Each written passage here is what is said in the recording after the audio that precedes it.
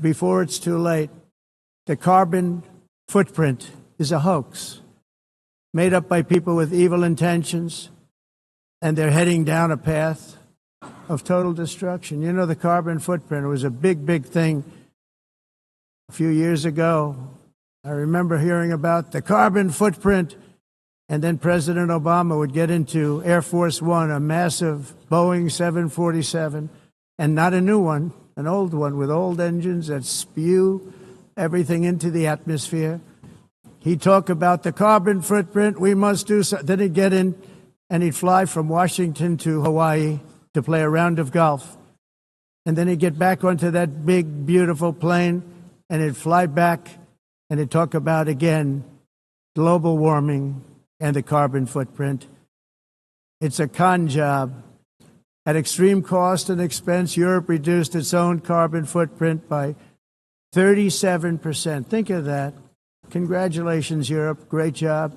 Cost yourself a lot of jobs, a lot of factories closed, but you reduced the carbon footprint by 37%. However, for all of that sacrifice and much more, it's been totally wiped out and then some by a global increase of 54%. Much of it coming from China and other countries that are thriving around China, which now produces more CO2 than all the other developed nations in the world. So all of these countries are working so hard on the carbon footprint, which is nonsense, by the way. It's nonsense. You know, it's interesting. In the United States, we have still radicalized environmentalists, and they want the factories to stop. Everything should stop. No more cows. We don't want cows anymore. I guess they want to kill all the cows. They want to do things that are just unbelievable, and you have it too. But you know, we have a border, strong, and we have a shape, and that shape doesn't just go straight up. That shape is amorphous when it comes to the atmosphere. And if we had the most clean air, and I think we do, we have very clean air. We have the cleanest air we've had in many, many years. But the problem is that other countries, like China, which has air that's a little bit rough, it blows. And no matter what you're doing down here, the air up here tends to get very dirty because it comes in from other countries where their air isn't so clean. And the environmentalists refuse to acknowledge that. Same thing with garbage. In Asia, they dump much of their garbage right into the ocean. And over about a 1 week and 2 week journey, it flows right past Los Angeles. You've seen it. Massive amounts of garbage, almost too much to do anything about, flowing past Los Angeles, past San Francisco.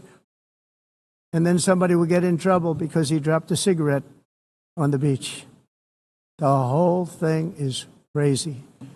The primary effect of these brutal green energy policies has not been to help the environment, but to redistribute manufacturing and industrial activity from developed countries that follow the insane rules that are put down to polluting countries that break the rules and are making a fortune. They're making a fortune. European electricity bills are now 4 to 5 times more expensive than those in China, and 2 to 3 times higher than the United States. And our bills are coming way down. You probably see that our gasoline prices are way down. You know, we have an expression, drill. Nós reduzimos os custos de energia porque nós faremos como a expressão, vamos fazer tudo isso, reduzir os custos de energia, e os custos diminuíram nos Estados Unidos. Common to see one. Por exemplo, se você olhar nos países em faturas de energia, nós não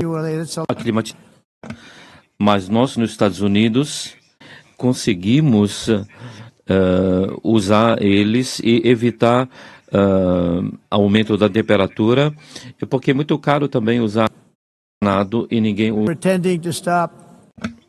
tudo isso. A mudança. Esse agenda mundialista não tem nenhum sentido. País and it must be immediate. That's why in America I withdrew from the fake Paris Climate Accord, where, by the way, America was paying so much more than every country. Others weren't paying. China didn't have to pay until 2030. Russia was given an old standard that was easy to meet, the 1990 standard. But for the United States, we're supposed to pay like $1 trillion. And I said, this is another scam. The fact is, the United States has been taken advantage of by the world for many, many years, but not any longer, as you probably noticed.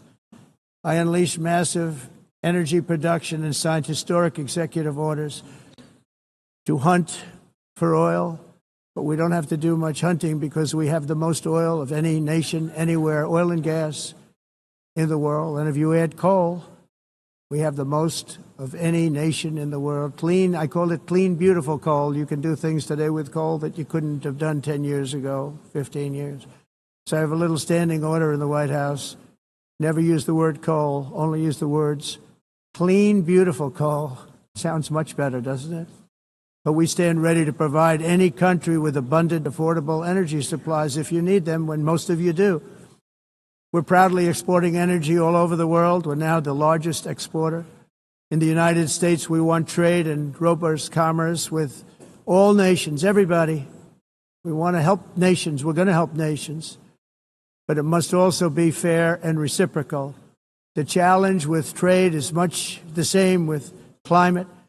The countries that followed the rules, all their factories have been plundered. It's really sad to watch. They've been broken. They've been broken by countries that broke the rules. That's why the United States is now applying tariffs to other countries, and much as these tariffs were for many years applied to us, uncontrollably applied to us. We've used tariffs as a defense mechanism under the Trump administration, including my first term, where hundreds of billions of dollars in tariffs were taken in. And by the way, we had the lowest inflation, and now we have very low inflation. The only thing different is that we have hundreds of billions of dollars flowing into our country. But this is how we will ensure that the system works for everyone and is sustainable into the future. We're also using tariffs to defend our sovereignty and security throughout the world, including against nations that have taken advantage of former U.S. administrations for decades, including the most corrupt, incompetent administration in history, the sleepy Joe Biden administration.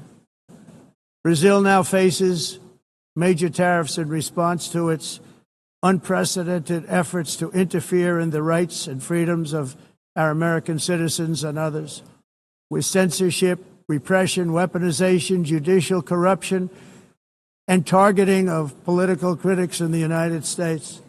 I have a little problem saying this because I must tell you, I was walking in and the leader of Brazil was walking out.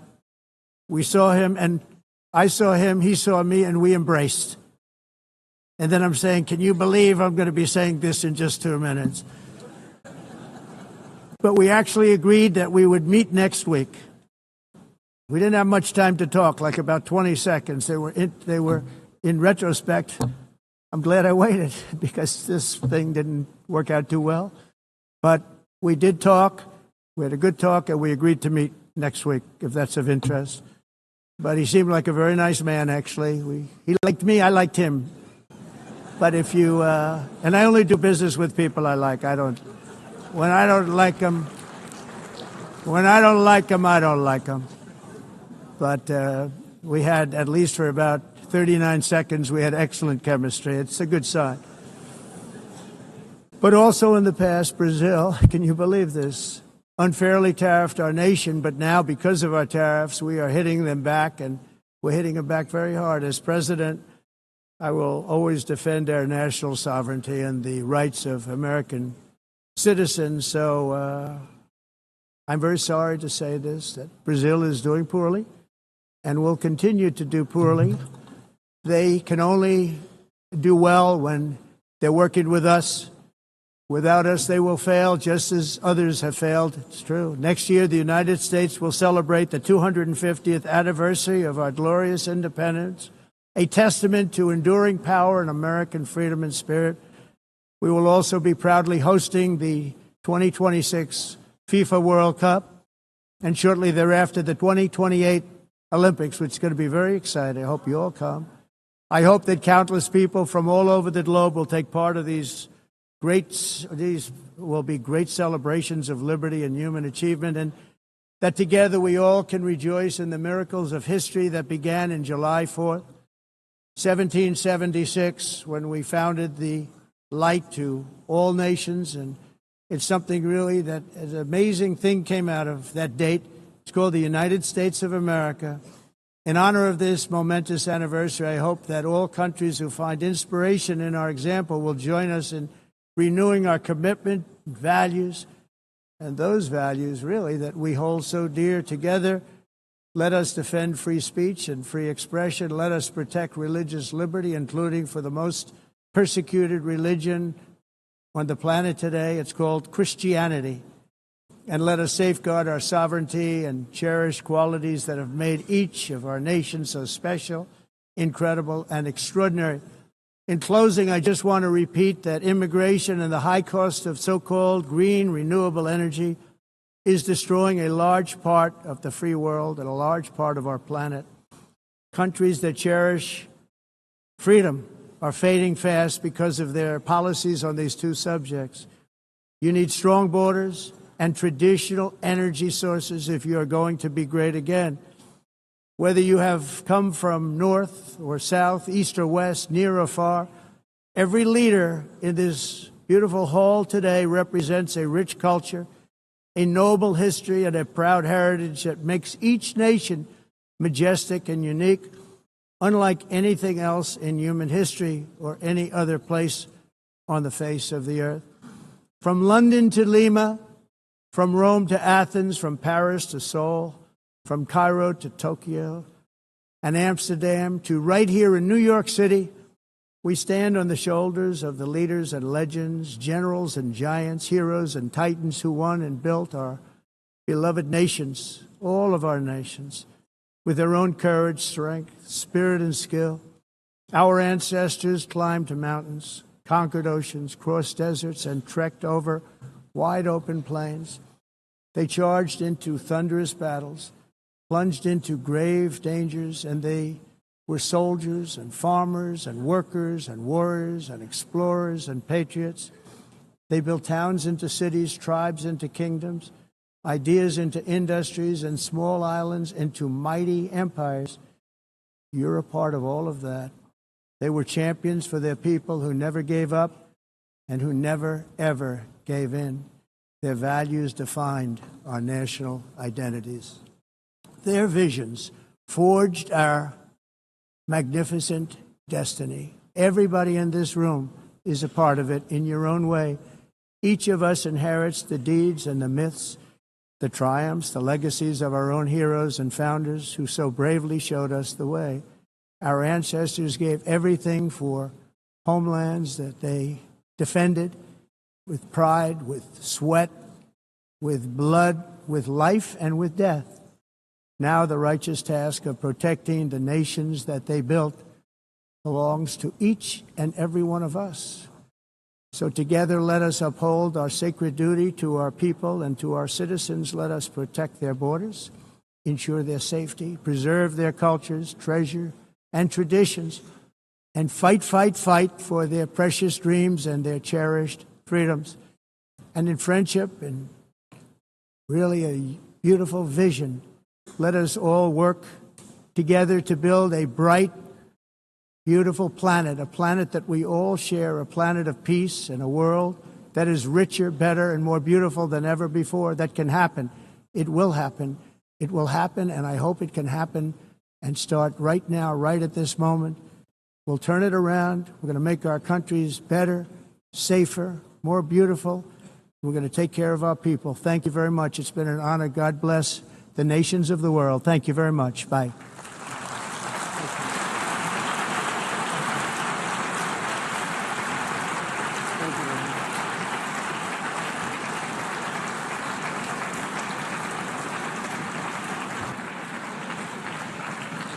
On behalf of the Assembly, I wish to thank the President of the United States,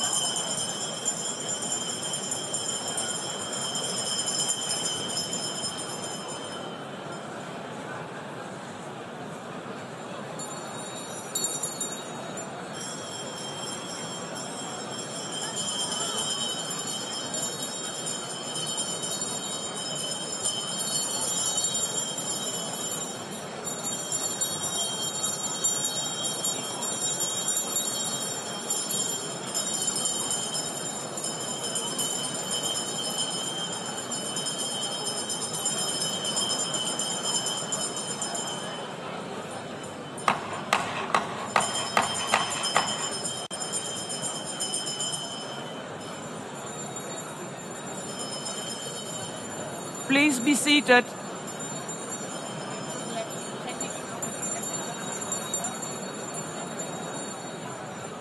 Please be seated.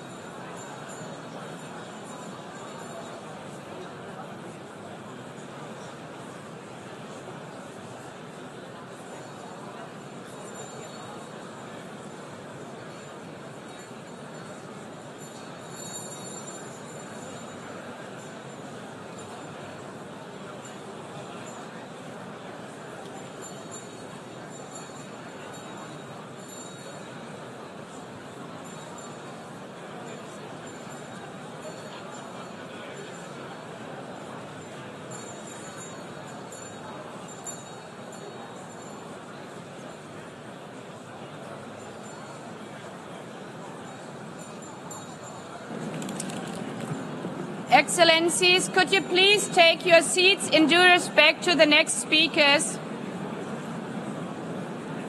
The second row, could you please take your seat right now?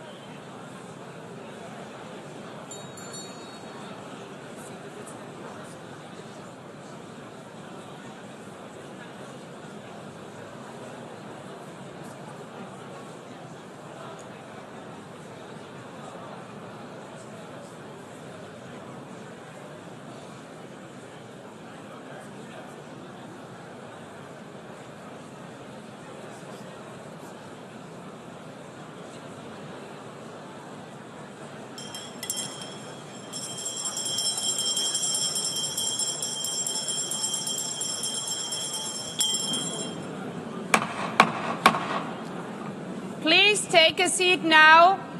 With due respect to the next speakers, I would kindly ask you, gentlemen in the left row, please take your seats. We will continue.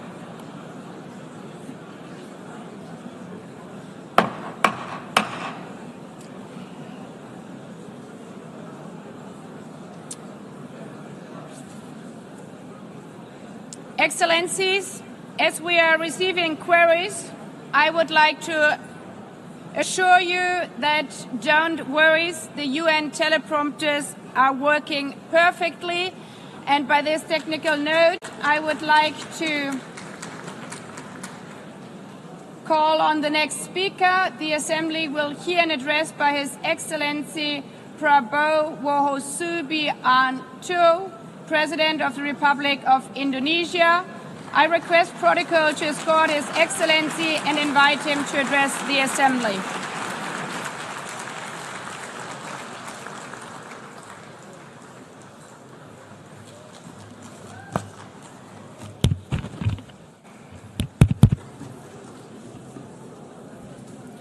His Excellency Mr. Antonio Guterres, Secretary General of the United Nations, Her Excellency Madame Annalena Baerbock, President of the United Nations General Assembly, His Excellency Mr. Moses Abelian, Under-Secretary General for General Assembly and Management, Excellencies, Heads of States, Heads of Governments, distinguished delegates, ladies and gentlemen. It is indeed a great honor for me to stand in this august General Assembly Hall among leaders and representatives who represent almost all of humanity.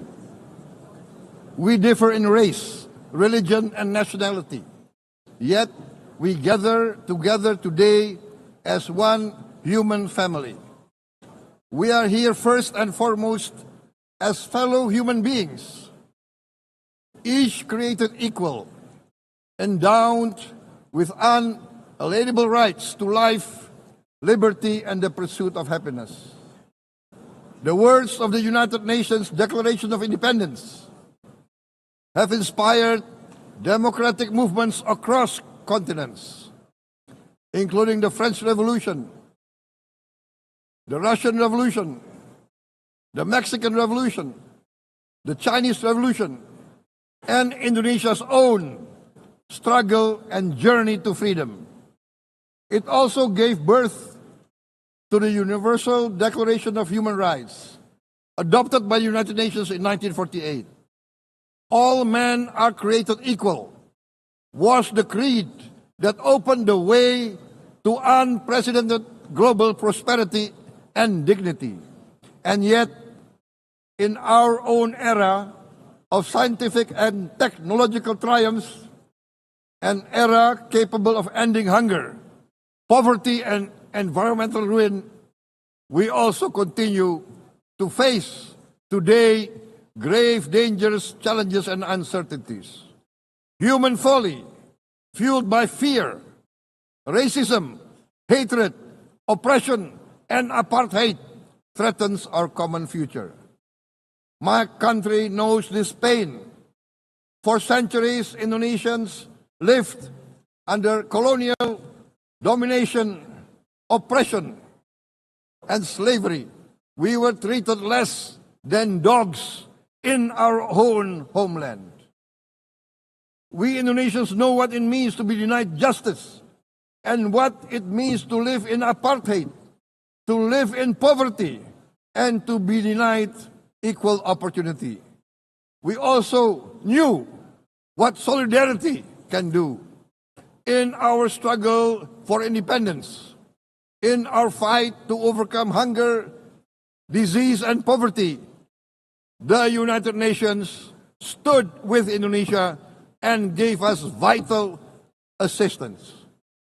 Decisions made here based on human solidarity by the Security Council and this Assembly gave Indonesia independence, international legitimacy, opened doors, and supported our early development through the efforts of the United Nations Children Fund, the United Nations Food and Agriculture Organization, the FAO, the World Health Organization, and many, many other United Nations institutions.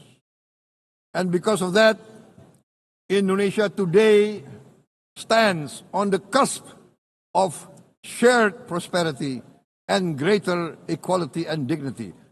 Madam President, Excellencies, our world today is driven by conflict, injustice, and deepening uncertainty.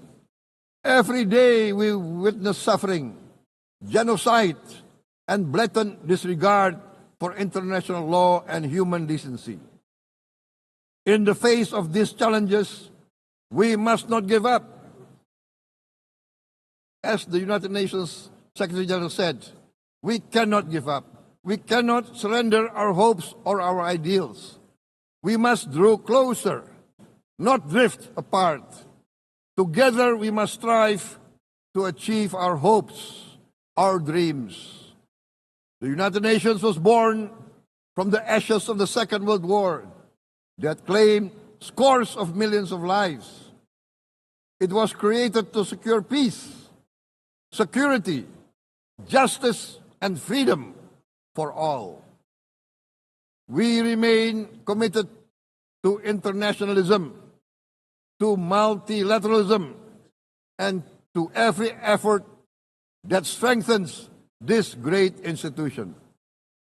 Today, Indonesia is nearer than ever before to meeting the sustainable development goals of ending extreme poverty and hunger. Because years ago, this very chamber chose to listen and uphold social and economic justice. We will never forget. And today, we must never be silent while Palestinians are denied that same justice and legitimacy in this very hall. Excellencies, Thucydides warned, the strong do what they can, the weak suffer what they must. We must reject this doctrine. The United Nations exist to reject this doctrine. We must stand for all, the strong and the weak. Might cannot be right. Right must be right. Indonesia today is one of the largest contributors to United Peacekeeping Forces.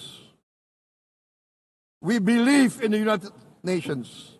We will continue to serve where peace needs guardians, not with just words, but with boots on the ground.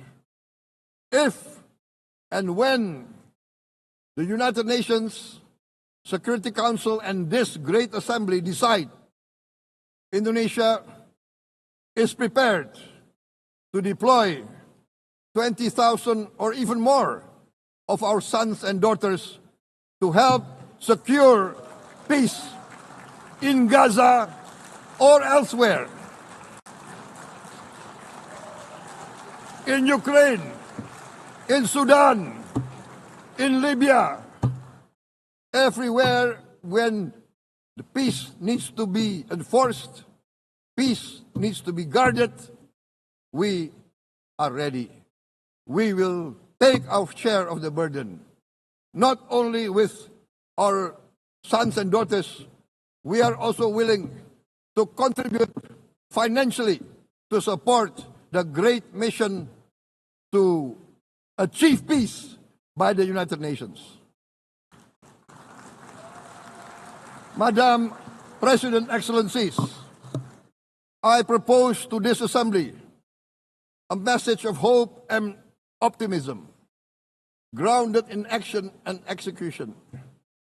Today, we heard the speech of Madam President, the President of the United Nations General Assembly.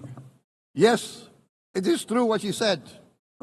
Without the International Civil Aviation Organization, will we be here today? Will we sit in this great hall? Without the United Nations, we cannot be safe. No country can feel secure. We need the United Nations, and Indonesia will continue to support the United Nations. Even though we still struggle, but we know the world needs a strong United Nations. The world's population is growing. Our planet is under strain. Food, energy, and water insecurity haunt many nations. We choose to answer these challenges directly at home and to help abroad wherever we can. This year, Indonesia recorded the highest rice production and grain reserves in our history. We are now self-sufficient in rice, and we are starting now to export rice to other nations in need, including providing rice for Palestine. We are building resilient food supply chains, strengthening farmer productivity, investing in climate-smart agriculture to ensure food security for our children and for the children of the world. We are confident in a few years' time, Indonesia will be the granary of the world. As the world's largest island state, we testify before you that we are already experiencing the direct consequences of climate change, particularly the threat of rising sea levels. The sea level on the north coast of our capital city is increasing by 5 centimeters every year. Can you imagine in 10 years? Can you imagine in 20 years?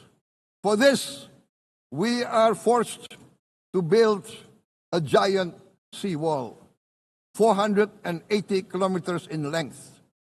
It will take us maybe 20 years, but we have no choice.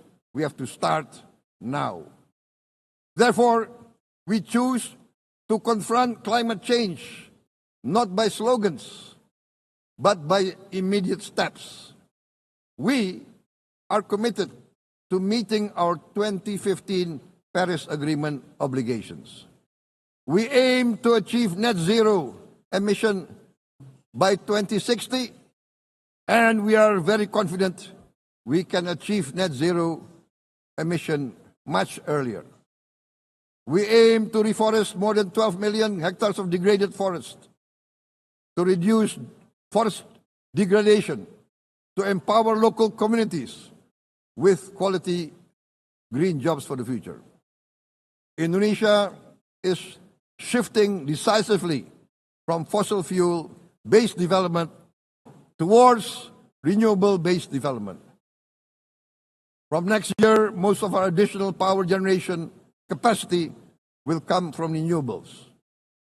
Our goal is clear: to lift all of our citizens out of poverty and make Indonesia a hub for solutions to food, energy, and water security. Madam President, Excellencies, we live in a time when hatred and violence can seem to be the loudest voices. But beneath this loud noise lies a quieter truth, that every person longs to be safe, to be respected, to be loved, and to leave a better world to their children. Our children are watching. They are learning leadership not from textbook, but from our choices. Today, still, a catastrophic situation in Gaza is unfolding before our eyes. At this very moment, the innocent are crying for help, are crying to be saved. Who will save them? Who will save the innocent? Who will save the old and women? Millions are facing danger at this very moment. As we sit here, they are facing trauma. They are facing irreparable damage to their bodies. They are dying of starvation. Can we remain silent?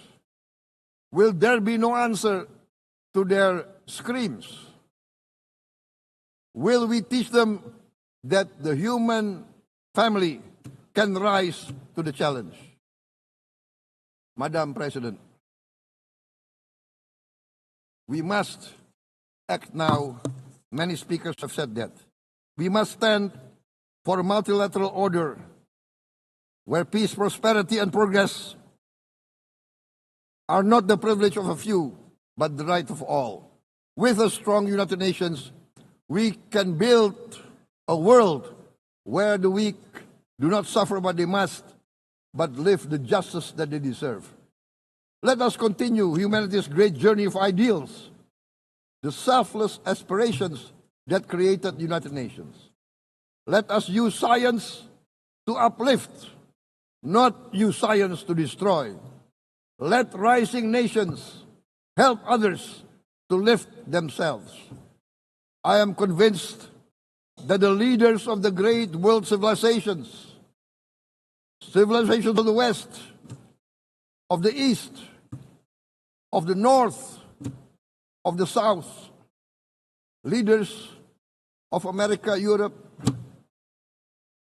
of India, China, the Islamic world, the whole world I am convinced they will rise to the role demanded by history.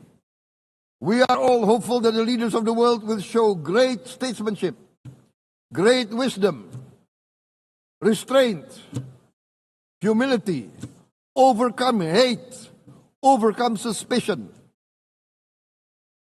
Madam President, distinguished delegates, we are greatly heartened by the events of the last few days, where significant leading countries of the world have chosen to side with history, to choose the right side of history, the path of the moral high ground, the path of rectitude, the path of justice, the path of humanity, to shun hatred, to overcome suspicion, and to avoid the use of violence. The use of violence will beget violence. No one country can bully the whole community of the human family.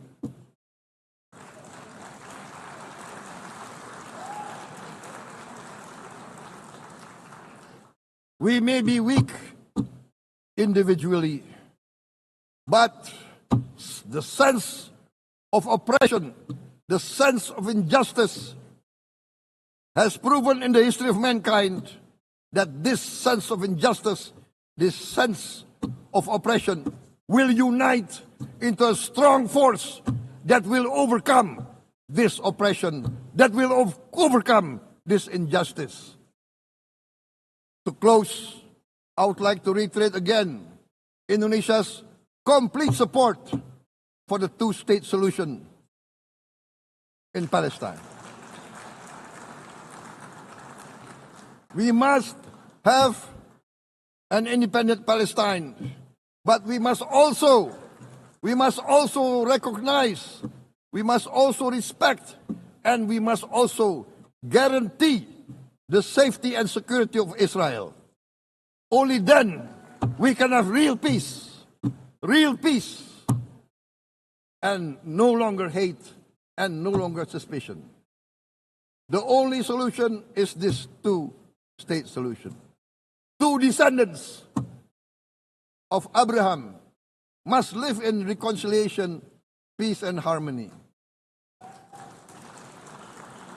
Arabs, Jews, Muslims, Christians, Hindus, Buddhists, all religions, we must live as one human family.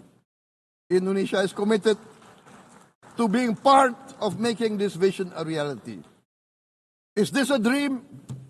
Maybe, but this is the beautiful dream that we must work together towards. Let us work towards this noble goal. Let us continue humanity's journey of hope, a journey started by our forefathers, a journey that we must complete. Thank you. Wassalamualaikum warahmatullahi wabarakatuh.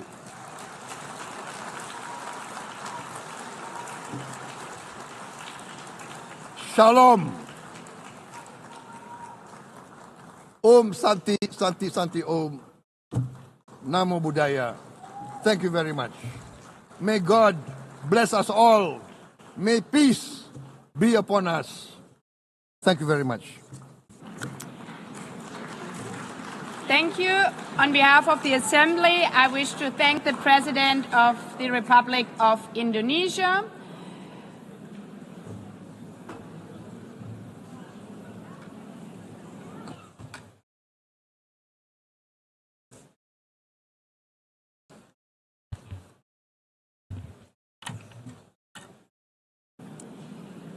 The Assembly will hear an address by His Excellency Recep Tayyip Erdogan, President of the Republic of Turkey. I request protocol to escort His Excellency and invite him to address the Assembly.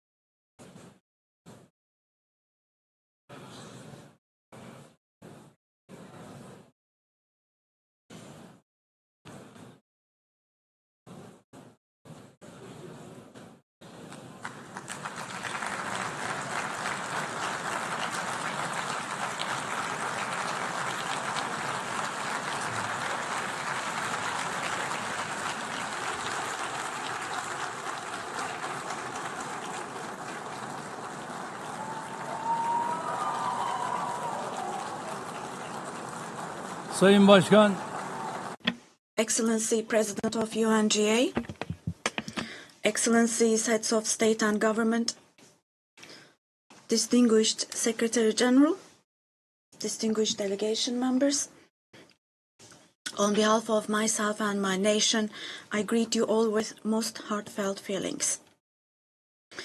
I wish for the 80th United Nations General Assembly to bring blessings to all humanity.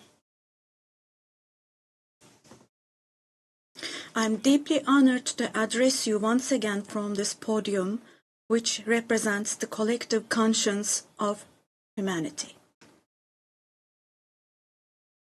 I congratulate Mr. Young, who has completed his term as President of the General Assembly, and I wish success to Ms. Baerbock, who has taken over this position. At the outset of my speech, I would like to first express my regret at the absence today of the President of the State of Palestine, Mahmoud Abbas, at a time when Palestine is being recognized by an increasing number of countries.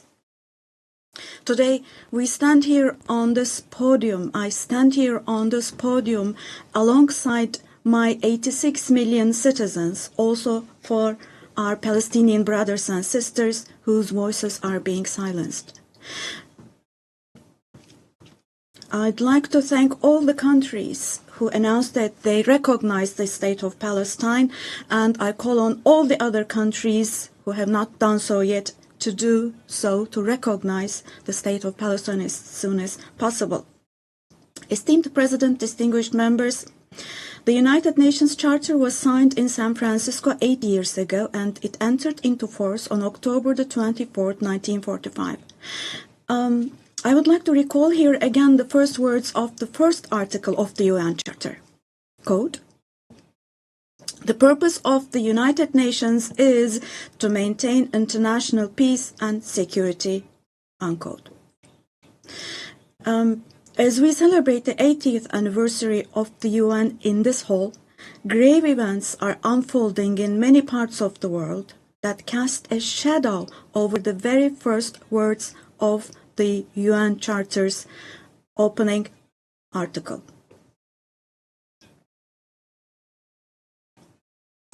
Particularly in Gaza, right before our very eyes, genocide has been going on for over 700 days now.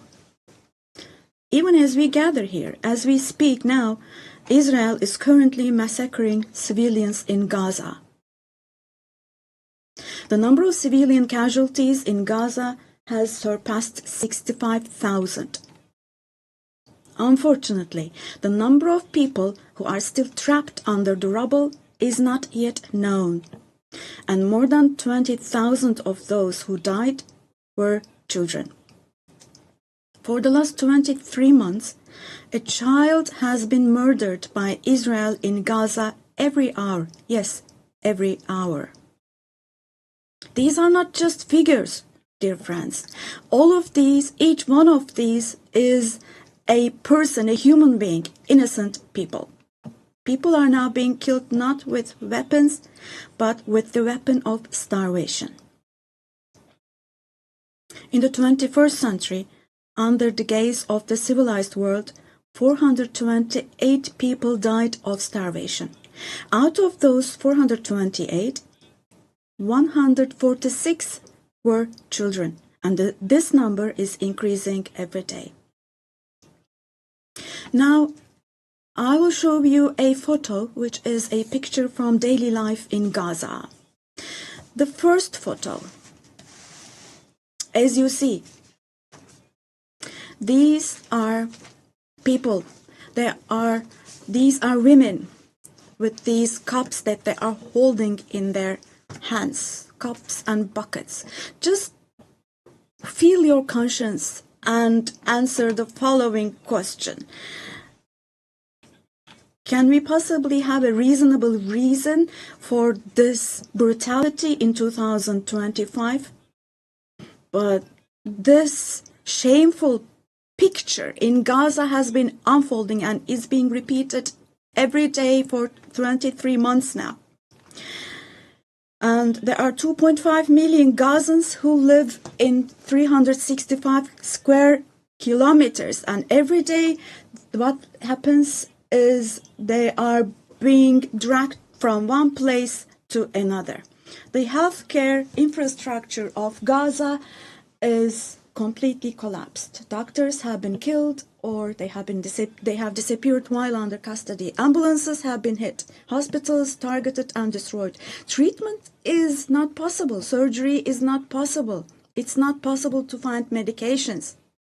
Now, dear friends, now, as Tayyip Erdogan, with a heavy heart, with my heart bleeding here, I am telling you, innocent little ones, just 2 or 3 years old, without hands, arms, or legs, have become, unfortunately, a common sight to see in Gaza.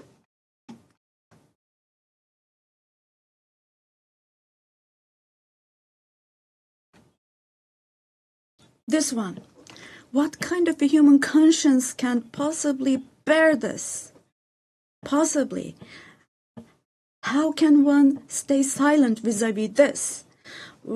In a world where children are dying of starvation and lack of medication, can we possibly have calm and peace?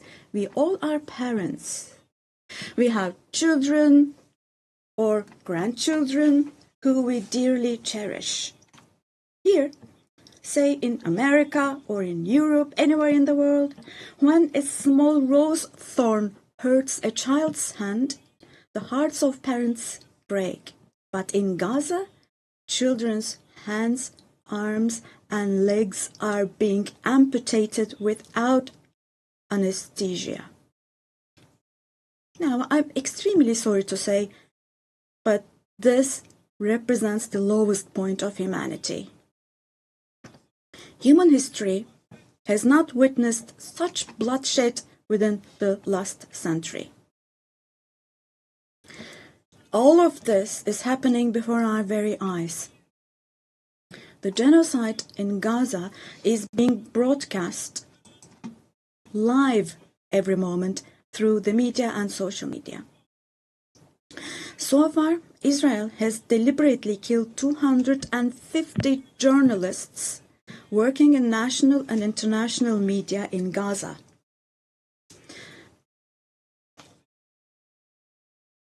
And they have closed all the entrance into Gaza, but they still have not been able to cover up the genocide. I wholeheartedly support Secretary General Guterres because he consistently draws attention to the ongoing genocide in Palestinian territories, and I would like to once again congratulate him for his courage.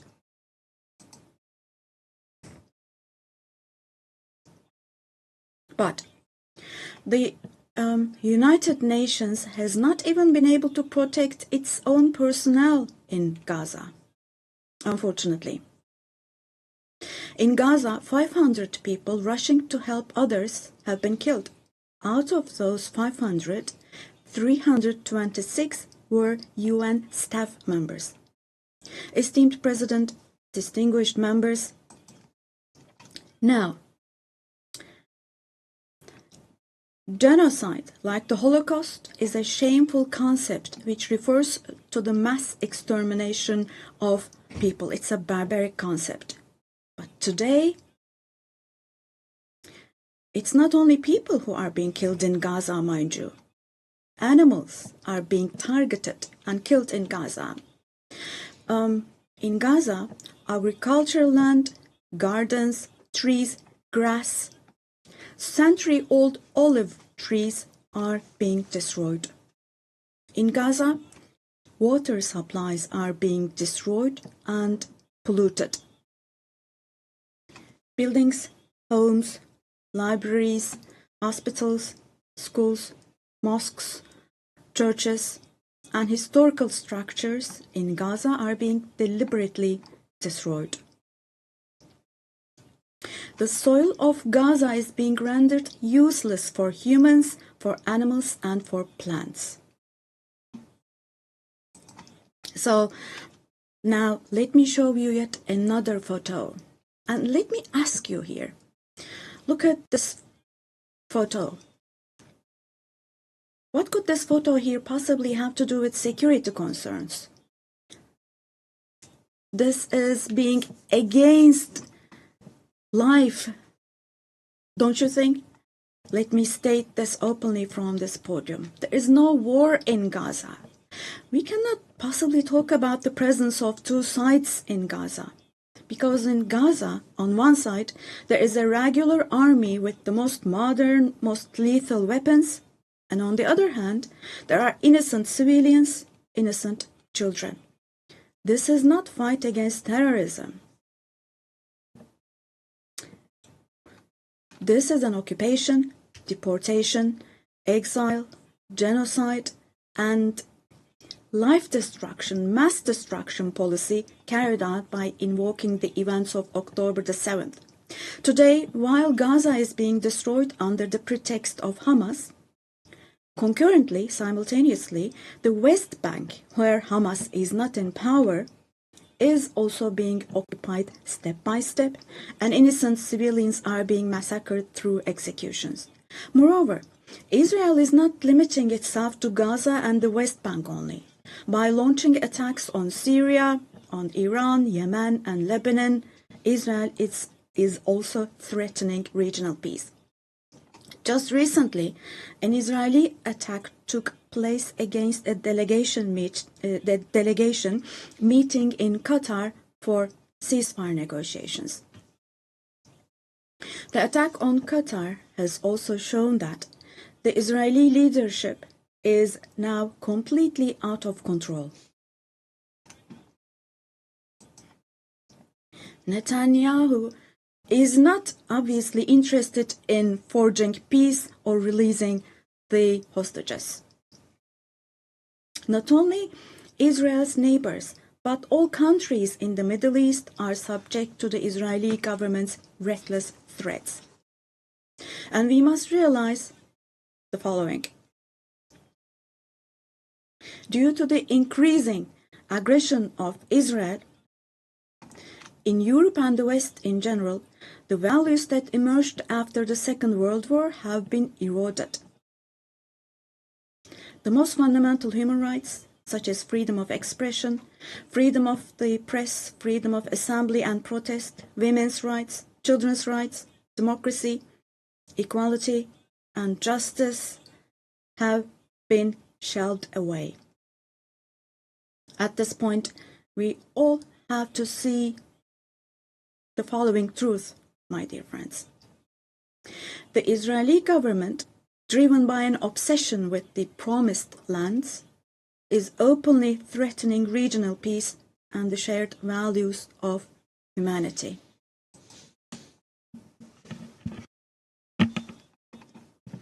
Three celestial religions. Jerusalem hosts all three celestial religions, and a common inherited holy place, Al-Quds, is holy for all three religions. This madness disturbs conscientious Jews. It fuels anti-Semitism around the world. We cannot continue with this madness anymore.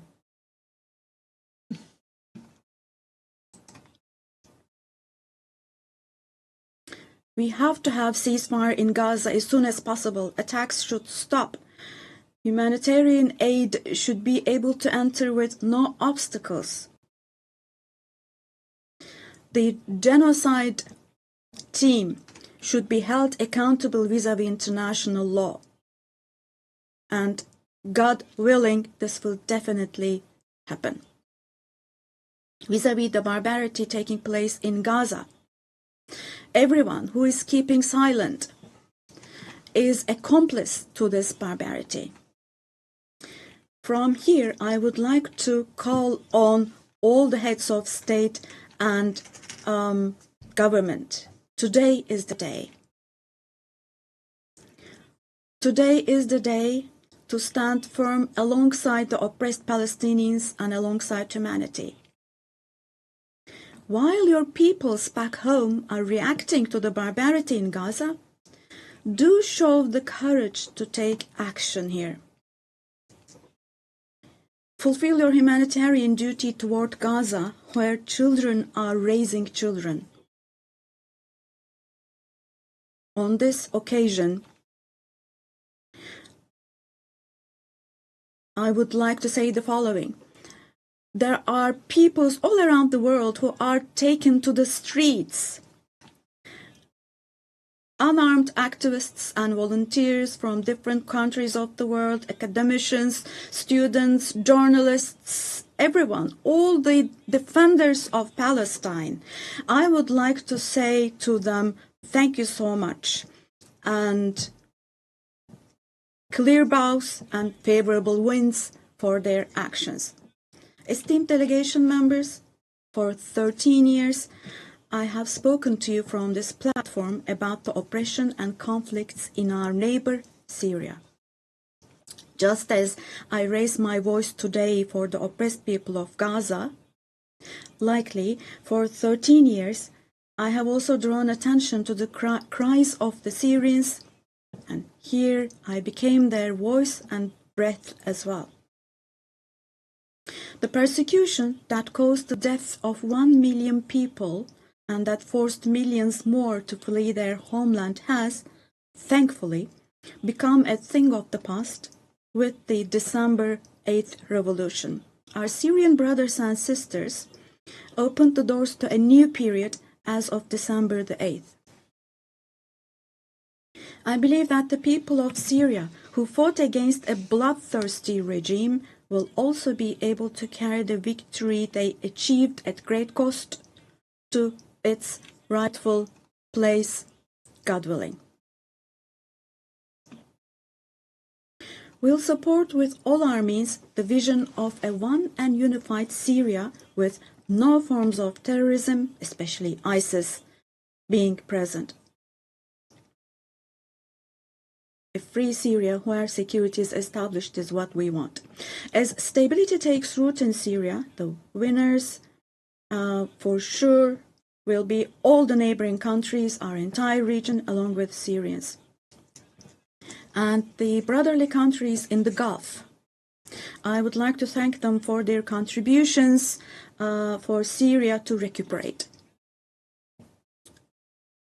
All the regional and international actors who share the same principles with us, God willing, we will continue with our cooperation with all those actors in the same manner. Esteemed friends, we hope that the nuclear issue with our neighbor Iran will be resolved through diplomacy as soon as possible. It should not be forgotten that our region cannot tolerate yet another crisis. Meanwhile, the stability, security, and prosperity of our neighbor Iraq are extremely important for the well-being of our region. In this regard, we attach great importance to strategic moves based on stability and prosperity, such as the Development Path Project. In the north, we are hosting with great enthusiasm the Istanbul process between Russia and Ukraine, both of which are our neighbors. Through direct talks, we facilitated the exchange of several prisoners and corpses, and we worked to identify the modalities of peace negotiations between the parties. Don't forget, there is no winner of war and no losers of a just peace. So with this motto in mind, in the coming days also, we will continue to work hard for a ceasefire. Meanwhile, we have encouraged the parties from the very beginning to establish peace between Azerbaijan and Armenia. We are pleased that steps were taken on August the 8th, steps that will enable the establishment of lasting peace between the two countries. I would like to once again congratulate the President of Azerbaijan, Ilham Aliyev, the Prime Minister of Armenia, Nikol Pashinyan, and the American President Donald Trump who contributed to this process, and I would like to congratulate them. On this occasion, I would also like to state that the normalization process between our country and Armenia is progressing as planned. Within the scope of the Ankara process, which is another of our mediation activities, we continue our efforts to resolve the conflict between Somalia and Ethiopia. I hope that the parties will successfully conclude this genuine initiative as soon as possible. Distinguished delegation members, we have been implementing the Montreux Convention, which guarantees security in the Black Sea. And we have been implementing this convention impartially and to the letter for exactly 89 years now. We want to see the Aegean Sea and the Eastern Mediterranean as a basin of stability and prosperity where the legitimate interests of all parties involved are respected. We are ready for constructive cooperation on all issues, particularly on energy and the environment, and we expect the same approach from our neighbors. On this occasion, I would like to particularly underline that projects which exclude Turkey and the Turkish Republic of Northern Cyprus in the Eastern Mediterranean, such projects which exclude us will not be successful. Turkey has rights and authority in the western part of the island of Cyprus, while the Turkish Cypriots have legitimate rights in the areas surrounding the island. An Eastern Mediterranean Conference, which we have proposed before, would contribute to finding common ground.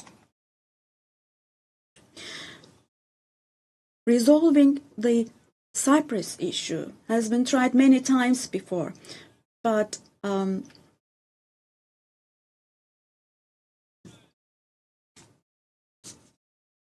due to the rigid stance of the Greek Cypriot side, no resolution has been found. We cannot possibly have this as a foundation for a resolution of the issue. There are two separate states and two separate peoples on the island of Cyprus. Turkish Cypriots are equal owners of the island, and they will not accept being a minority. The international community must put an end to the unfair and inhumane isolation that the Turkish Cypriots have been subjected to for half a century now. I reiterate the call I made at the last 3 UN General Assemblies.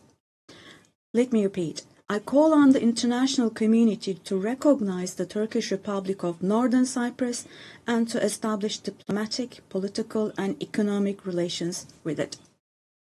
Esteemed President, distinguished members, in the coming period, we desire a new beginning and vision in Turkey-European Union relations. This should not be a vision that just saves the day, but rather a vision that redefines the horizon and shapes our shared future. For this, it is of course important that the European Union is as willing and determined as we are. As a net security provider, we continue to contribute to the operations and missions of the United Nations, NATO, OSCE, and the European Union. The annual NATO summit next year will be held in Turkey, in Ankara. The USA, who is our NATO ally, our relations with them are continuing on trade, investments, energy, defense industry, in addition to other many areas, and we're strengthening our relations with them. Meanwhile, we attach great importance to the peace, stability, and prosperity of our brotherly countries in Central Asia, which is our ancestral homeland. Our Organization of Turkic States is moving forward with confidence on the path to becoming a global actor, going beyond being merely a regional umbrella. We are making intensive efforts to ensure the continuation of peace and stability in the Balkans, where we have strong historical, cultural, and people ties. The Balkan Peace Platform, which we established in July, is the newest and most concrete manifestation of our efforts in this direction. And this October, we'll once again assume the command of KFOR forces. In Afghanistan, our fundamental desire is that the current administration demonstrates an approach that embraces the society and that takes human values into consideration. In this process, it is essential that the international community does not leave Afghan people alone, and as Turkey and as the Turkish nation will stand by the Afghan people at all times. Esteemed friends, in South Asia, we consider the preservation of peace and stability to be of utmost importance. We are pleased with the ceasefire achieved following the tensions last April between Pakistan and India, the tension which had escalated into a conflict. It is important to see a cooperation between the two countries when it comes to counterterrorism. The issue of Kashmir should be resolved on the basis of resolutions of the UN for the best for our brothers and sisters in Kashmir through dialogue, we hope. In the continent of Africa, from education to health, from infrastructure to in other areas, our relations are improving annually. And while providing all possible support to Somalia, we are also continuing our humanitarian aid activities. In Sudan, the conflict that has been going on for over 2 years saddens us deeply. Stopping the bloodshed in Sudan and establishing sustainable peace is the shared responsibility of the international community. And Turkey's efforts in this direction will continue. The Great Lakes region has suffered greatly from years of ongoing instability and conflict.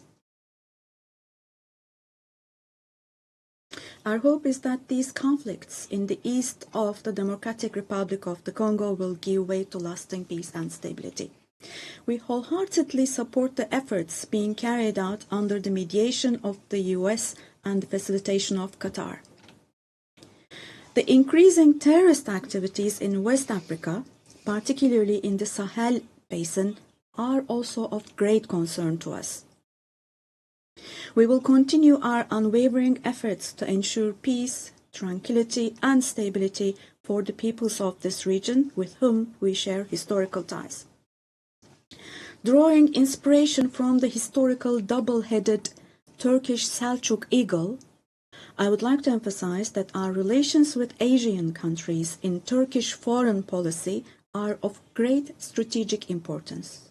We pursue a 360-degree approach in this policy.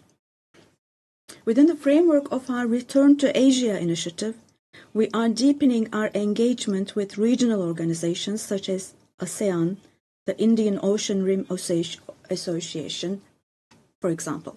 We will continue to develop new partnerships with Asian countries, and we attach great importance to developing our relations with Latin America and the Caribbean region in a spirit of partnership and a win-win approach. We are determined to further strengthen the friendly ties we have established with all the countries in the region. Esteemed delegation members, increasing protectionist trends in international trade and disruptions in supply chains are leading to fundamental changes in the global economy. To successfully address current challenges, we support the reform of rules-based international trade, including the World Trade Organization. I believe access to affordable, safe, and sustainable energy is essential, particularly for developing countries, to be able to achieve their development goals.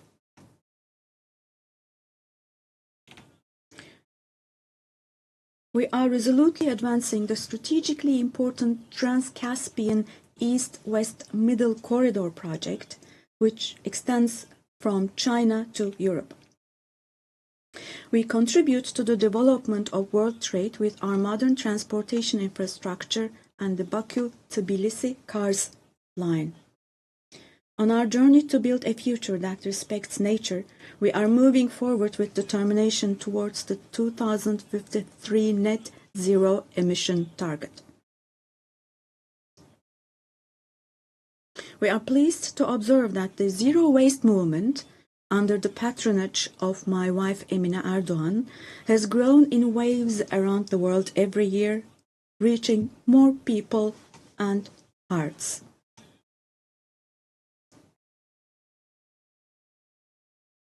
In this process, it is no longer a choice for developed countries to fulfill their responsibilities. It has now become an obligation for them. As one of the countries providing the most development aid in the world, we are striving to achieve the UN Sustainable Development Goals.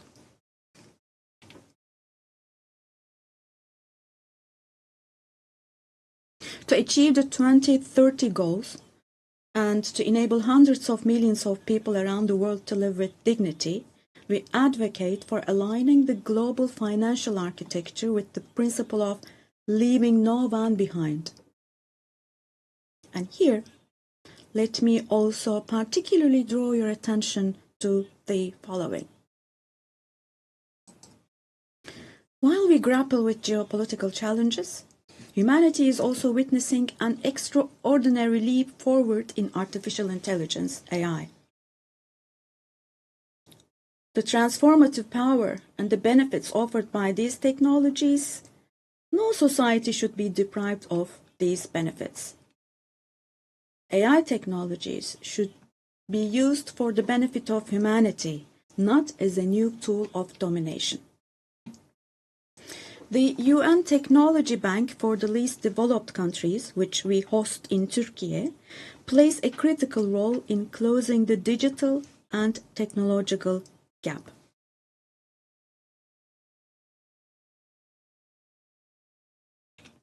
We have prepared a children's rights convention in the digital world, and we will soon open this up for ratification. I'm sure this will create a lot of awareness in this area, and we expect your support for this.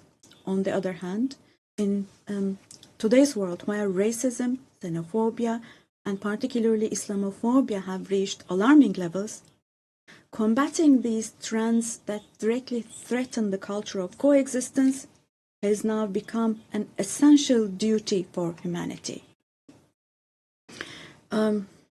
It is significant that Mr. Moratinos, High Representative of the Alliance of Civilizations, has also been appointed as the UN Secretary General's Special Envoy on combating Islamophobia. As I stated here last year, the institution of the family is under threat today as never before. Defending the family, consisting of a woman and a man, means defending humanity, defending nature, life, and the future. Turkey will continue to defend the family in the face of ever-increasing attacks. Distinguished delegation members, the roots of the UN, established to prevent humanity from experiencing the disaster of war again, are filled with values that will eliminate the dark era we are in. We fully support the UN 80 initiative launched by Secretary General Guterres to make our organization more effective and more efficient. I hope this initiative succeeds as a process that will further strengthen all the activities of the UN. I express our readiness to provide strong support to this process, also driven by our vision of making Istanbul a UN hub. I sincerely believe that it is our shared responsibility to take steps that will restore the founding spirit of the UN in its 80th year. We will continue to say, the world is bigger than 5 until a system is established where the righteous are powerful, not the powerful are righteous. Our duty is not to abandon the system, but rather to repair it and to make it work again. Without a doubt, a more just, a fairer world is possible. Turkey will patiently continue its fight for the construction of a more just world. So may God help and aid us all. Once again, let me greet you all with kind regards and thank you.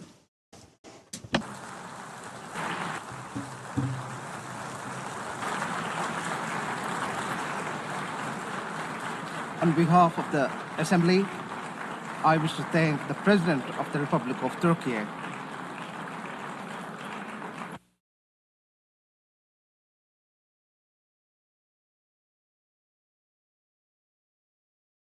Assembly will hear an address by Her Excellency Dina Ercilia Boluarte Segara, President of the Republic of Peru. I request protocol to escort Her Excellency and invite her to address the Assembly.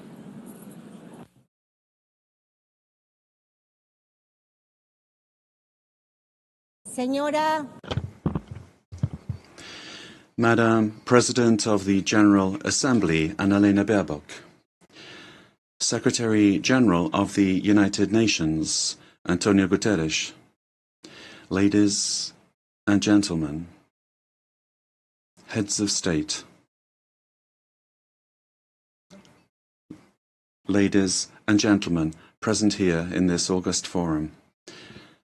Peru is the center and cradle of great millennial civilizations, the last of which was the Inca Empire, which left us a legacy of greatness. We are also heirs of the Viceroyalty of Peru, which encompassed 2/3 of South America. We are a mestizo nation, a fundamental mix between Hispanic and Andean peoples, proud to be the heirs of the two greatest empires of Europe and America of the 16th century.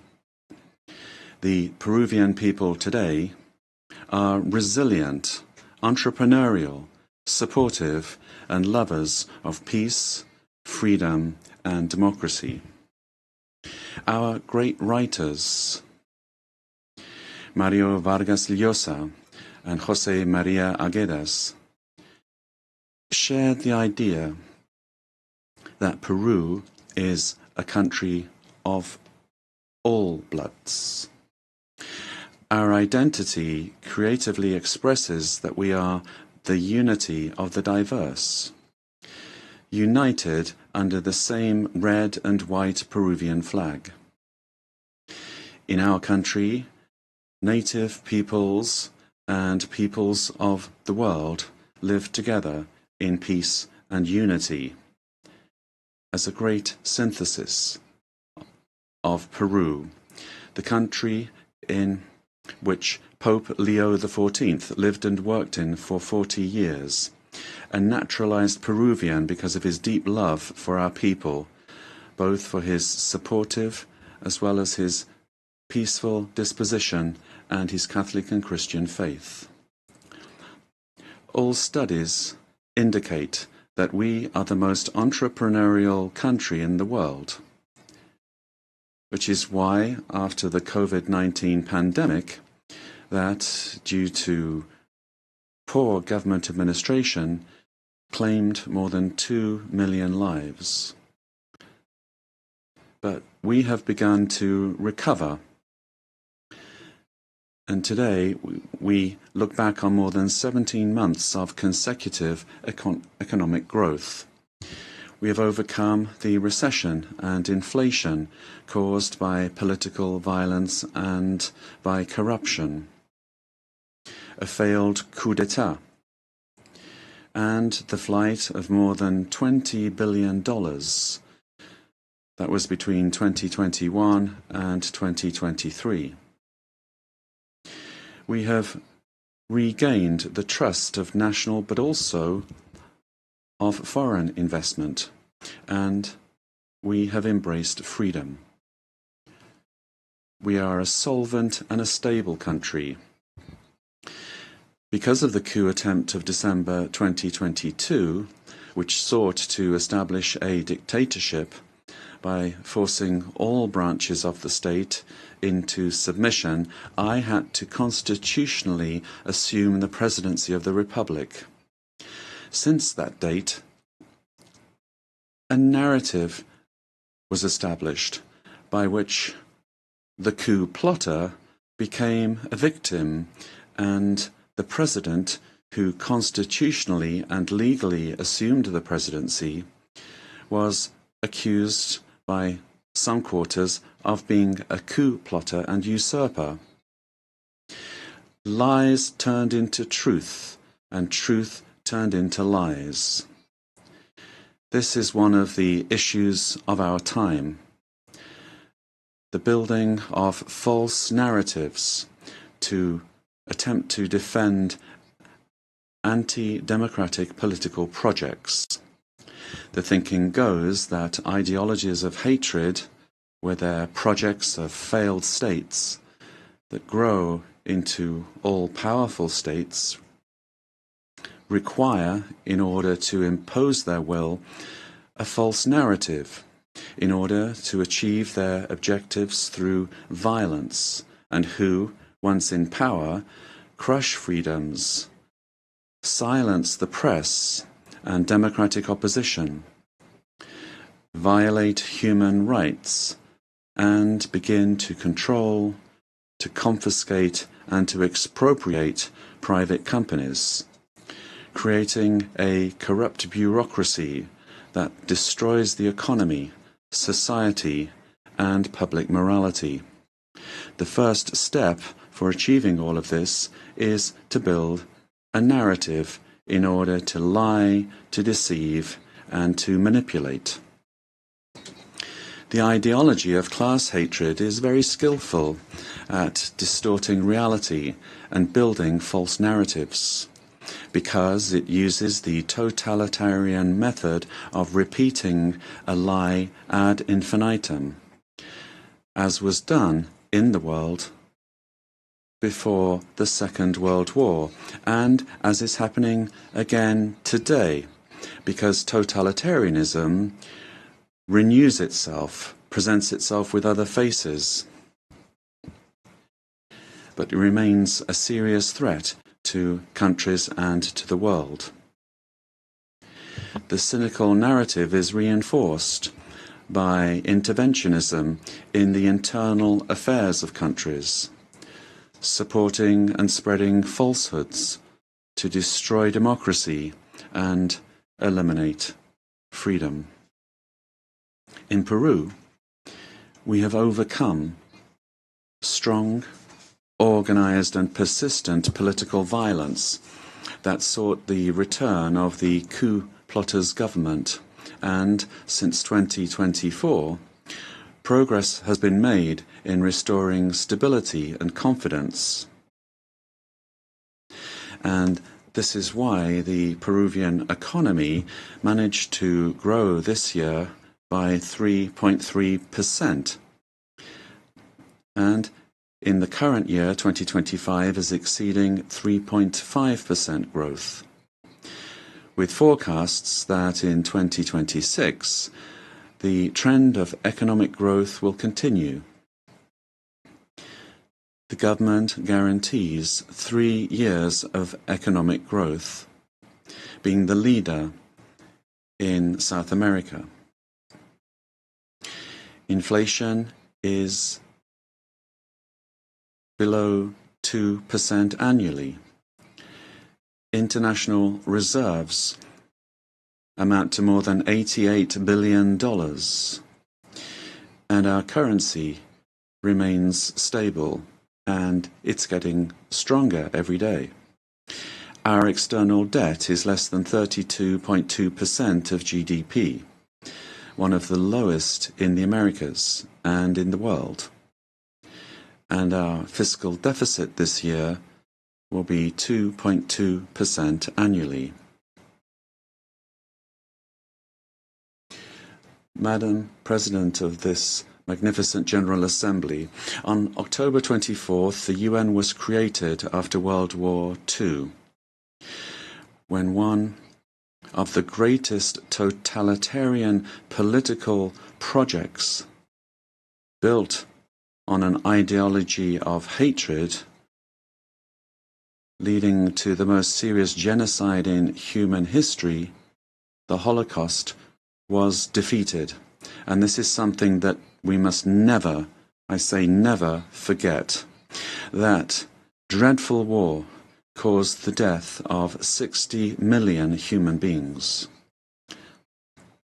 All ideologies of hate, class hatred, and its elevation as a principle and driver of history, racial hatred, nationalist hatred, religious hatred, ethnic hatred, hatred against women, amongst others, are the causes for the worst crimes committed in human history. Ideologies of hatred build narratives as absolute truths that instrumentalize people and nations. The political constitution of my homeland, Peru, affirms that the defense of the individual and their dignity is the supreme goal of society and of the state. Peru, therefore, rejects the two principal hate narratives in the world, namely class hatred and religious hatred. These are the origins of wars and inhumane violence. In Peru, we suffered for more than 20 years from a messianic, dogmatic, violent and genocidal terrorism that cost the lives of more than 70,000 Peruvians.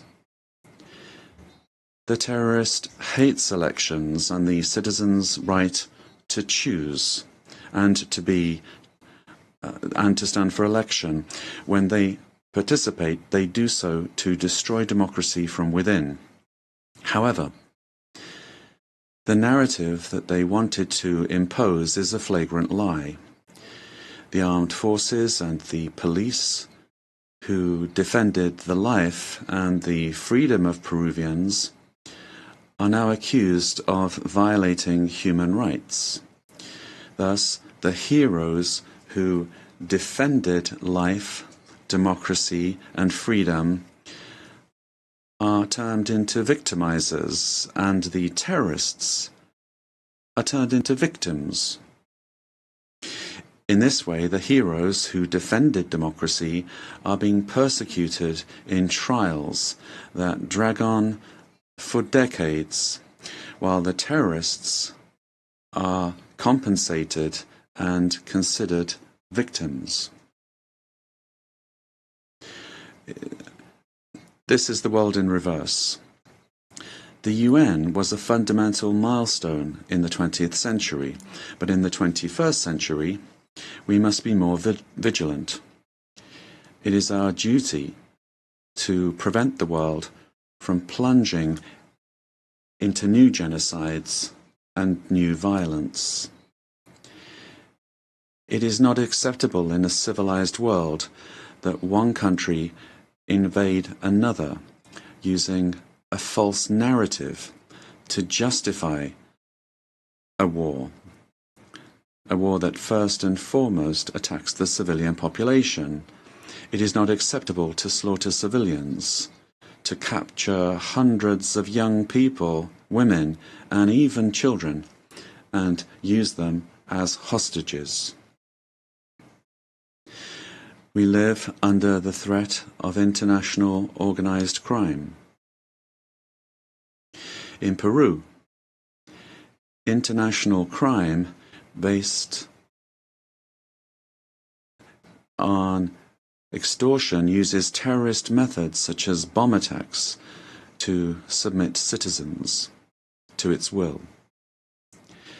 these criminal organizations that use weapons of war have created financial mechanisms to launder blood-stained money, sending large sums back to their countries of origin. They seek to normalize this violence, which requires, in order to be defeated, recognition by the UN as terrorist organizations and new national and international legislation to stop them being a threat to the democratic system and to the development of peoples. It is also imperative that we act against drug trafficking and illegal mining that destroys the environment, pollutes rivers, and condemns peoples and individuals to slavery. International crime has subjected thousands of women taken from their home countries through violence and deception and being exploited and deprived of their freedom. Ladies and gentlemen, we are living through times that recall the darkest chapters of our modern history, and Peru is convinced that the world does not need less UN, but more and a better UN, one that is in tune with the times. In times in which ideologies of hatred that cause so much damage to humanity have taken refuge in lies, in misinformation, and which have penetrated democratic societies. Peru, as a founding member, is committed to an open multilateral system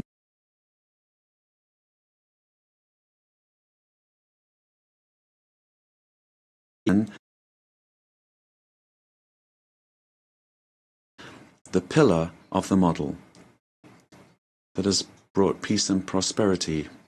But we have to look at what's happening around us in the world. At this time, as we're meeting here, in other parts of the world, they are killing children, girls, boys, innocent people.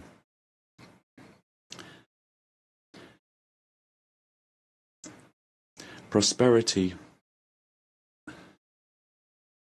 will only come if we are united and work together. And we have to adapt to new threats. Each of our countries has the duty to make their contribution towards finding solutions to the problems that we all face together. And my country is striving to do this. But the interconnection of our societies and economies means that it is only through international cooperation that we can resolve the crises which we face. If we do not reform the United Nations, our common home, to restore representativeness and effectiveness to its action, then we run the very serious risk of seeing one of the most precious instruments that the international community has for world stability disappearing. For this reason, Peru supports the work of the UN 80 initiative, launched by the Secretary General, placing particular emphasis on the need to refocus the organization on its fundamental functions, bringing it closer to the needs of peoples, and at the same time making it more efficient. UN 80 must be an opportunity to strengthen multilateralism and ensure that the organization is better prepared to achieve its essential goals. This reform can only truly become fully effective if it is complemented by a transformation in UN governance that prevents institutional stalemates when it comes to decision-making, while ensuring its suitability. Ladies and gentlemen, In Peru, our government is working to meet its commitments, both to our citizens as well as to the international community, facing the threat of organized crime resulting from the collapse of tyrannical governments that led to migration to other countries. This is true of our country. From day one, my government has fought to restore governance in the country and to defeat polarization and violence. In Peru, there is full separation of powers, the rule of law, respect for freedom, and human rights. My government is the most stable of the last 5 years, during which 5 presidents have succeeded one another. We are fighting for citizen security, facing crime that takes advantage of the rise in the price of gold, and drug trafficking. We have achieved positive, verifiable results in these areas. We are working to strengthen human capital. We are fighting child malnutrition and anemia. And we are building schools and hospitals throughout the country, which has not been done in recent years. The priority is children, women, and the Peruvian family. We are modernizing the country's infrastructure, ports, airports, roads, bridges, designing an economy that is better connected to the world, as well as a firm policy for fighting corruption. Our goal is to guarantee free and impartial elections, defeating the attempt of a violent minority that seeks their failure. Ladies and gentlemen, the United Nations organization has always been present in the modern history of my country, particularly in its most difficult moments. Similarly to what is happening elsewhere in the world, and despite our efforts, Peru today finds its democratic institutions and the rule of law under attack by the polarization of politics, the cause and consequence of the return of extremist violence. We suffer from the scourge of transnational organized terrorist crime, which causes deaths, attacks, insecurity, and drug trafficking that destroys the social fabric. We face the threat of climate change that is destroying our Amazon, causing the melting of our glaciers, and putting our biodiversity at risk. We promote inclusive and sustainable growth in a context of opposing powers. But none of these problems is merely national, but global. This is why we need the United Nations to once again be a forum for dialogue and cooperation. I wish to recall the legacy of Ambassador Javier Pérez de Cuellar, who managed to do relevant work in the organization despite the Cold War. With that example in mind, and in view of our region's adherence to the purposes of the Charter, and in order to ensure better representation, we believe it is time for the next Secretary General to come from Latin America. Ladies and gentlemen,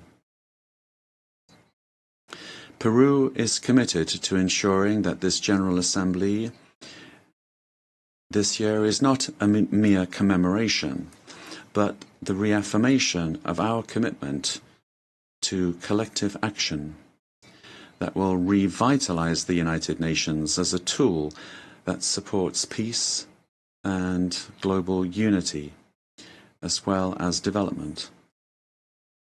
We must stand firm in the truth in the face of narratives that try to conceal it, pervert it, or openly lie in order to hide agendas that do not correspond to our time, much less to the destiny of humanity. For this reason, it is essential that we strengthen truth against narratives that are based on hatred, the lie repeated that seeks to impose itself and only leads to destruction. But despite all of these obstacles, truth will find a way, and truth will set us free. Peace and unity for Peru and for the world, for all those on the planet. Ama Yuyacuspa, buscando el desarrollo de. Let us seek the development of our peoples, presidents of the world. Together, let us work together without hating one another. Let us work for the development of our peoples. Yes to life, no to violence, and no to war. Thank you very much.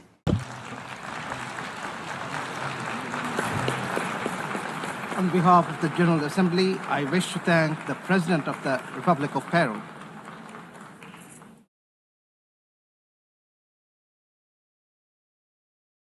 The Assembly will hear an address by His Majesty King Abdullah II Ibn al-Hussein, King of the Hashemite Kingdom of Jordan.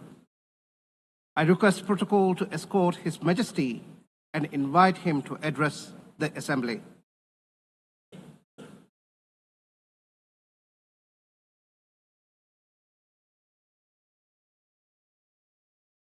Bismillah ar-Rahman ar-Rahim.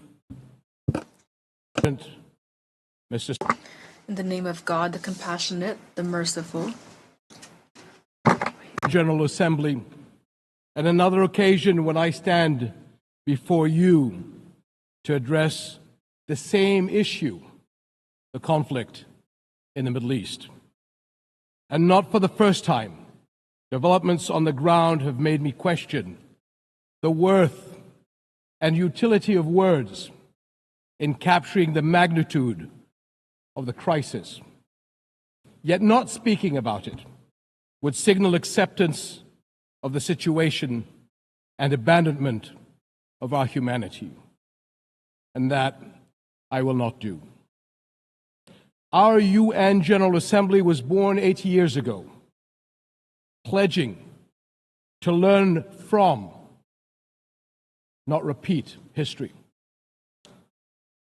The world vowed never again.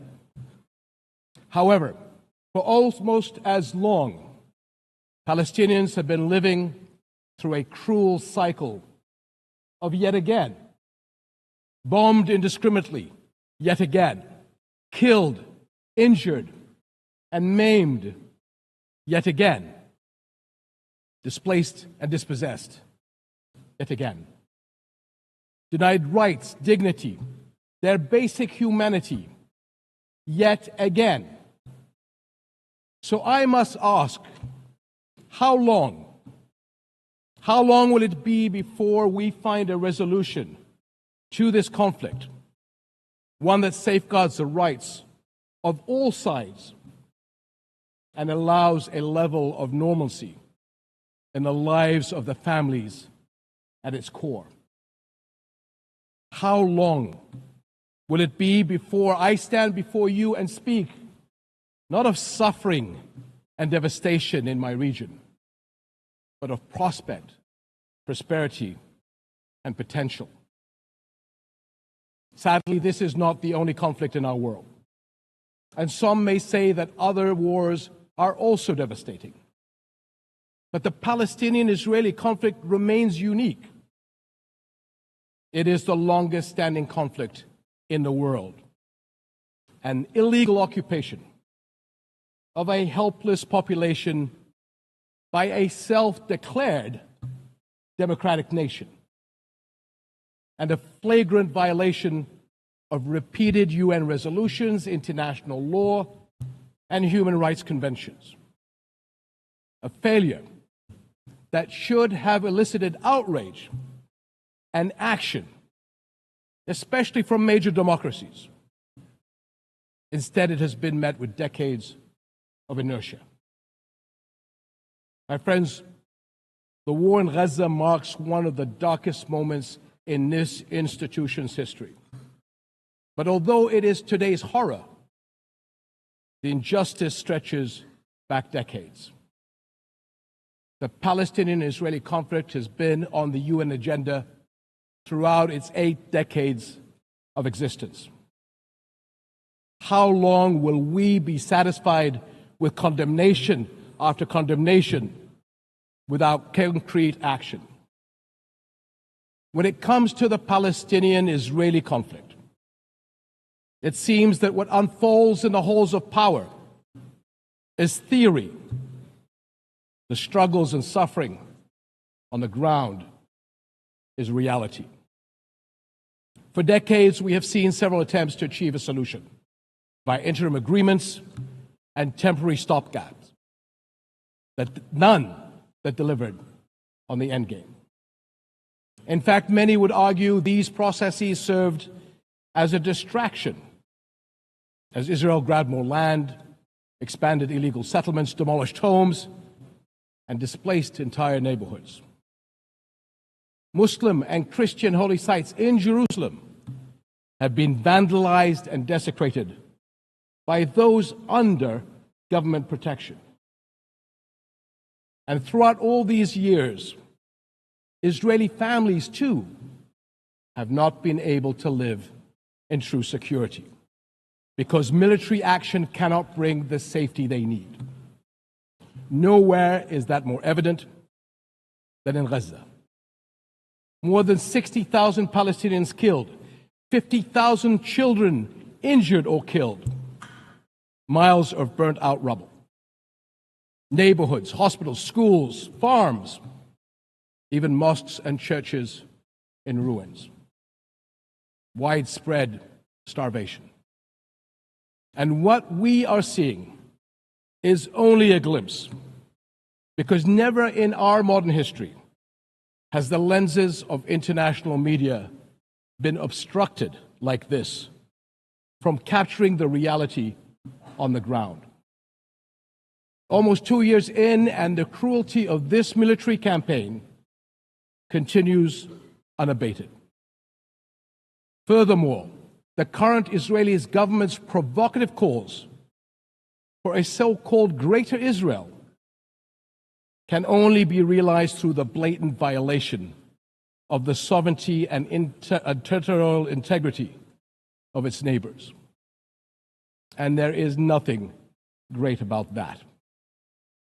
I can't help but wonder if a similar outrageous call were made by an Arab leader, would it be met with the same global apathy?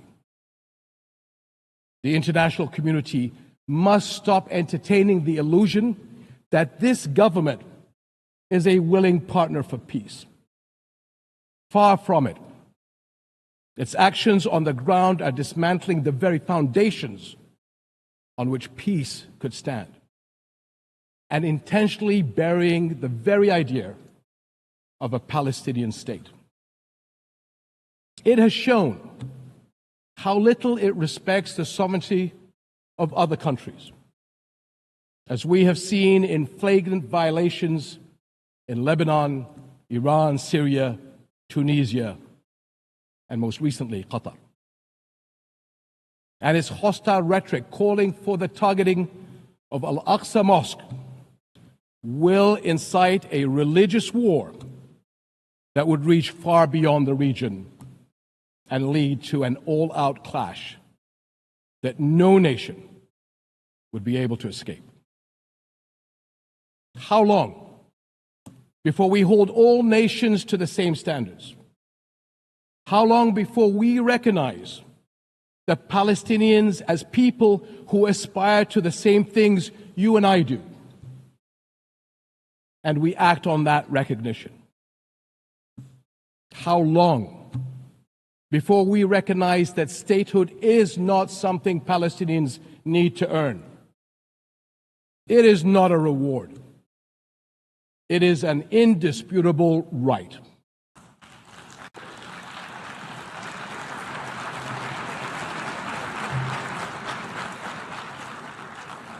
In Jordan, we are determined to work for a world in which people are secure in their homes, are safe to practice their faiths, and are able to live and thrive in dignity.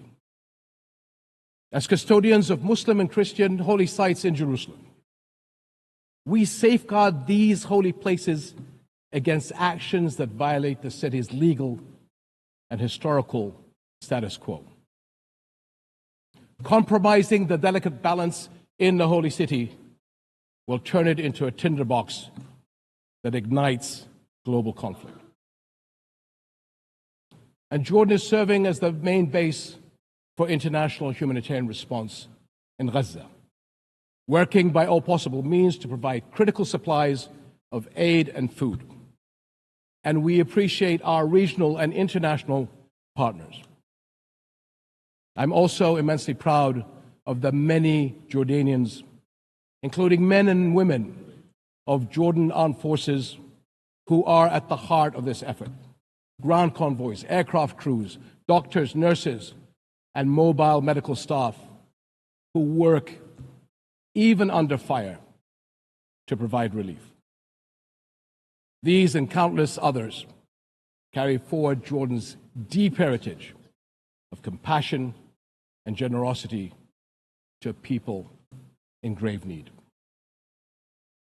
My friends, amid such darkness, there is a glimmer on the horizon. We are seeing more nations stepping up on behalf of a permanent ceasefire in Gaza, one that ensures the release of all hostages, unhindered humanitarian aid, and support for the Palestinian people as they rebuild. We all know that force is no foundation for security. It is a prelude for greater violence. Repeated wars are teaching generations of Israelis and Palestinians that their only recourse is the gun. Security will only come when Palestine and Israel begin to coexist. Seems I have the same problem as President Trump. Begin to coexist side by side. This is the two-state solution, in line with international law and UN resolutions. An independent and viable Palestinian state with East Jerusalem as its capital, alongside a secure Israel living in peace with its neighbors. For almost a quarter of a century, this has been the promise of the Arab Peace Initiative, in which Arab and Muslim partners around the globe extended their hand. My friends, for the past 2 years, we have finally seen the world's conscience stirring in the courage of ordinary people from every walk of life and every corner of the globe, raising their voices as one and declaring, it has been too long.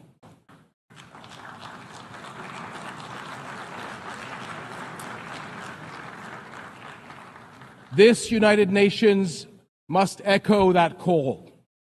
It has been too long, and it must act on that call until peace is a reality. Thank you.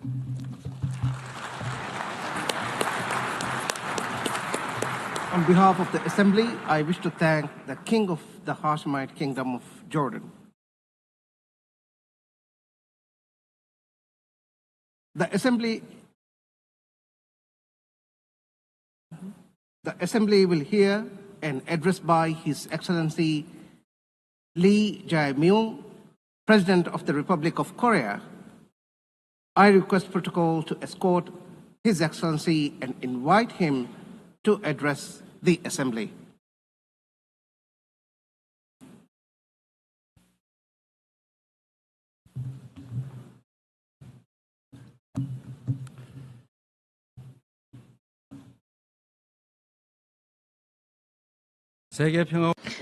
I would like to express my respect and gratitude to all members of the United Nations and staff of the UN Secretariat for their contribution to world peace and shared prosperity. I extend my sincere congratulations to Her Excellency Annalena Baerbock on assuming the presidency of the 18th session of the UN General Assembly. I also pay tribute to Secretary General Antonio Guterres for his unwavering dedication and hard work. I hope the 18th session of the UN General Assembly will achieve even more meaningful results under their outstanding leadership. Madam President, Mr. Secretary, and distinguished delegates, this year is a meaningful year marking the 80th anniversary of the founding of the United Nations. The past 80 years of the UN have been a valuable journey of protecting the dignity and values of humanity and at seeking a path forward for future generations. If someone asks what the UN has achieved, I would confidently reply, look at the 80-year history of the Republic of Korea. It is no exaggeration to say that the Republic of Korea's history, dotted with challenges and responses, is the history of the United Nations, which has constantly confronted enormous challenges facing humanity. Liberated from colonial rule the very year that the United Nations was founded, the Republic of Korea emerged from the scars of division and ashes of war through UN assistance, maintaining national identity while achieving industrialization and blooming into a democracy. Therefore, the Republic of Korea in itself is a country that has proven the value of the UN's existence. Whenever the Republic of Korea revived the hopes of lives as precious as the weight of the universe amidst horrific wars and disasters, the UN flag fluttered at the center of that intense solidarity. The United Nations has strived to provide equal rights and opportunities to everyone without discrimination, and has provided education and vaccines to make children's lives blossom. The small country in the East, which rose with the support of the UN and the international community, has become a proud UN member that is drawing the world's attention. It is raising its role and responsibility as a member of the international community more rapidly than any other country. There were times when democracy and peace were in crisis, but each time the Republic of Korea rose with indomitable strength. Even a safe coup could not break the people of the Republic of Korea's strong will, desiring democracy and peace. The revolution of light that the people of the Republic of Korea achieved against the darkness of the insurrection last winter was a historic moment that demonstrated the brilliant achievement of the UN spirit. The remarkable resilience and strength of democracy that the Republic of Korea has shown will be ours as well as that of the entire world.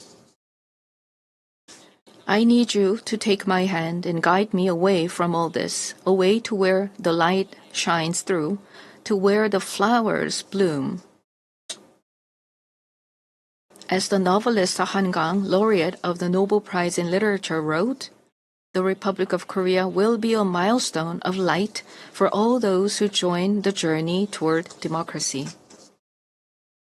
Today, at the UN General Assembly, where world peace and humanity's shared prosperity is discussed, I proudly announce that a new Republic of Korea, which will be a beacon of light for global citizens, has completely returned to the international community. Thank you. The Republic of Korea, which has grown thanks to the support and assistance of the UN, will not hesitate to take on the role of a leading nation, generously sharing its experience and history of restoring democracy. Despite ceaseless efforts from all corners of the world, the international community's determination and aspiration to maintain international peace and security 80 years ago still remains an unfinished task for everyone. 280 million people are still in a state of extreme hunger. Armed conflicts around the world, including in Ukraine and the Middle East, as well as the climate crisis, which has already become a real problem, threaten the survival of humanity. The answer lies in the wisdom of the pioneers who founded the United Nations, as well as the path that the people of the Republic of Korea demonstrated. There is only one way: more democracy. The people-centered government of the Republic of Korea, through the power of collective intelligence, is ceaselessly attempting innovations, seeking better alternatives in democracy. The way to solve common challenges facing the international community is no different. When all the countries experiencing the same problems gather here at the United Nations and continue multilateral cooperation, putting their heads together, we will all be able to move toward a bright future of peace and prosperity.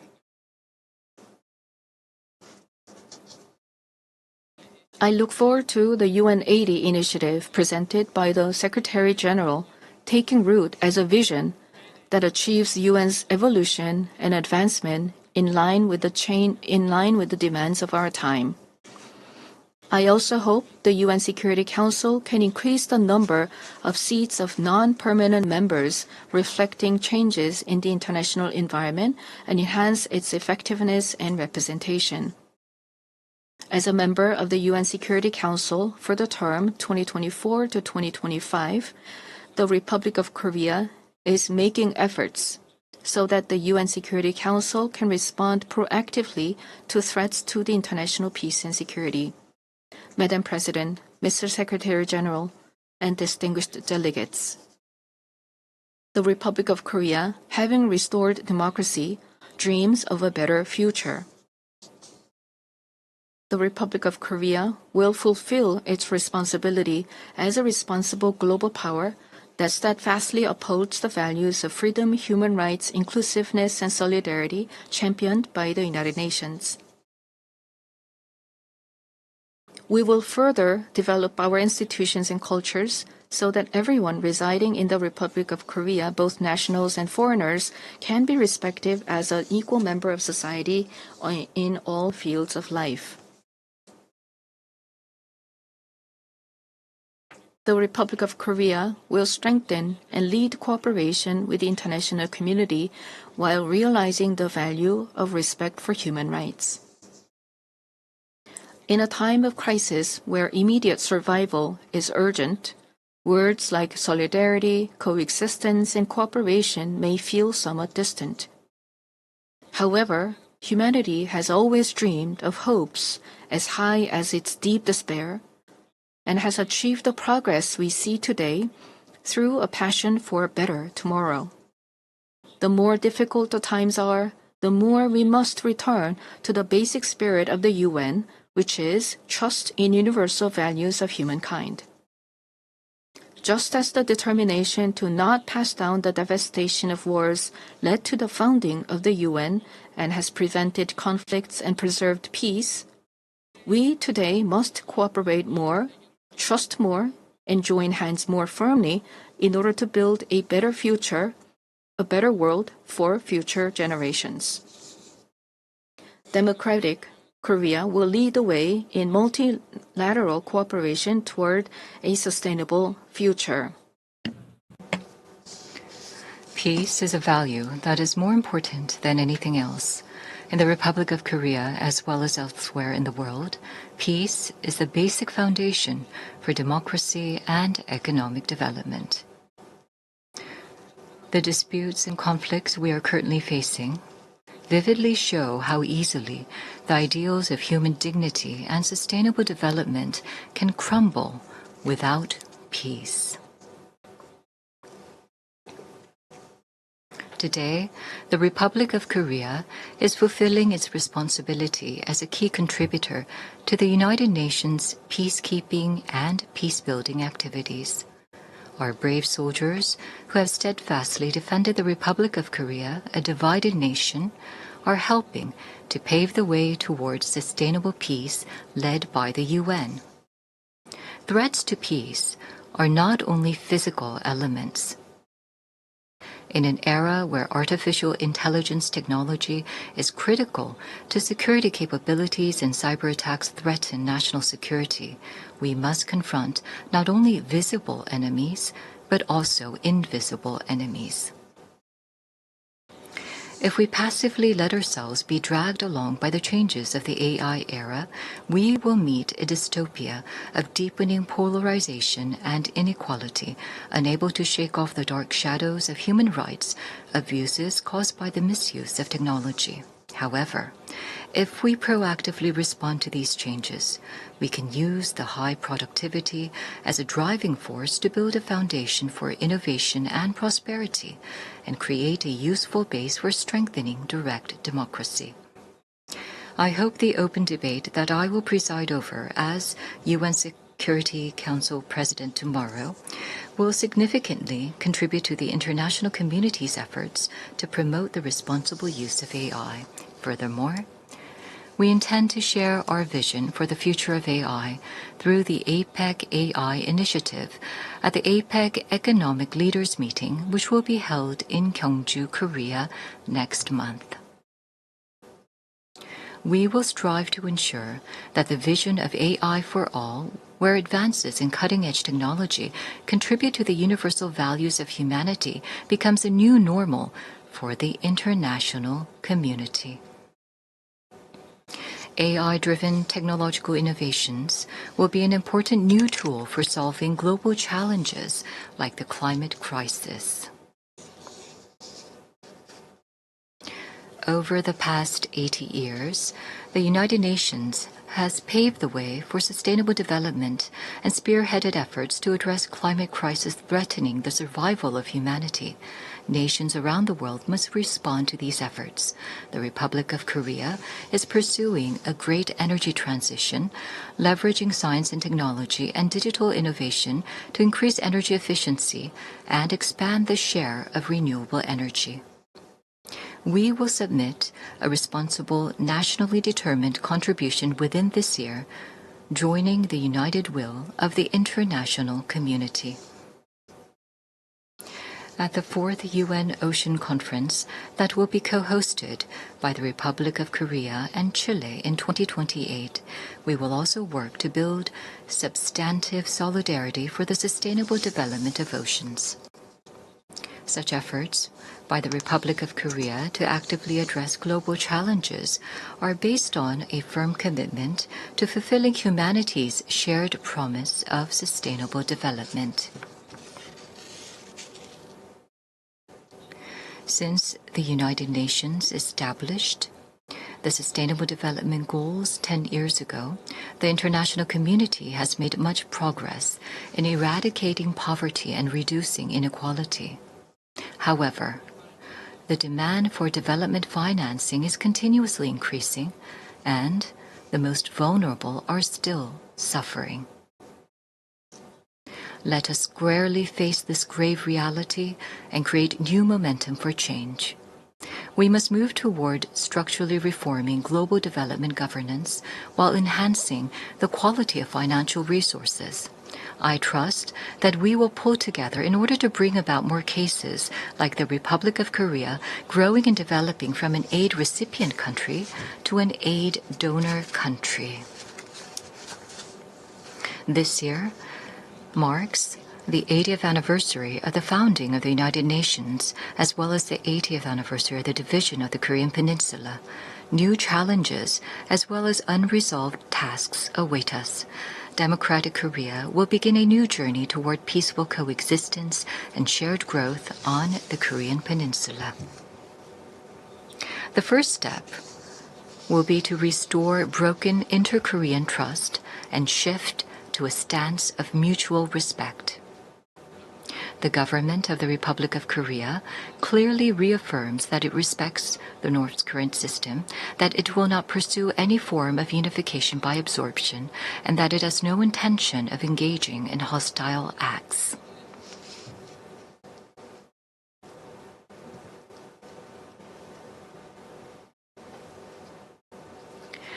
Based on these three principles, we intend to end the vicious cycle of unnecessary inter-Korean military tension and hostile acts. That is a reason why we have proactively taken measures, including halting the launch of leaflets and suspending broadcasts toward the north. Going forward, the government of the Republic of Korea will consistently seek a path to reduce military tensions and restore inter-Korean trust. The most certain peace is a state where there is no need to fight.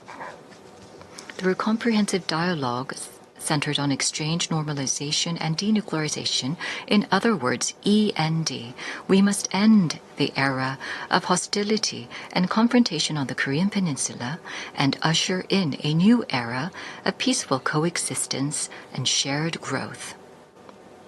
The fact that exchanges and cooperation are a shortcut to peace is a timeless lesson demonstrated by the history of fraught inter-Korean relations.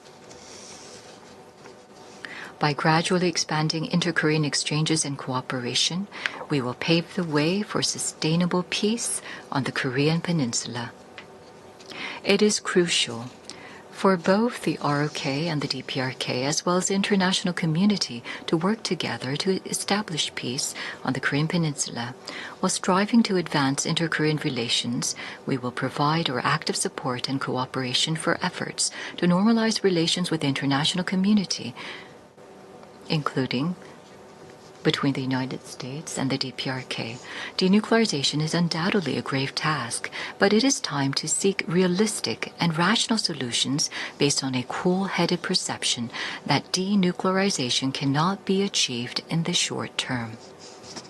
The international community must gather its wisdom in a pragmatic and phased solution, beginning with a stop in the sophistication of nuclear and missile capabilities, going through a reduction process, and reaching dismantlement. Realizing lasting peace on the Korean Peninsula would present new hope and possibility to humanity suffering from conflict. The Republic of Korea will end the Cold War in the Korean Peninsula through the END initiative and fulfill its responsibility and role to contribute to world peace and prosperity. A future where people from different nations cooperate and overcome global challenges together may sound like a rosy, dream-like vision.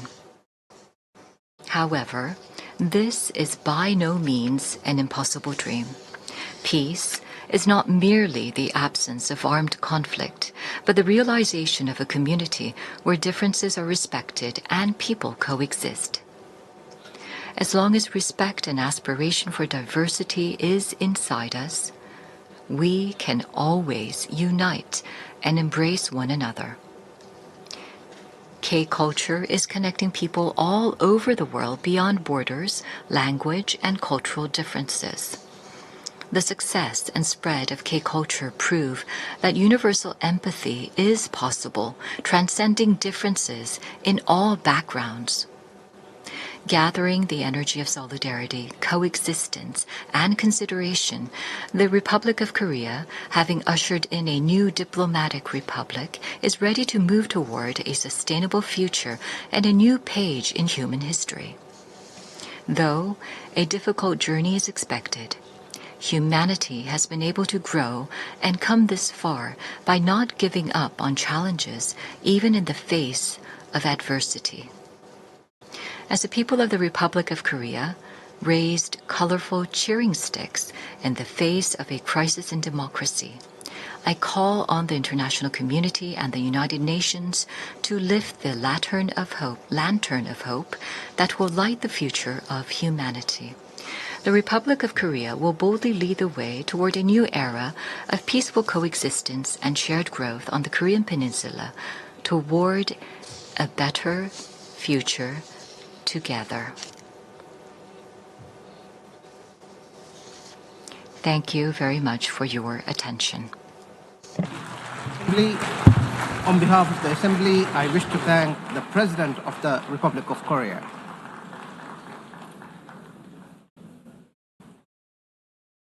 The Assembly will hear an address by His Highness Sheikh Tamim bin Hamad Al Thani, Amir of the State of Qatar. I request protocol to escort His Highness and invite him to address the Assembly.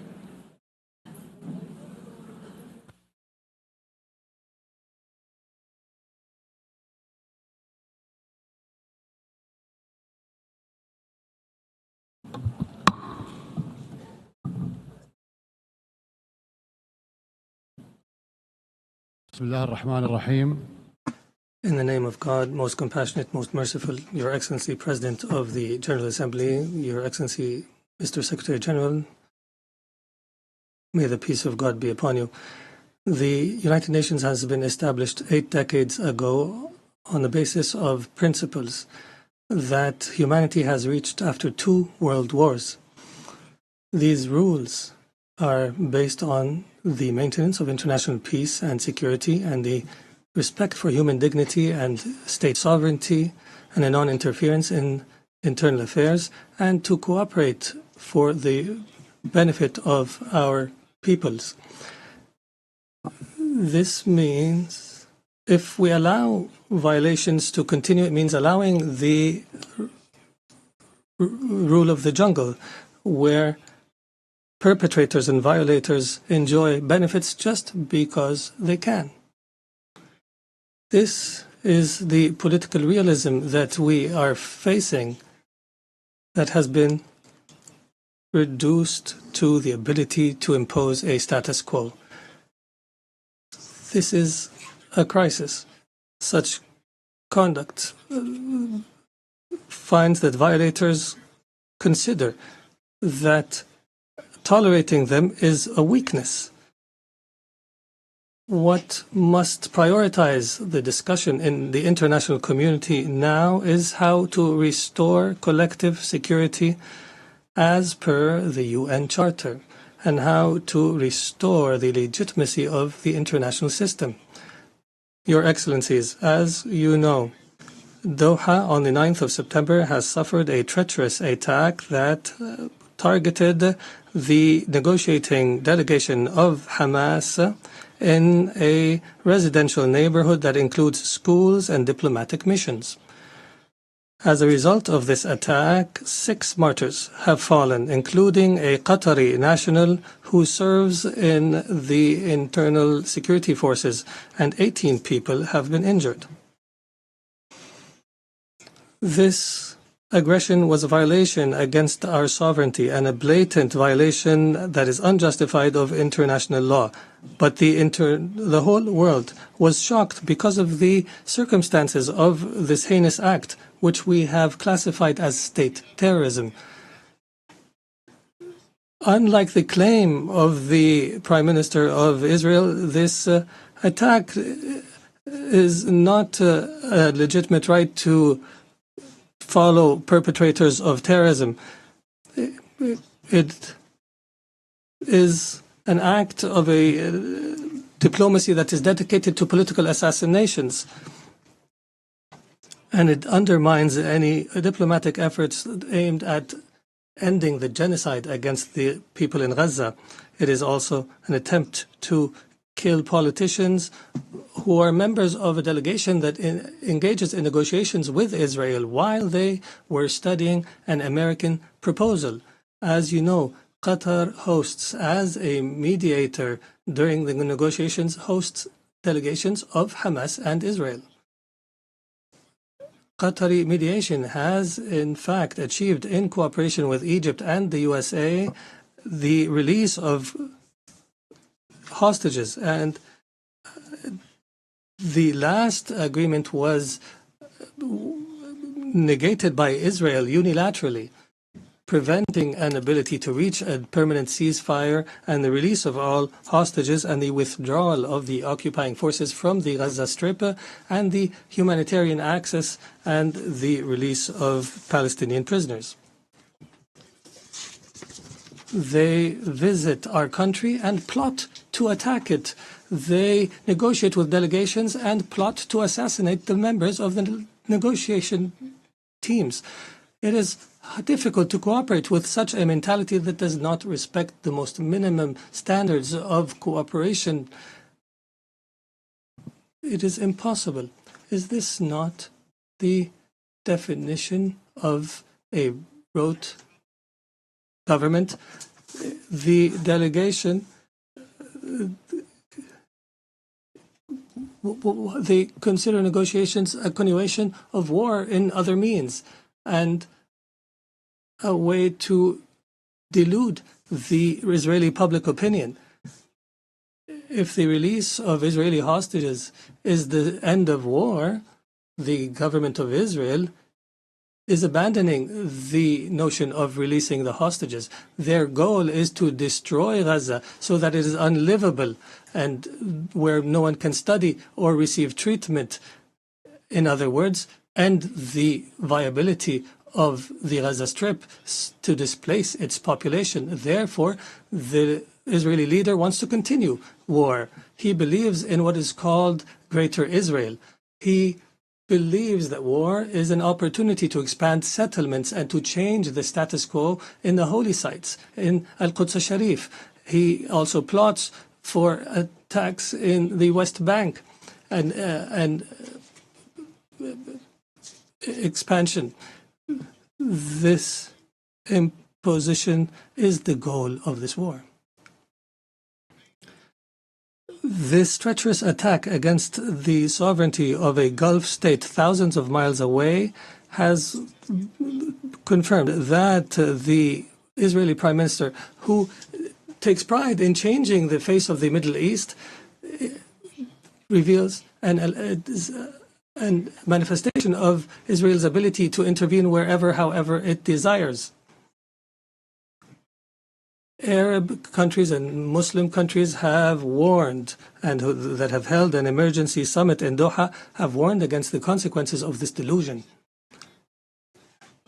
Israel is not a democratic country surrounded by enemies, but in fact, it is an enemy to its surrounding neighbors, and it's engaged in a genocide.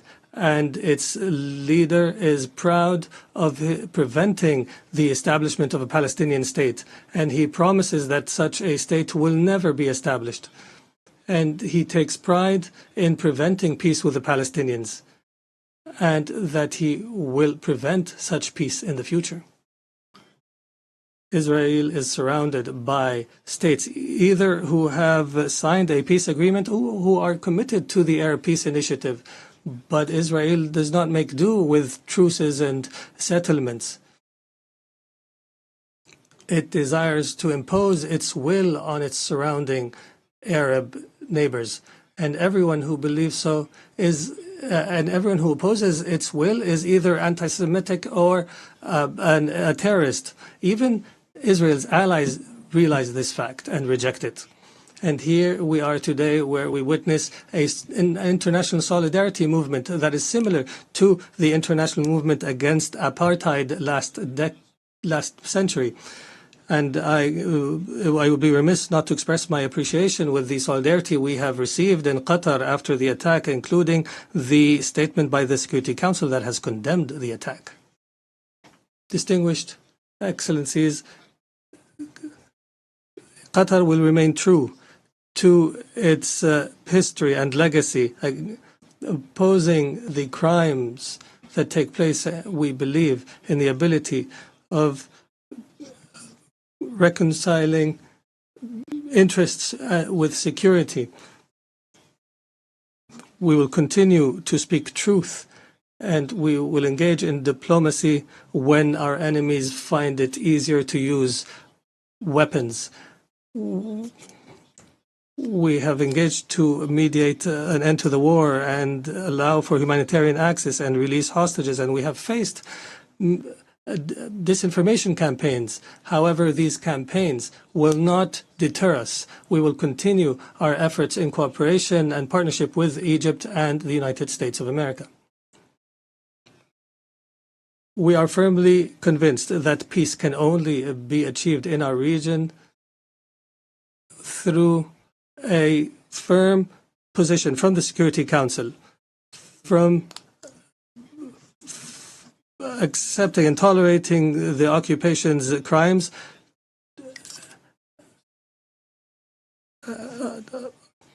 until allowing to the Palestinian people to enjoy their right to self-determination and establish their state with East Jerusalem as its capital on the borders of 1967 as per UN resolutions and the two-state solution that has been the consensus of the international community. We appreciate the role of states that have recognized the state of Palestine. There is no doubt that such recognition is morally important because it sends a message that violence and more violence will not succeed in liquidating a just cause such as the cause of Palestine, and we urge more states to recognize the state of Palestine. We believe that instability knows no border and that humanity's destiny is intertwined. Therefore, Qatar has continued its diplomatic efforts to contribute to the settlement of other crises, such as in Ukraine and wars in Africa. And our persistence have continued with partners in Africa in order to draft peace agreements. Most importantly was the signing of a declaration of principles in Doha between the DRC and the Congo River Alliance in March. Our efforts support the leadership of the U.S. to achieve a peace agreement in the east of the country, and Qatar will continue to engage as an international partner in order to achieve the peaceful settlement of conflicts and to seize opportunities to establish global peace. Your Excellencies, some states in our region still suffer the lack of security and stability. However, there is hope through some positive developments. In our dear Syria, since the end of last year, is going through a new phase that we hope will be a path towards achieving the aspirations of the Syrian people towards stability, development, and the rule of law after the end of a dark phase of the country's history. Egypt has stood by the Syrian people throughout the previous years. I recalled and urged to support Syria from this podium, even when it seemed to fall off the international agenda. The international community is called upon to assist Syria now in order to succeed through the transition phase after decades of suffering. Our experience in other Arab countries has taught us that building state institutions and establishing relations between a state and others is based on equality, and internal stability on the basis of respect for diversity are paramount issues at this stage. Qatar will not spare an effort to provide the necessary support to our brothers and sisters in Syria, and we have no doubt that the Syrians will be able to overcome this phase and to reject sectarianism in all its forms, and that they will reject external interference, especially the Israeli attempts to divide Syria and the conduct of Israel that is as though all areas south of Damascus are areas of Israeli influence. The Middle East has also witnessed positive developments through the election of President Ahmed Joseph Aoun in Lebanon and the appointment of Mr. Nawaf Salam as a prime minister, which is a step towards stability in the country. Qatar will continue to support Lebanon government and people and institutions, and will continue to support the Lebanese army We emphasize the need to implement Security Council Resolution 1701 and the withdrawal of Israeli forces from the areas it occupied during the last war, and to end Israeli interference in internal Lebanese affairs. For Sudan, the people in Sudan continue to suffer an unprecedented humanitarian crisis because of the continued violence. We call once again on all parties to prioritize the national interest and to engage in a comprehensive dialogue that leads to a permanent peace and that preserves the unity of Sudan and its territorial integrity and independence, and that achieves development and stability. We declare our support for all international efforts that aim to achieve this goal. Distinguished Excellencies, Doha has always been a global capital that hosts major events in all spheres, and an area where leaders convene and decision makers from around the world to engage in negotiations and the formulation of solutions. Doha will host the Second World Summit for Social Development from the 4th to 6th November this year, and we look forward to welcoming you all during this conference. There is no doubt that the trust of the international community in Qatar is based on our successes in the past throughout the years. And accordingly, based on this legacy, we have submitted our application to host the Olympics, believing that sports is not just competition, but a bridge between cultures and a means to promote peace and understanding. And as such, we have also organized and hosted the FIFA World Cup, proving that we are able of hosting sporting events of this magnitude. In conclusion, the state of Qatar, realizing the seriousness of the challenges facing the international community, commits to our partnership in seeking truth, peace, and justice in international relations. Thank you, and may the peace of God be upon you.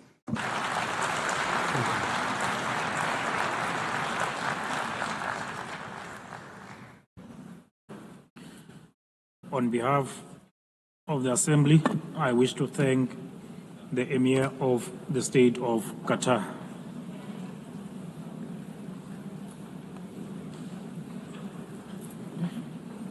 The Assembly will now hear an address by Her Excellency Jennifer Gillings-Simons, the President of the Republic of Suriname. I request the protocol to escort Her Excellency and invite her to address the Assembly.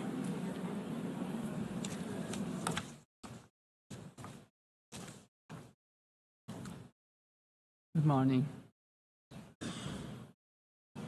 Madam President, we are here to commemorate in this special moment in history as we celebrate the United Nations 80th anniversary. And this 80th anniversary of the General Assembly coincides with the 50th anniversary of the independence of the Republic of Suriname and our membership of this organization. On behalf of the government and the people of the Republic of Suriname, I express sincere congratulations to the international community on this occasion. It is clear that a journey that spans over 80 years cannot be and has not been without challenges. The United Nations played, in some instances, an important role in ending colonial rule, worked on advancing human rights, and often provided hope and a future to the most vulnerable in our global community.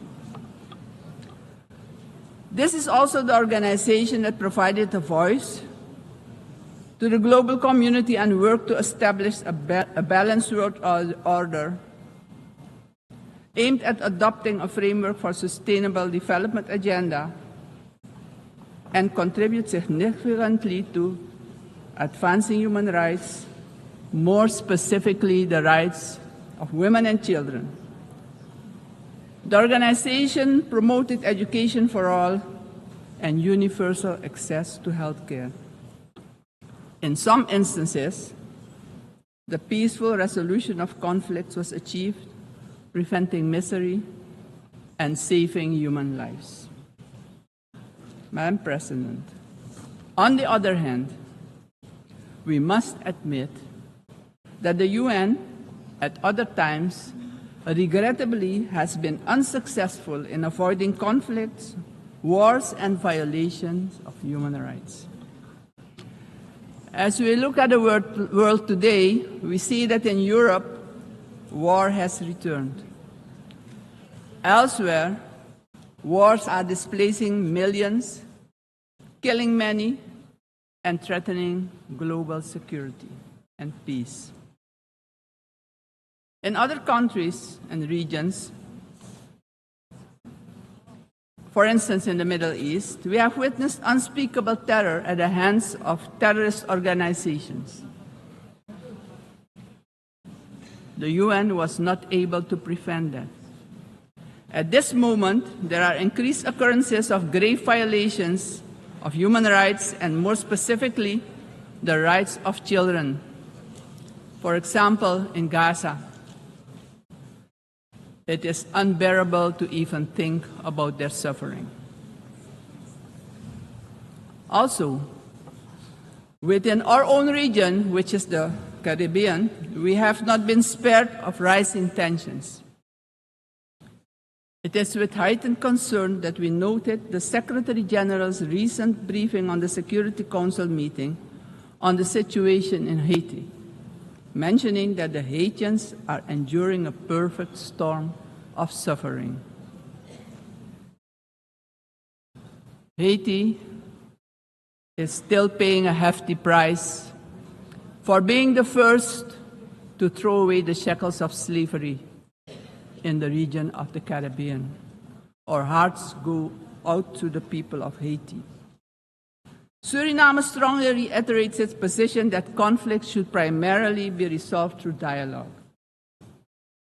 And we remind the international community that Latin America and the Caribbean are proclaimed a zone of peace. We do not want military aggression in our region.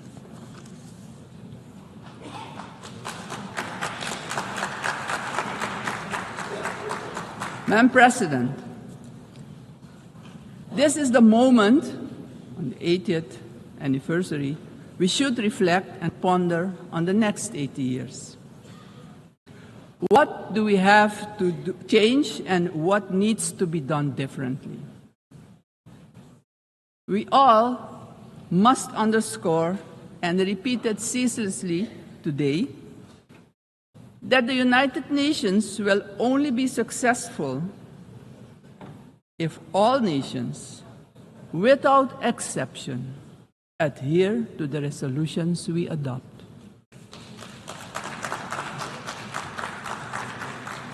We can only keep the peace if we stop allowing that the votes of all the countries in the world can be nullified by one veto. Today, partially because of the work done by our organization, some poor countries have developed substantially, economically and otherwise. They have become powers who can't be ignored any longer. We have to remind ourselves that the world in which the United Nations was established 80 years ago does no longer exist. The task ahead, therefore, is that we, in the first place, renew our vows, recommit to the principles and objectives of the Charter of our organization, and recognize all the voices in the world, because people from all regions should have opportunities for a dignified life. Furthermore, the UN should adjust to the world we currently live in. This means, for example, The Security Council should expand to include all nations who exert major influence in the world. Exclusion of these players will only increase the risk of conflict and obstruct the beneficial cooperation necessary for humanity to develop and prosper. It is of great importance that all economically and otherwise strong nations and countries maintain a healthy competition that promotes the scientific advancement we need for sustainable development. On the other hand, these countries need to work together to guarantee global peace, so crucial for the existence and growth of the developing states and for their own countries. In this context, Suriname endorses the inclusion of, amongst others, Brazil, India, and the representation of the African continent for equal membership of the Council. Equally, we support the CARICOM position for a non-permanent rotating seat for the small island developing states and low-lying coastal countries. I would also like to remind the member states that my country, Suriname, has presented its candidacy as a non-permanent member of the Council for the period 2043 to 2044. Madam President, the United Nations must be a genuine unity of nations. If our organization, moving forward, wants to play a crucial role in creating a prosperous future for humanity, we have no choice than to genuinely unite, all of us.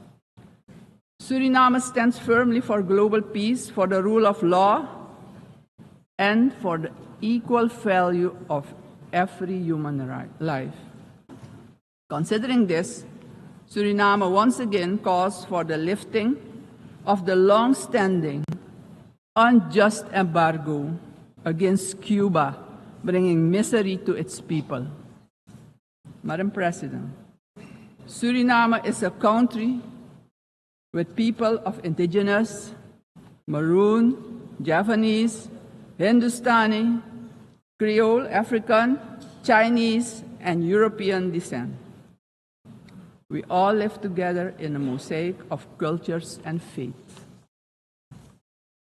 The persons from Surinamese origin living abroad are part of this mosaic of our population and can contribute to the socio-economic development of the nation. We consider this diversity a great asset. Actually, Suriname does not have diversity. Suriname is diversity, and we keep working together to protect and grow our national unity for our own well-being and as an example of harmony in this often divided world. My country also carries immense natural wealth, and it is our vision to create an economy that is resilient, sustainable, and inclusive. Together, we strive to build this more diverse economy by developing, among others, our tourism and agricultural sectors, strengthen our educational system, and work towards universal access to basic health care. Suriname has a vast tourism potential with its green and lustrous hinterland, many waterfalls, rapids, and great rivers for relaxation, as well as for unforgettable adventures, if you're inclined to that. Rich biodiversity, cultural treasures, and the UNESCO-acknowledged historical city of Paramaribo. Through cooperation in the agriculture sector with our neighbors, we aim at improving food security within Suriname and the Caribbean community. My government views energy security as a strategic priority for national development, regional stability, and economic resilience. With an investment of more than $10 billion for the development of our offshore oil and gas, the country is getting a new beginning, a new start, that will contribute significantly to our economic growth. However, we know oil and gas revenues should not be the sole fundament of our economic development. Hence, we need investments in relevant sectors in our country. We are steadily advancing our energy transition. While we already source about 50% of our energy needs through hydropower, we are moving toward natural gas and other forms of renewable energy as part of our long-term vision, because we know climate change is a fact. Madam President, I firmly believe that education is the foundation upon which every prosperous society is built. We are committed to invest in our education system, our teachers, our children and youth. The future of any country depends on the talent and skills of its people. My country reaffirms strongly its commitment to upholding the rights of indigenous and tribal communities, ensuring that their livelihoods, tradition, knowledge systems are respected and preserved, and the acknowledgement of their collective land rights. Strengthening our institutions is high on our agenda. Suriname has worked tirelessly on the prevention of diseases, and despite challenges, we have achieved results that we as a country can be proud of. As of June 30, 2025, Suriname has officially been declared malaria-free by the World Health Organization after 30 years of continuous fight against this disease, the first in the Amazon region to receive such a recognition. We are aware of the responsibility to remain vigilant as government as well as a community to ensure that these gains are sustained. Suriname's example showcases that we too can surely make a valuable contribution in combating infectious diseases. Madam President, the Caribbean community is expanding its outreach. And in this light, Suriname also welcomes the recently concluded Second Africa CARICOM Summit held in the Republic of Ethiopia. This, Madam President, honors the historic, cultural, and human bonds between the regions of the Caribbean and Africa. Suriname also acknowledges the CARICOM 10-point plan for reparatory justice, which has our full and strong endorsement. Slavery was a crime, is a crime against humanity, and we're talking about reparations, yes. We will furthermore continue to contribute with CARICOM, aiming at enhancing the organization's geopolitical influence. Despite our commitment as a country to the Paris Agreement 10 years ago, we see that the climate crisis is worsening. It's worse than we feared. Our countries have least contributed to climate change and carbon emissions, but are hit the hardest by its effects, directly impacting the livelihood and economic growth of our peoples. Suriname calls for the urgent attention of the international community to address the detrimental impact of climate change facing the small island developing states and countries with low-lying coastal areas. Our forests stand strong.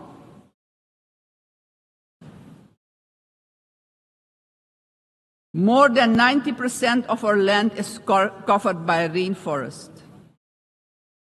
And this makes us the most forested country in the world. Your eyes have never seen so much green. Suriname is one of the 3 carbon-negative countries on Earth. Since 1992, our forest has absorbed nearly 290 million tons of carbon, and each year we capture more than we emit, and we want to keep it that way. The protection and conservation of our forests has been a priority. It doesn't stand by default, but by design. We have been logging sustainably for decades, and did so with the Sustainable Tropical Rainforest Management System developed in Suriname, an ecological approach to forestry. Also, the indigenous and tribal communities protect the forest by their continued stewardship. We are proud of the way we did it, but pride alone does not pay the bills and does not develop the indigenous and tribal communities. Madam President, we must not forget that these forests, our forests, are in competition with vast resources such as gold, diamond, bauxite, and more. We will need to make difficult choices. We want to keep our forest coverage at a minimum of 90%. But we cannot do it alone. The time has come for the world's largest emitters to share this responsibility, not only with words, but with action, justice, and finance.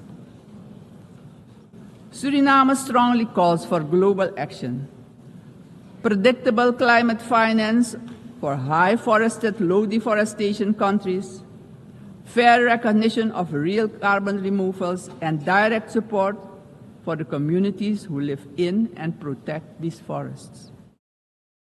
Suriname, Madam President, therefore endorses the initiative of the COP30 presidency to launch the Tropical Forest Forever facility and calls upon the international community to contribute to its success. Suriname, as mentioned previously, takes pride in being an example of peaceful coexistence, having different cultures, religions, and the traditions to live together in respect and solidarity. This is our gift to the world. The second gift, because we also have a forest that is delivering services to the whole world. This gift proves that harmony can prevail. As stated upon our admission to the United Nations in 1975, our republic indicated our willingness to engage with the international community. My country reiterates its strong commitment to multilateralism, one of humanity's most important achievements, which needs our protection in this time of change. In closing, aggression and military force should be replaced with peaceful resolution and dialogue, because it doesn't solve problems, it creates destruction and misery.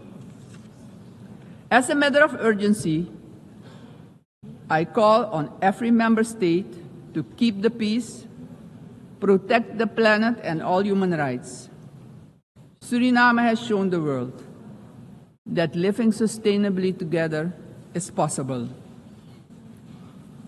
We are really better together. Thank you, Grand Tanye, and may God be with you.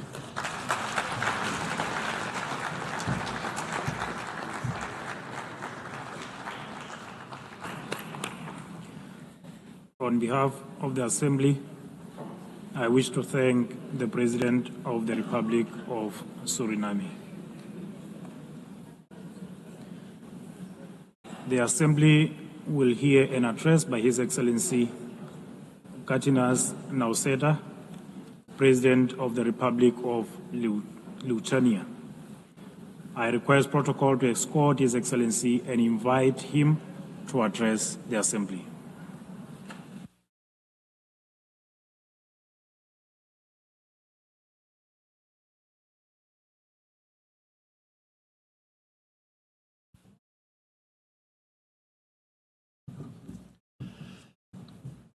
Dear Mr. Chairman, Excellencies, ladies and gentlemen. 80 years ago, humanity, emerging from the Second World War, embarked on a long road towards peace. Building on the solid foundation of the rules-based international order, our forefathers created the United Nations and its institutional system.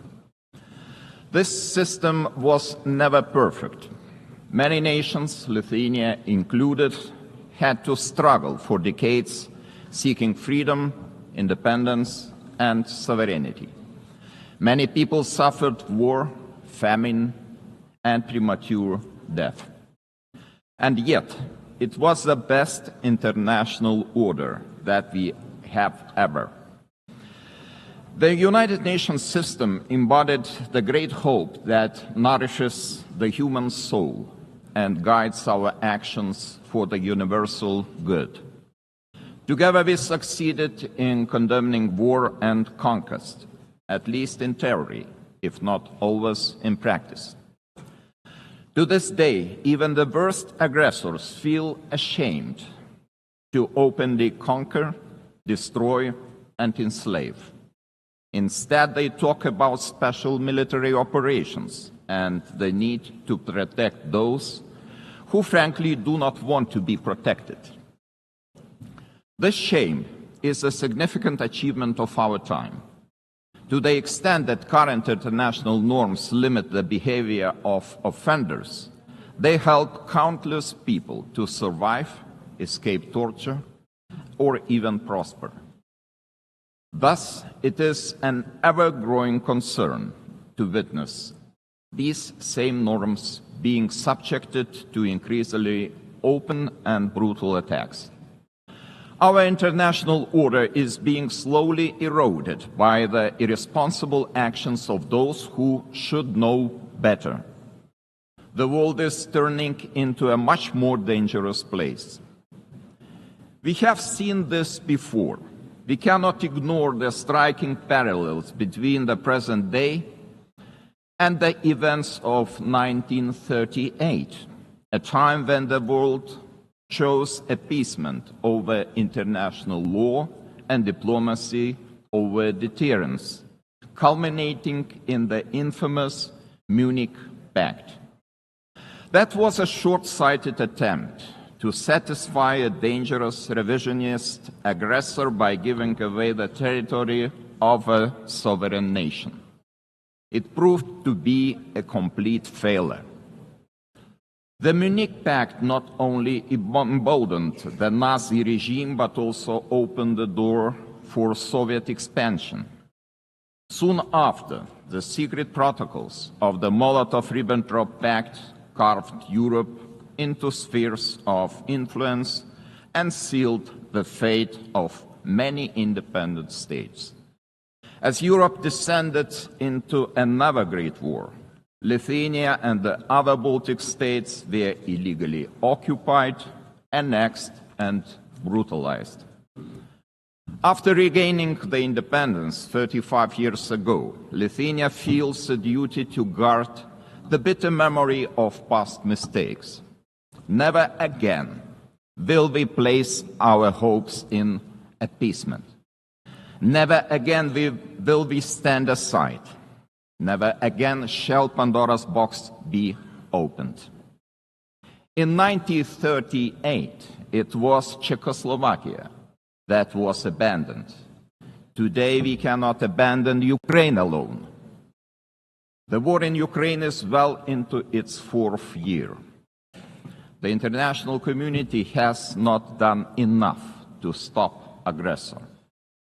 This is a quest that goes far beyond the usual lines that keep different nations apart. What matters is not the distinction between large and small, or between global North and global South nations, but the basic principles of the UN Charter, which guarantee peace and security across the globe.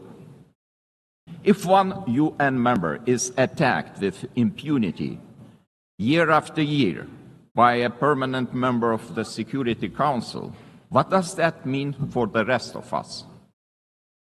When power replaces law and fear silences the truth, the foundations of the global order begin to crack. And then nobody can feel safe anymore. Ladies and gentlemen, the effects of Russia's war against Ukraine are being felt across the world. This war has sparked crises in energy, migration, and food security, while also deepening global poverty, hunger, environmental damage, and climate change. It all began with the illegal occupation of Crimea in 2014 and escalated into a full-scale invasion marked by systematic war crimes. The targeted destruction of civilian infrastructure, indiscriminate missile attacks, and the forced deportation of thousands of Ukrainian children are not isolated abuses. These are calculated efforts to erase Ukraine's identity and undermine its sovereignty and territorial integrity, all in open defiance of the United Nations Charter. Let me be clear, Lithuania will never recognize Russia's illegal occupation and annexation of Ukrainian lands. Ukraine's borders are not up for negotiation. Attempts to redraw them by force are unacceptable. The United Nations Charter is not a menu to pick from. It is a binding foundation of international order. Ukraine is also not the only target. Russia continues to occupy two Georgian regions, destabilizes Moldova, and uses proxies and mercenaries to spread instability across the Sahel, the Middle East, and beyond.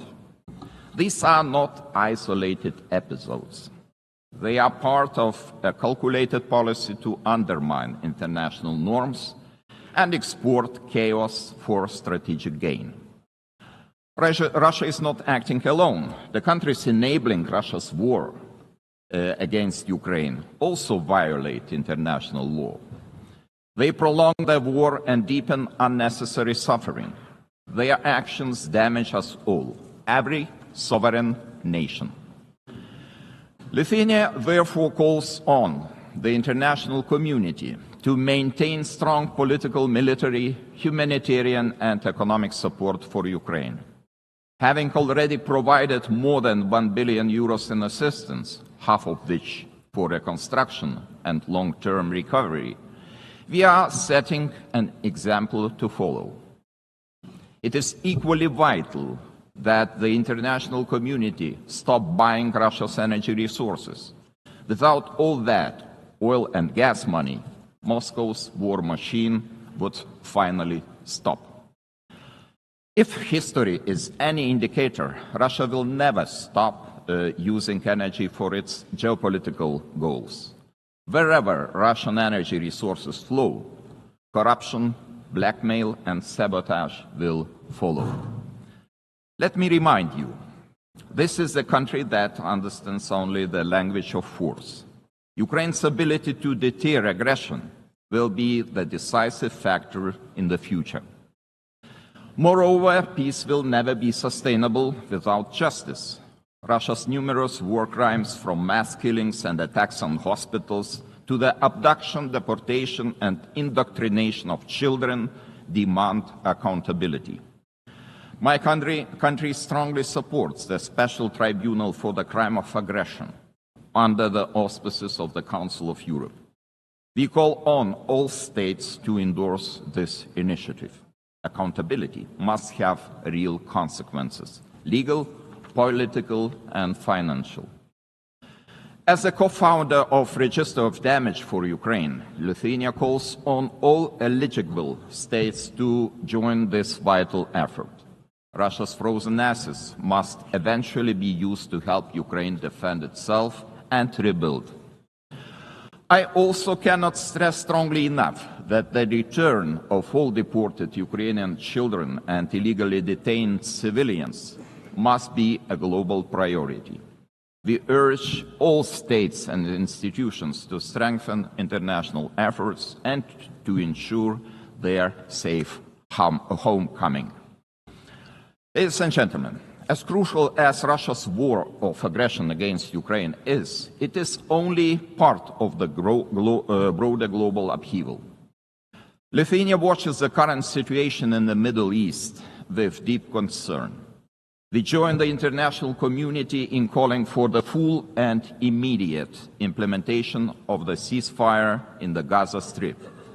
To prevent starvation, humanitarian aid must be allowed to reach those in need without obstruction. At the same time, the unconditional release of all remaining Israeli hostages remains a crucial step towards ending hostilities. Lithuania is firmly committed to a just and lasting peace in the Middle East. We condemn all the actions that undermine this goal. The ongoing mediation efforts led by the United States, Qatar, and Egypt deserve our full support. There is no alternative but to revitalize a credible political process towards a two-state solution, ensuring that the State of Israel and an independent, democratic, contiguous, sovereign and viable State of Palestine can live side by side in peace, security and mutual recognition, with Jerusalem as the future capital of both states. Sadly, many states remain trapped in cycles of conflict, crisis, and long-term fragility. It is our shared responsibility to support those in need as destabilization spreads far and wide across international borders, regions, and continents.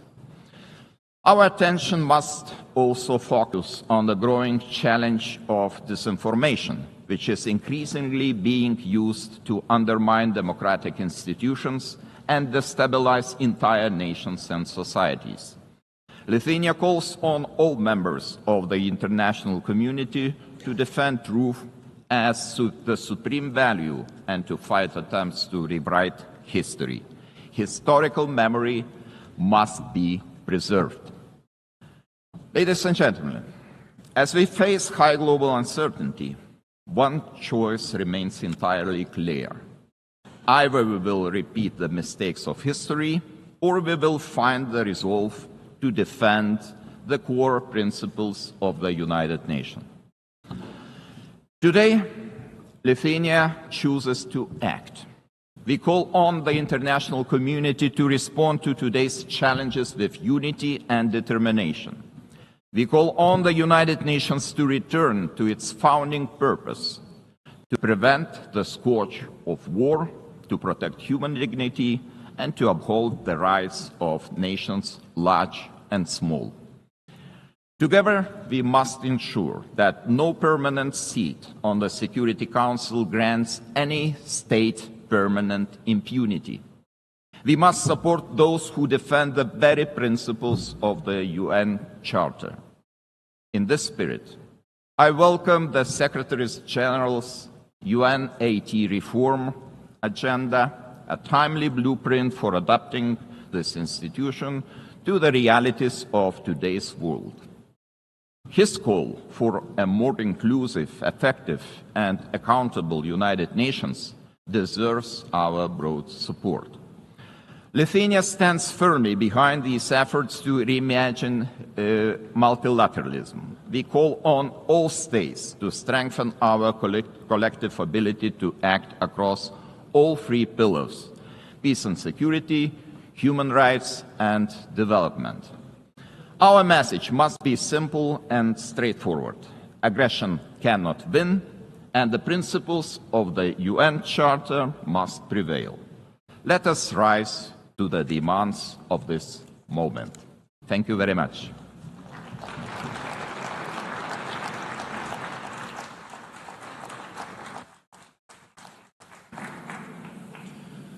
On behalf of the Assembly, I wish to thank His Excellency, the President of the Republic of Lithuania.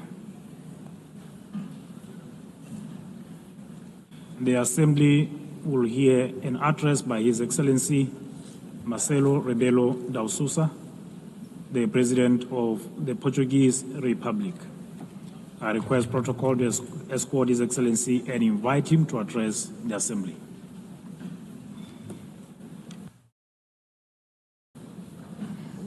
Mr. Chairman, Excellencies, symbolic moment this one for United Nations, the celebration of 80 years, and for us, Portuguese, 70 years of membership. The time of judgment, of compromise, of renewal, multilateral ambition. Portugal is today what always aspired to be, a noble country to the world, listening, dialoguing, building bridges, deeply multilateralist and guided by the Charter of United Nations. A world with more cooperation and respect for international law is safer, more predictable, stable, peaceful, prosperous, plural, representative, and able to respond collectively to global challenges. 70 years ago, we were living still in dictatorship. And we found in this community the space to rediscover the real values and contributing to global solutions. And even now, in a changed world, fragmented, polarized, unpredictable, this community is a key community to defend basic principles of a coexistence between nations, cultures, civilizations. And it is with this coherence and the sense of responsibility, with the conscience of the need of contributing, acting, and deciding, guided by values and principles, that will be candidates to the Security Council in 27-28, a decision we formalized in 2013. Excellencies, let me pay tribute to the former President of the General Assembly for his support to the adoption of the Pact for the Future. Let me congratulate the present President of this session, wishing the success in her term. But I would very specifically, and in Portuguese this time, say a word about the remarkable work of the Secretary-General António Guterres. O seu humanismo. His humanism, devotion to international law, the reforms he has championed. 2017, que inclui agora, now including UN 80 and the Pact for the Future, are testaments to his work and will be his legacy. É orgulho para mim, having a Portuguese as Secretary-General of the United Nations, ter português como Secretário-Geral das Nações Unidas. Someone is projecting a Portuguese way of acting in international relations. Uma forma portuguesa de estar nas relações internacionais. He will always be supported by Portugal. Contará sempre com o apoio de Portugal. And I must congratulate him for his speech. Because he said, I will never give up. I know him ever since we were teenagers. He never gave up, ever. And he's right. It's true we live at a time of multiple crises and persistent crises. Division, polarization, violations of international law, cleavage between power exercise and responsibility, technology and ethics, urgency of crisis and capacity of response and action. United Nations faces an existential moment. Without change, without renewal, the United Nations will be marginalized, and we could be left to the law of force. No G1, no G2, no G3, no G1 plus 1, 1 plus 2, or 2 plus 1 will be an alternative. No absence of multilateralism will avoid the need of multilateralism. The world is multipolar, will be multipolar. Just think of the situation in Ukraine or the situation in Middle East. In Ukraine, for years, and now for months, for 8 months, one is waiting the mediation of the most powerful in the world. Do we have a ceasefire? No, we don't. In the case of Middle East, we waited and waited for the intervention of the most powerful in the world. Did we have a ceasefire? Without the multipolar, multilateral intervention of so many countries, here in New York, with the recognition of the existence of the state of Palestine, some Europeans, others non-Europeans, we won't change soon. This means we need United Nations, we need multilateralism, we need dialogue between countries from every continent. And the same for international law. We need international law. We need international law for the reform of United Nations. We need international law as a foundation of peace and justice. A world governed by rules is a safer and more predictable and equitable world. We need a Charter of United Nations as a common compass. Of course, we must adjust the United Nations, but we must never forget the lesson of the League of Nations. When one forgets the principles, when one abandons the principles on account of pure realpolitik, I mean the power or the powers of the moment, one forgets that no power is eternal. No personality is eternal. Empires went up and went down. We know by experience it. Colonial empires inside Europe, all kinds of empires went up and went down. We believe that in the reform of United Nations, we have 3 pillars: prevention, partnership, and protection. Preemptive action before the conflict, not just afterwards. Mediation, preventive diplomacy, intervention of the Secretary General and of the PBC. Avoiding destruction and institution collapse. Building peace, fighting against the deep causes of violence, promoting resilient and peaceful societies. But development,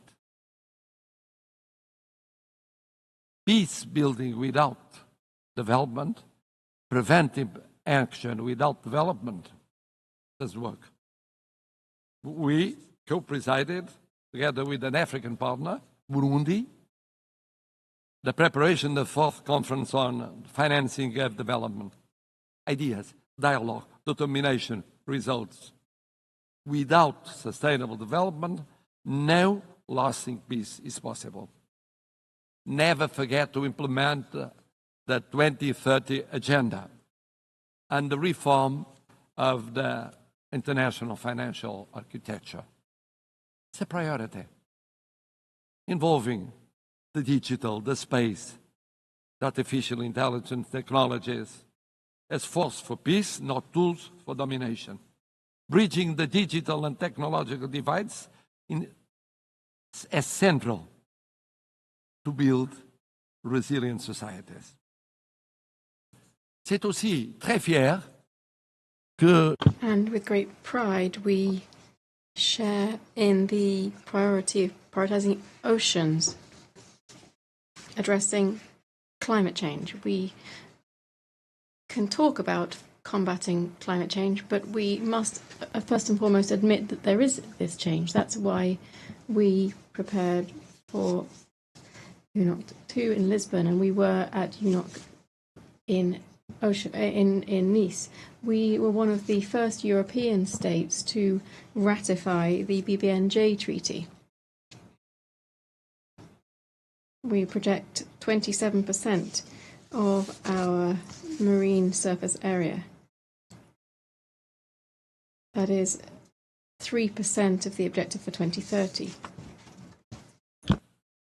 Speaking of the pillar of partnership, the United Nations must deepen partnerships, strategic partnerships with regional organizations.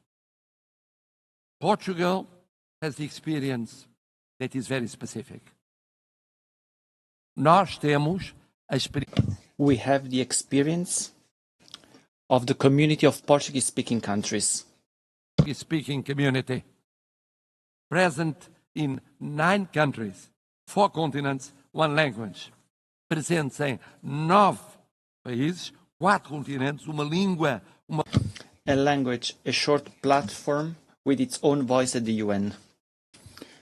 We hosted the 10th Global Forum of the Alliance of Civilizations.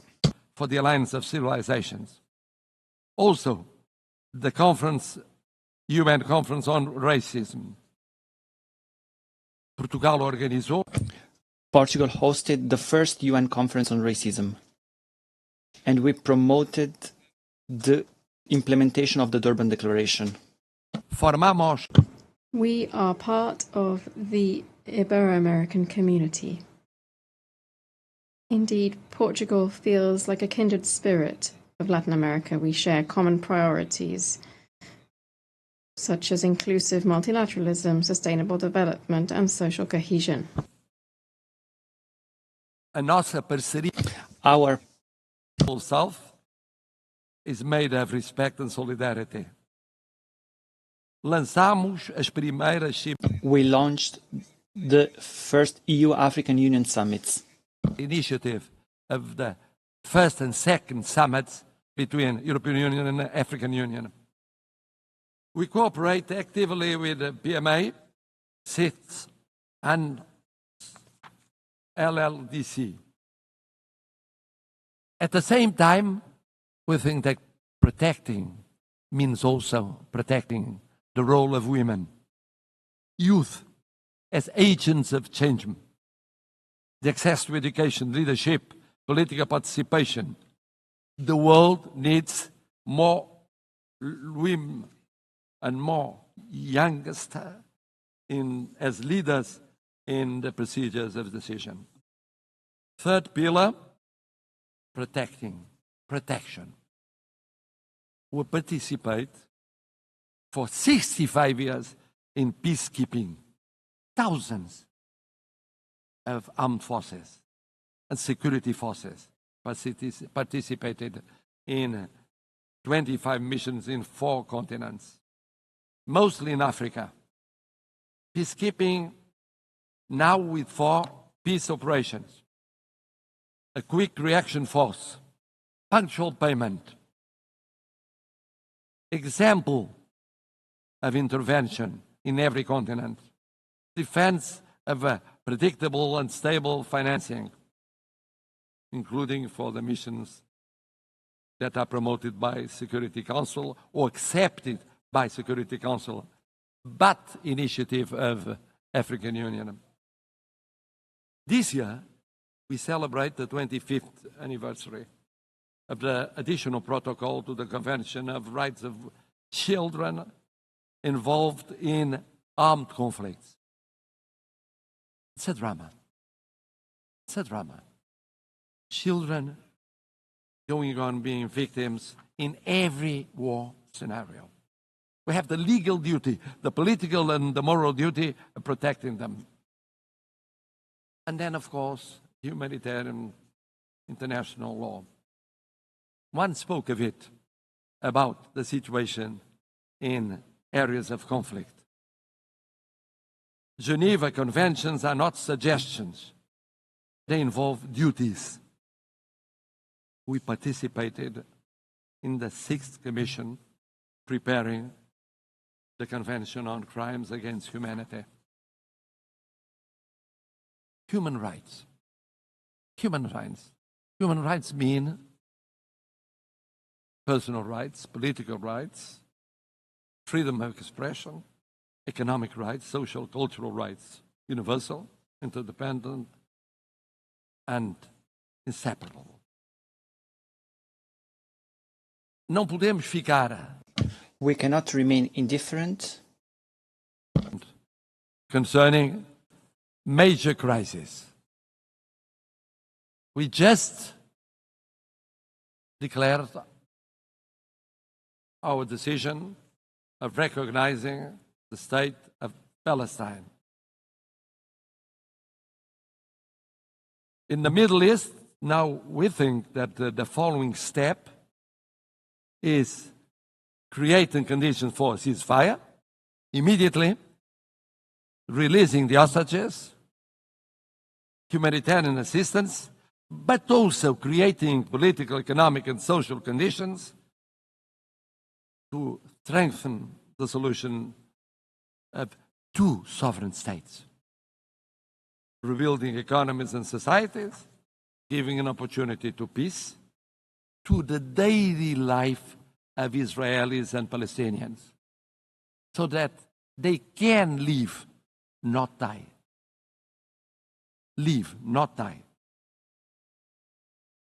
In Ukraine, sovereignty, independence, and integrity with global total ceasefire, immediate and unconditional, first step for a fair peace, respecting international law and respecting the Charter of the United Nations. In Sudan, intervening to react much more quickly to perhaps the greatest humanitarian catastrophe in Africa.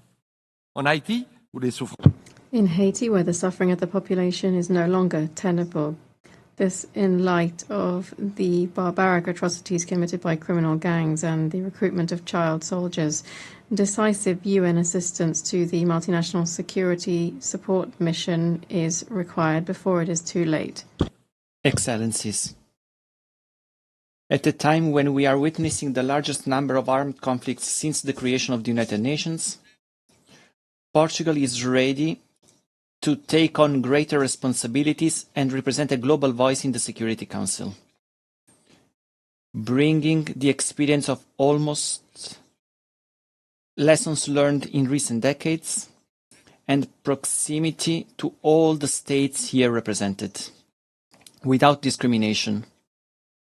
And for that, our vision for the Security Council will act to prevent and creating partnership and protection, and with the reform of the Security Council to make it more representative and effective, to reflect the geopolitics of the 21st century and doesn't remain stuck in 1945, with representation of the African continent, with seats represented, and recognition of major emerging powers such as Brazil and India, with more transparent, a council that is more plural and consistent with the content and the spirit of the Charter.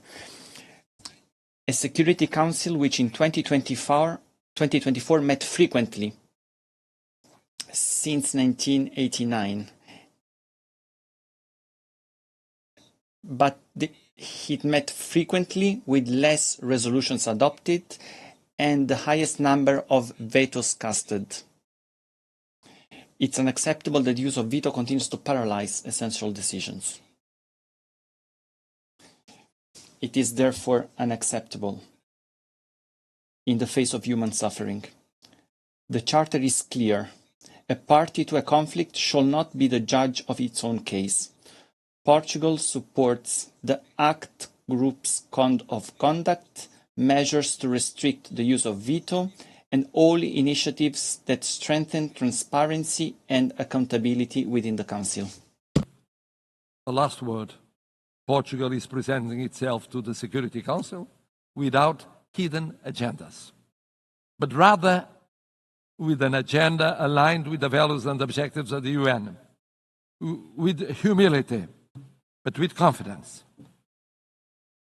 contributing to a council that is more effective, representative, and close to those who expect protection from it. We are a predictable country, a bridge builder, a reliable partner, an uncompromising defender of the UN Charter.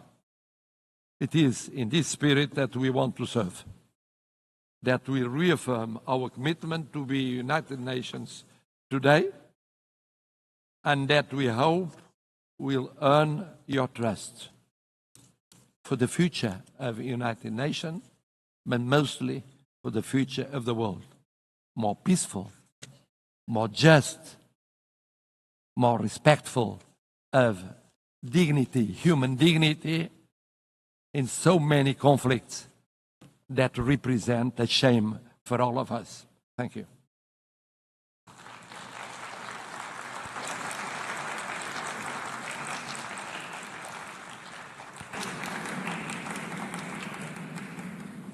On behalf of the Assembly, I wish to thank His Excellency, the President of the Portuguese Republic.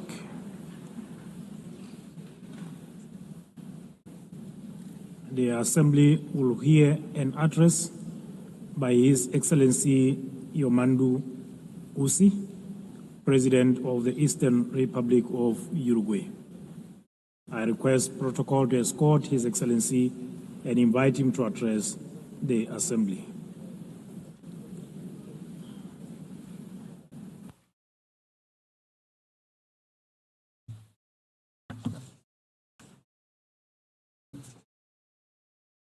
Señora Presidenta. President of the General Assembly, Secretary General, heads of state and government, representatives of international organizations, official delegations, ladies and gentlemen. I come from a republic that lies to the east of the Uruguay River, one which on maps, in history and in culture occupies a small corner of the southernmost tip of the world. This is a country of grasslands overlooking the ocean, which stands out for the tranquility and hospitality of its people. I come from a country where it is now common practice for a president to visit neighboring countries accompanied by his predecessors from other political parties. This is a country where the handover between governing parties does not trigger an institutional crisis. On the contrary, this handover represents business as usual. I come from a country whose president can walk among the people without security, can enjoy a football match standing in the stands like any other supporter. I come from a country whose political parties, almost all of them, more than half a century old, are always willing to agree on national solutions to national emergencies. Uruguayan solutions, as we call them. In saying this, I'm trying to express how Uruguay lives its profound vocation for peace and respect every day. I live in a country, of course, that does not stand on the threshold of paradise, since we are also facing fresh challenges in child poverty, public security, and social inequality, and on these issues also there is, generally speaking, national consensus. Our historically robust institutions and political system have allowed Uruguay to continue to stand out in the region for its high level of human development and its income distribution policies. It has allowed us to be a country with stable rules, where contracts are honored, where international commitments are respected, and where macroeconomic stability is a state policy. But this impressive record can also be seen beyond our borders, because Uruguay is recognized worldwide for its commitment to peace, its tireless pursuit of the peaceful resolution of conflicts, its unfettered respect for international law as the greatest guarantee of the sovereignty of peoples, and for being a fraternal and hospitable land for migrants from all latitudes. From that small country which breeds tolerance, dialogue, and agreement as the historical key to coexistence, and which lies on a continent free of conflict and interstate wars, we come to this assembly to join efforts to contribute to stability and peace in an increasingly tumultuous and challenging world. The growing geopolitical tension and increase in conflicts, together with the underfunding of efforts for a peaceful and rules-based global order, are posing enormous challenges on a planetary scale. A few facts suffice to illustrate this. According to the 2025 Global Peace Index, in 2023 there were 59 interstate conflicts. This is the highest number since the end of the Second World War. In 2024, global military expenditure rose by almost 10% in real terms when compared to 2023. This represents the largest annual increase since the end of the Cold War. We're talking about military expenditure of $2.7 trillion. We're not only talking about increased conflict between nations, nor of rapidly growing military expenditures to sustain this, but we're also talking about new forms of cruelty and death that wars now bear. We are well aware that since the very birth of civilization, the absence of violence or war has perhaps been nothing more than a pipe dream.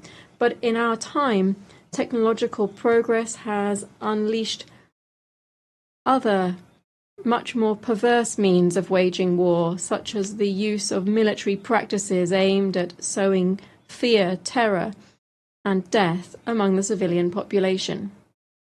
Let it be very clear. We condemn all forms of terrorism, since it constitutes, among other things, a despicable act of cowardice. There is another perspective, a current perspective, one that leads us to believe that the main objective of current wars seems to be the systematic practice of extermination. The end has never justified the means. We must banish that old precept that war is the continuation of politics by other means. All war is criminal, irrespective of where it occurs, irrespective of the God invoked to justify it, and it will always deserve our most visceral condemnation. It is true that every nation has the right to its own territory and government. It's true that they have the right to establish a level of self-determination that allows a nation to coexist with other peoples. And the value of the United Nations is precisely to ensure that these principles are realized in a peaceful and civilized manner. No state that claims to be democratic and to live under the rule of international law can, even under the legitimate right to defend itself against terrorism, exercise barbarity against any civilian population, least of all against especially vulnerable and defenseless persons. Since 1948, Uruguay has maintained a consistent and steadfast position in line with the principles of self-determination and peaceful coexistence. Our historic stances on the main global conflicts, especially that currently underway in the Middle East, are well known. In this regard, Uruguay has always maintained the position of two states, two peoples, The Uruguayan government hence takes very seriously the reports produced by the international community concerning the Palestinian territories and urges the implementation of the recommendations made by the United Nations. At the same time, we urge the immediate suspension of military operations of death. We urge the suspension of death of innocent civilians. And we request the release of the hostages. In our world, at the same time, there are other persistent and worsening, more widespread and permanent tragedies. To such an extent that the Universal Declaration of Human Rights, adopted in this very assembly 77 years ago, stands as a revolutionary manifesto in the times that we are living through. Beginning with its first article, which proclaims all human beings are born free and equal in dignity and rights, and, endowed as they are with reason and conscience, should act towards one another in a spirit of brotherhood. How far we are from our own principles and commitments when we see that the gap between those who have the most and those who suffer the most is ever greater. How far we are when we see that the principles of freedom and equality are increasingly estranged, and we hear much more talk of a supposedly free individual than of egalitarian societies in terms of income or the enjoyment of rights. How far we are from human sensibility when we forget that our main calling must be to stand with the majority, listening to every problem or anguish of our people and understanding even and fundamentally those who think differently. Madam President, I come from a country with a long, faithfully documented tradition in international politics. This tradition includes staunch support for multilateralism in all of its facets, political, economic, cultural, as the best and only way to face the challenges to which I have referred. It also, of course, includes a permanent commitment to international law, a commitment to dialogue and to the building of peace as one of our greatest contributions in the context of a fragmented and polarized world. My country's entire political system is proud to contribute decisively to global tasks such as the maintenance of international peace and security, the consolidation and development of international law through participation in normative bodies and in international courts, through our support for disarmament, food security, global health, and commitment to addressing climate change. In this context, I wish to highlight my country's historic commitment to the multilateral peacekeeping system. In the last 35 years, and without interruption, Uruguay has deployed battalions to various United Nations peace operations. We've taken on this role to such an extent that we've become the leading country in Latin America and the second per capita worldwide in contributing to this type of missions. Moreover, we have done this with particular distinction because our troops have been specialized in the most emblematic role of these peace operations, that is, the protection of civilians in armed conflicts. The nations represented in this assembly are well aware that my small country is very far from standing out for its military might or its economic dominance. And it is there, paradoxically, that our strength lies. Because we are incapable of standing in anyone's way. On the contrary, our strength lies in intangible capacities that this world greatly needs, because we are a country that can be relied upon to promote dialogue and peace. Firstly, because those principles define us as a republic and are evident in our respect for the separation of powers and the rule of law, the strengthening of our democratic system, and our respect and promotion of human rights and social equity, among other things. Secondly, because this is how we have historically conducted ourselves on the international stage. As early as in 1907, for instance, my country took a firm stance at the Hague Conference on Arbitration, seeing it as an essential and obligatory mechanism for resolving conflicts between states. Just a few years later, in 1921, Uruguay was the first state in the world to accept the jurisdiction of the Permanent Court of International Justice, the predecessor of the International Court of Justice. On the basis of these and other historical precedents, I hereby reaffirm that Uruguay is in an excellent position to be able to offer itself to the world as a host for negotiations, as a promoter of networks of dialogue and mediation, leading to the construction of peace and the prevention of conflicts. Believe me, we are prepared for this ever more urgent and necessary challenge. Among other reasons, because we have learned, as my country's former president, José Pepe Mujica, said, that tolerance is the foundation for peaceful coexistence. Thank you.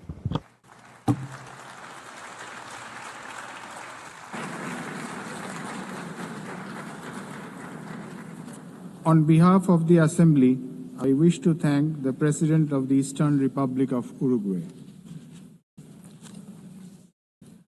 The Assembly will hear an address by Her Excellency Nataša Pirc Musar, the President of the Republic of Slovenia. I request protocol to escort Her Excellency and invite her to address the Assembly.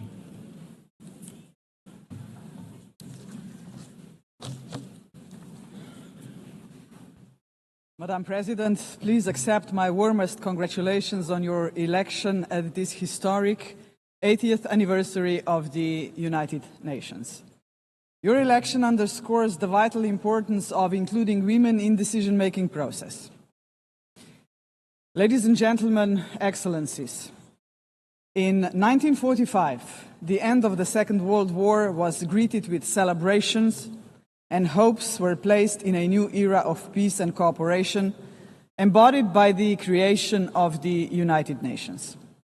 However, those hopes were soon overshadowed by the onset of the Cold War. When it ended in 1991, we once again dared to believe that this would pave the way to the vision of lasting peace, security and cooperation as enshrined in the UN Charter. Sadly, that vision has not materialized. In fact, the situation has worsened, and here is why. Firstly, the Security Council, envisioned as the very pillar of collective security, is failing to meet the expectations of the world, if it ever has. The Permanent Five were supposed to be role models for the rest of the world working for peace. Some work in their own interests instead. Secondly, the promise of the Sustainable Development Goals is faltering.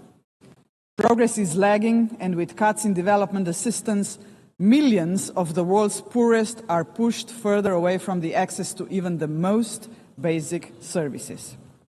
Thirdly, international law appears to stand at the precipice of irrelevance. The independence of elected international judges, the integrity of human rights institutions, personal security of human rights defenders, and the authority of this organization are under siege.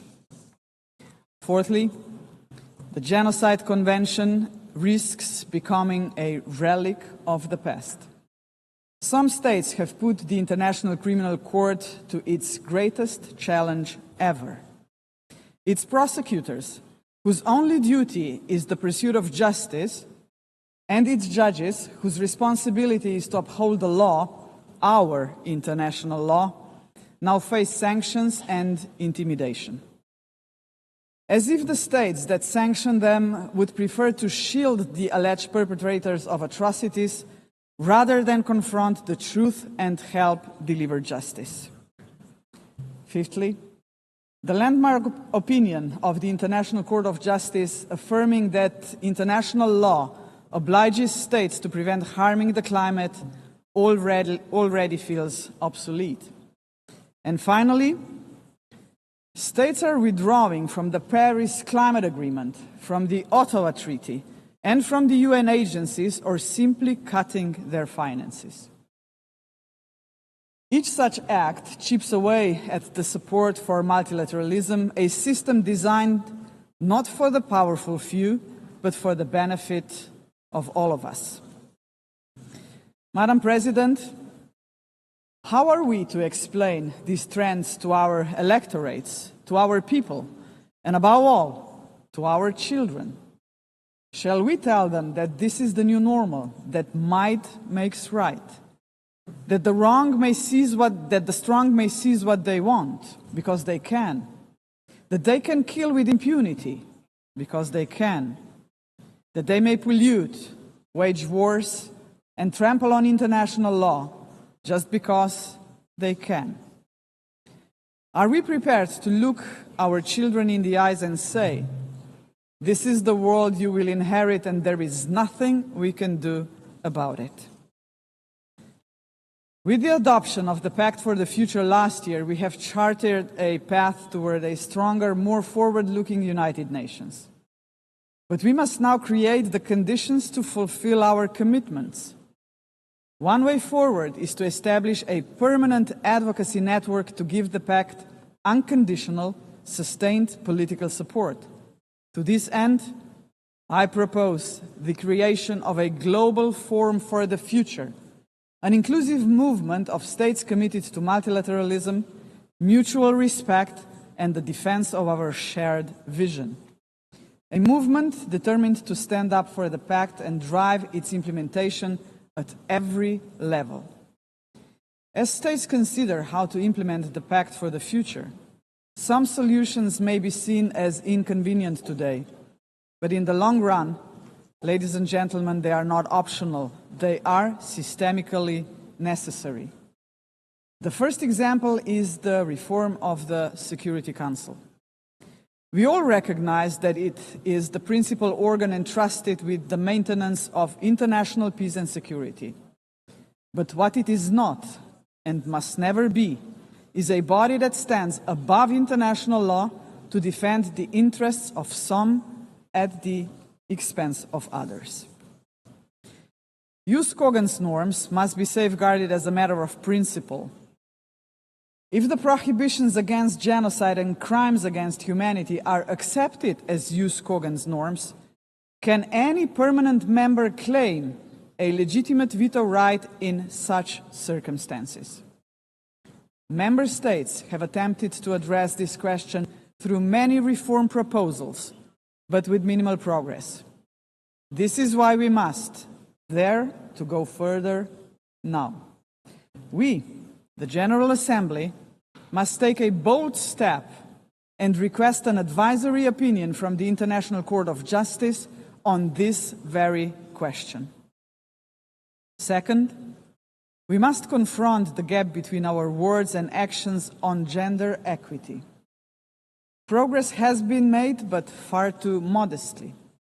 Over the past 80 years, 13% of leaders in multilateral organizations have been women. And no woman has ever served as Secretary General of the United Nations. And this, ladies and gentlemen, must change. So, Excellencies, ladies and gentlemen, let us make history. Today, the 80th session of the General Assembly is led by only the 5th woman to hold the presidency. By the end of this session, she would be joined by a Madam Secretary General-elect, a living proof to 4 billion women that even the most impossible job is not beyond their reach. But gender representation is not enough. What we must achieve is actual gender equity because it benefits not only women and girls, but entire societies. True equity requires systemic change, and so women's empowerment must remain at the heart of our global agenda. International organizations must weave a gender perspective into every strand of policy making. And that should be a result of effective participation of women and girls themselves. Electing a Madam Secretary General would be historic, but it must only be the beginning of a much deeper transformation. Madam President,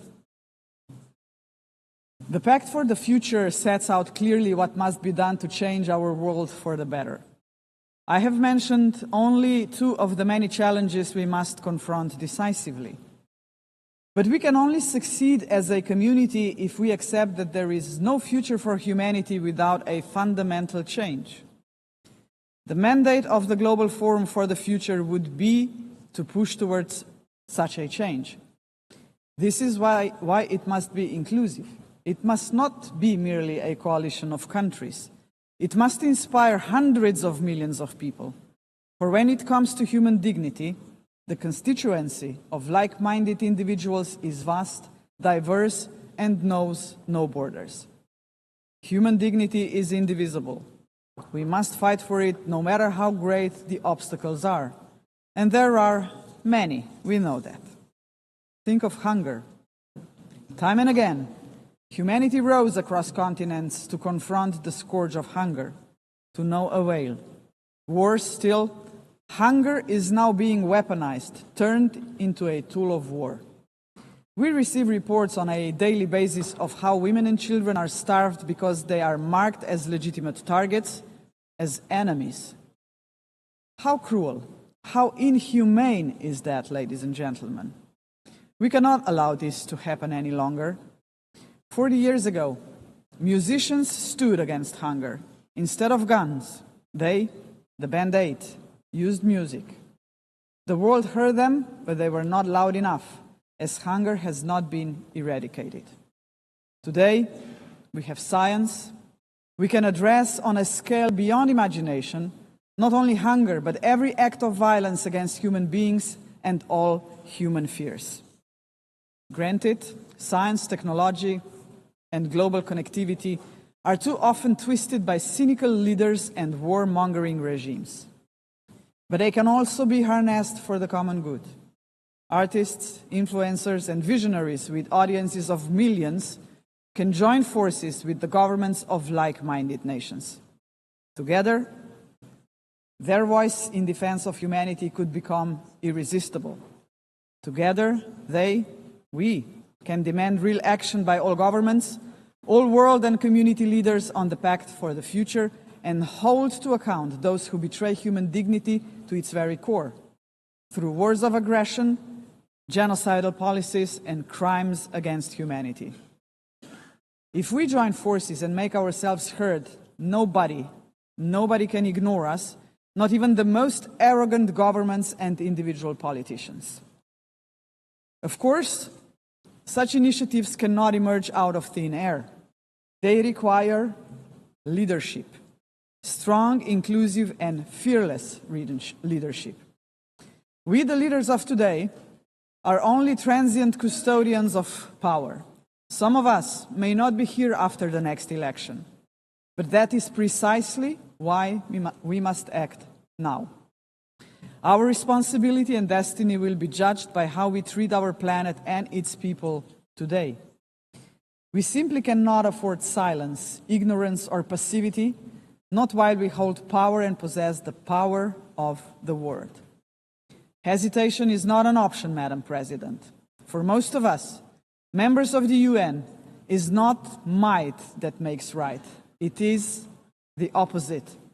We must not allow the powerful few to ignore us. We must not surrender to a world where power alone prevails.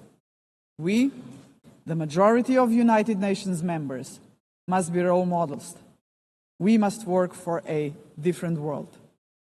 The Global Forum for the Future can be a platform for the much-needed transformation in which partnerships with non-state actors and companies are indispensable. Profit must finally serve development for all. Innovation and sustainability must drive tolerance, mutual respect, and inclusive dialogue. Is that too much to ask? If we, The leaders of this planet can offer nothing but terror, conflict, pollution, fear, inequalities, and war to 8 billion people, then we must confront the truth. We are complicit in crimes against our civilization and our planet. And not just us, heads of states, but leaders of international institutions, CEOs, and every individual with the power to make a difference share this responsibility. None of us can claim ignorance of what is at stake. If we believe in human dignity for all, we must deliver more. A world that fulfills lives, not threatens them. We must say yes to inclusive multilateralism and a resounding no to multipolarism. Let us show that this General Assembly can and will make a difference, as it has often done before. Let us demonstrate that we reject arrogance, hatred, and willful blindness to a lack of equality and justice, to wars of aggression, crimes against humanity, and genocide, because they tear us apart for generations.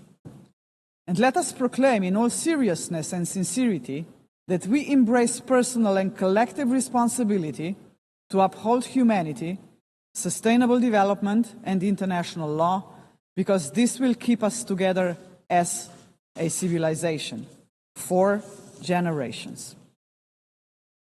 And Madam President, let me end on a personal note. For the sake of future generations, to fulfill our responsibility as human beings, to ensure that we are on the right side of the history, we should do the right thing. We did not stop the Holocaust. We did not stop the genocide in Rwanda. We did not stop the genocide in Srebrenica. We must stop the genocide in Gaza. There are no excuses anymore. None. Ladies and gentlemen, thank you very much. On behalf of the Assembly, I wish to thank the President of the Republic of Slovenia. The Assembly will hear an address by His Excellency Kassym-Jomart Tokayev, the President of the Republic of Kazakhstan. I request protocol to escort His Excellency and invite him to address the Assembly.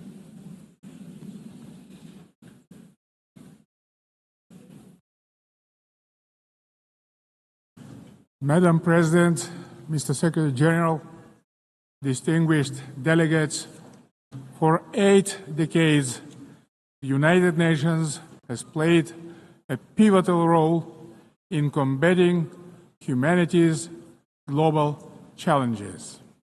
Over that time, it has led our common efforts on collective security, nuclear non-proliferation, peacekeeping, development, poverty reduction, sustainability, and human rights. But we must also face the truth. The world around us has changed profoundly and, unfortunately, not for the better. That's why the United Nations remains today a symbol of hope for millions around the globe.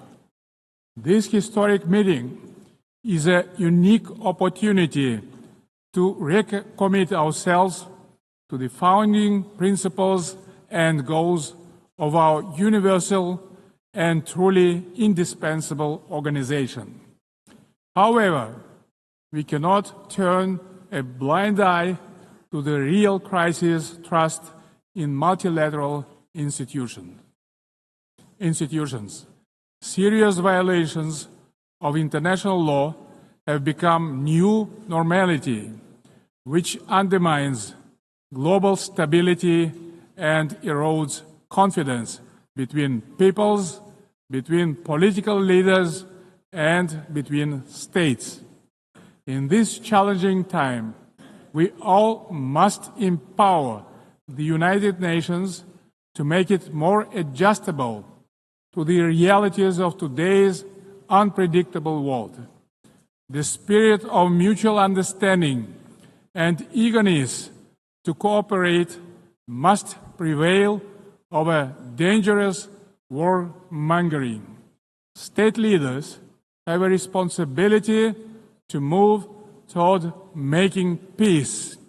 A failure of the current generation of leaders to act is not an option, because future generations will pay a much greater price. In this regard, comprehensive reform of the United Nations is a strategic necessity, not a subject for endless contemplations. We need to establish a new group of truly dedicated people who will highly professionally and without any hesitations make concrete proposals for reforming the United Nations to make it better suited to the challenges of today and objectives of tomorrow. A central pillar of this bold effort to renew the United Nations should be a reform of the Security Council. Major powers of Asia, Africa, and Latin America should be represented in the Security Council on the rotational basis. In addition, Kazakhstan strongly believes that the voices of responsible middle powers also need to be seriously amplified in the Security Council. In fact, they have already started to play a larger positive role in international relations, bringing balance and building trust.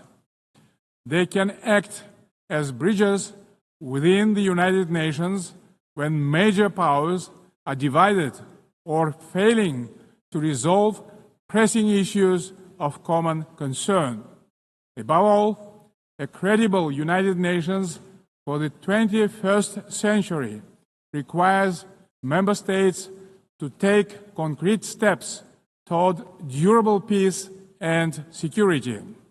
Otherwise, the United Nations is doomed to forever mitigate consequences while root causes forever proliferate. We can begin this process already today by reaffirming our steadfast commitment to the Charter of the United Nations. The founding principles of sovereignty, territorial integrity, and peaceful resolution of disputes must be upheld without exception. Selective application of the Charter undermines its credibility. The world needs a new consensus based on trust, inclusiveness, and shared responsibility. For example, the enemy state clauses of the Charter, historical remnants of the Second World War, have already been recognized by the overwhelming majority of the international community is obsolete. For all these reasons, it's time to have a serious conversation about Charter review. Today we face an alarming reality. Arms control treaties are collapsing, and with them, so are the foundations of strategic stability. Global military spending in 2024 hit a record $2.7 trillion. The global cost of violence reached nearly $20 trillion. Therefore, rebuilding a robust global security architecture should remain a top priority for the international community. We advocate relaunching high-level dialogue among nuclear powers and stronger multilateral action to drastically reduce the looming threat of nuclear weapons. More widely, we must begin the hard work of getting rid of the militant mindset. We can do so by tracking closely how much our countries invest in peace. Kazakhstan is ready to host a new dialogue on nuclear disarmament and non-proliferation. We can focus on informal, inclusive exchanges that reinforce the NPT and support progress toward the CTBT. We also call to advance our proposal to establish International Agency for Biological Safety and Security. Kazakhstan remains concerned by the Ukrainian crisis, which continues to seriously harm civilians, damage global trust, and undermine international security. Nonetheless, bilateral and international diplomatic efforts on this conflict should continue along with political flexibility to meet the long-term interests of both states. Territorial disputes are never easy to resolve and require mutual restraint and responsibility for the sake of future generations. The psychology of animosity drags all involved in conflicts to the abyss, leaving no chance to reach peace. The humanitarian crisis in Gaza has reached a disastrous scale that cannot be ignored. This conflict stems from a complex historical background. We cannot ignore the root cause of this belligerence. Kazakhstan calls for full protection of all civilians and unhindered humanitarian access in strict compliance with international humanitarian law. We reaffirm our support of the two-state solution, with the United Nations playing a central role. Kazakhstan acknowledges diplomatic initiatives aimed at regional reconciliation in the Middle East, including the Arab Peace Initiative, the New York Declaration, and the Abraham Accords, and others. They demonstrate that leadership and political will can turn division into cooperation and shared benefit. We also welcome the normalization of relations between Azerbaijan and Armenia under the mediation of the United States President. It shows that even entrenched conflicts can be settled through diplomacy and common sense.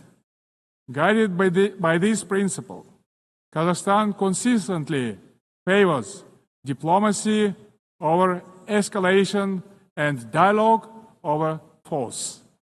Current geopolitical tensions sometimes tempt some leaders to claim that a clash of civilizations is inevitable. Yet, these divisions are not fact or fate. They are political choices. Global public goods such as science, medicine, sports, religion, and culture should not become subjects of geopolitical divisions and sanctions. These spheres of human activity bind us together under a humanitarian umbrella. When political leaders make irresponsible statements or take reckless decisions, manipulating religion and identity for political gain, they in fact seriously damage the trust and goodwill in striving for peace. Political leadership must be rooted in mutual understanding and respect, not mutual suspicion and arrogance. Tolerance and wisdom are the foundation of lasting peace and must be upheld through the rule of law. Dear friends and colleagues, we observe a growing fragmentation and political bias of investment flows. As a result, global FDI fell to $1.5 trillion last year. Kazakhstan strongly advocates for greater international investment cooperation. More than $400 billion have been attracted to our economy within 30 years of independence. Our commitment to open market principles is absolutely firm and will remain a cornerstone of our state policy. Located in the very center of Eurasia, Kazakhstan is poised to play a crucial role as a logistic hub, handling 80% of all overland transit between Asia and Europe. We are investing tens of billions of dollars in our transport and transit infrastructure, including the Belt and Road Initiative, the North-South and Trans-Caspian transit corridors. Kazakhstan will continue to develop regional supply chains that are the heart of the emerging global transport network. By 2029, we plan to build 5,000 kilometers of new railway lines. Kazakhstan has made the Sustainable Development Goals a core pillar of its national agenda, integrating their targets into state planning and budgeting. With the support of the United Nations Secretary General and partner states, Kazakhstan now hosts the new United Nations Regional Center for SDGs for Central Asia and Afghanistan in Almaty.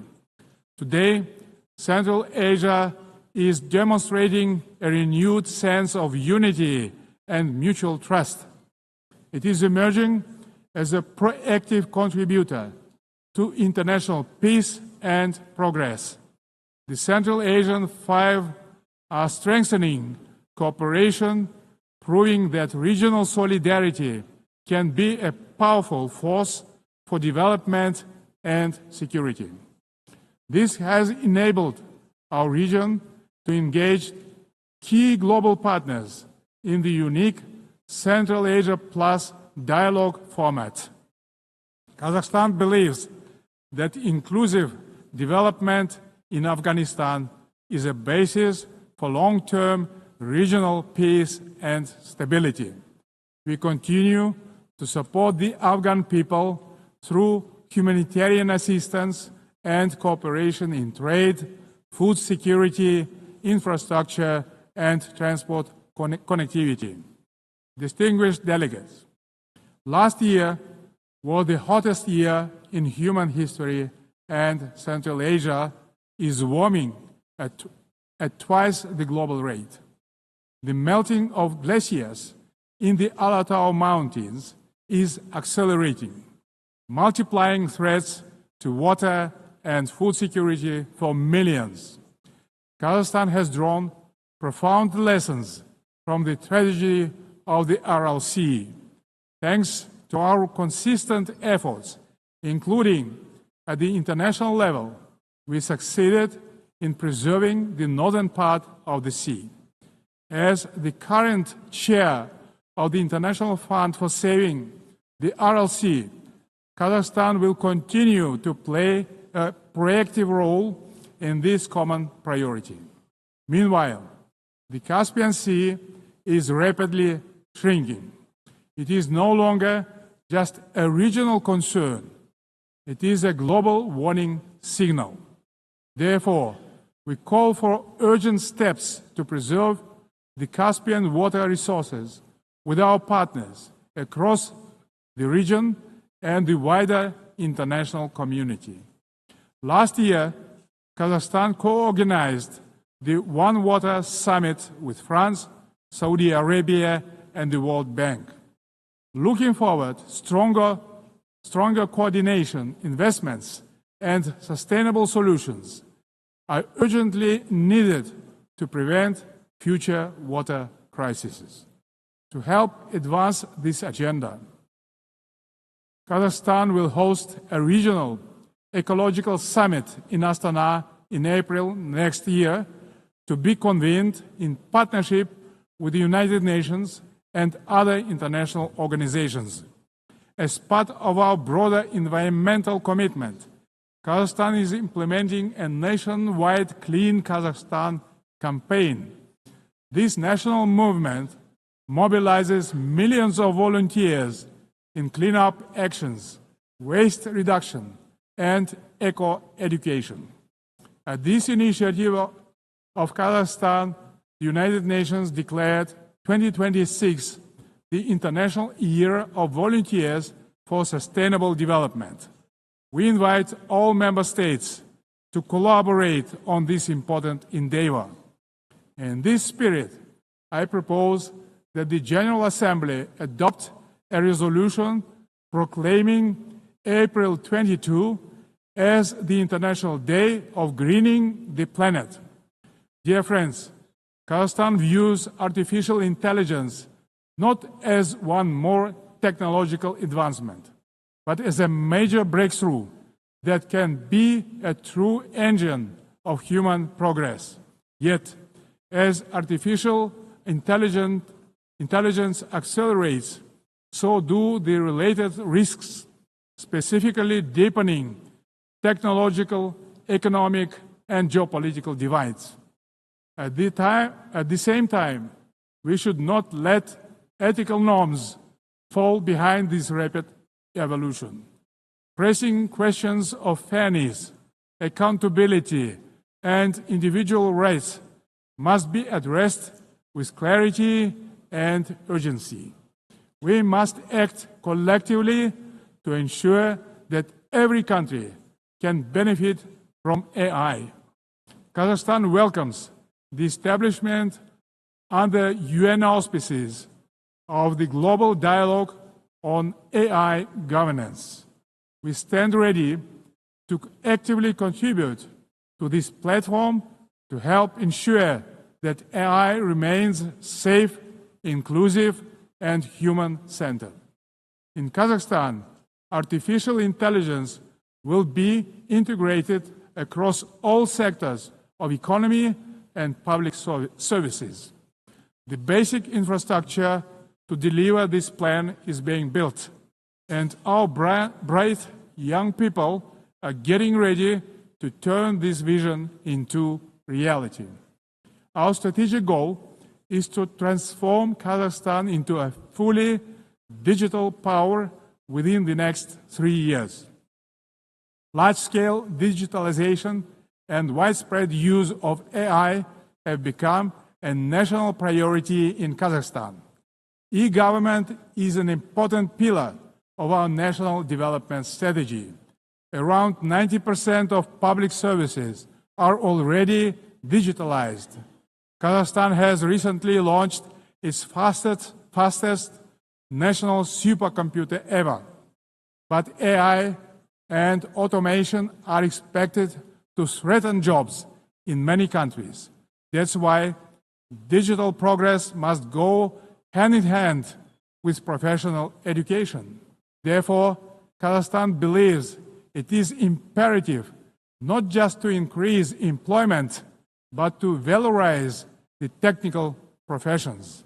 Ladies and gentlemen, amid global turbulence, Kazakhstan is pursuing a bold national renewal to build a truly just and fair state. Over the last 3 years, we have carried out large-scale political and economic reforms that are unprecedented in our part of the world. Through a national referendum, we introduced a single 7-year presidential term, thereby strengthening democratic accountability. We remain committed to the formula of strong president, influential parliament, and accountable government. Guided by strong wish to modernize Kazakhstan, I have proposed a single-chamber parliament for a national referendum to consider.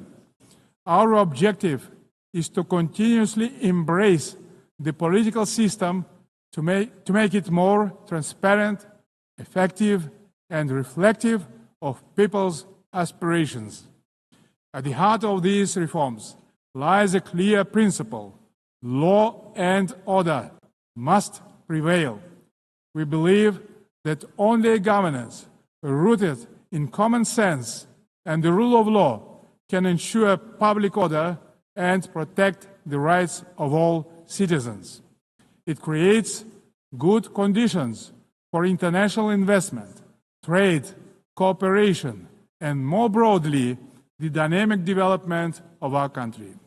The interests of law-abiding people and decent citizens must always come first, maintained through justice, accountability, and mutual respect. Kazakhstan's economy is showing clear signs of sustainability and resilience. This year, economic growth is expected to exceed 6%, underscoring the sustainability of our economy as the largest in our part of the world. But we are not complacent. We will continue our efforts to ensure a long-term growth. Kazakhstan's energy strategy is based on 4 pillars: oil and gas, coal, uranium, and critical minerals. These precious assets are the basis of reliable energy partnerships.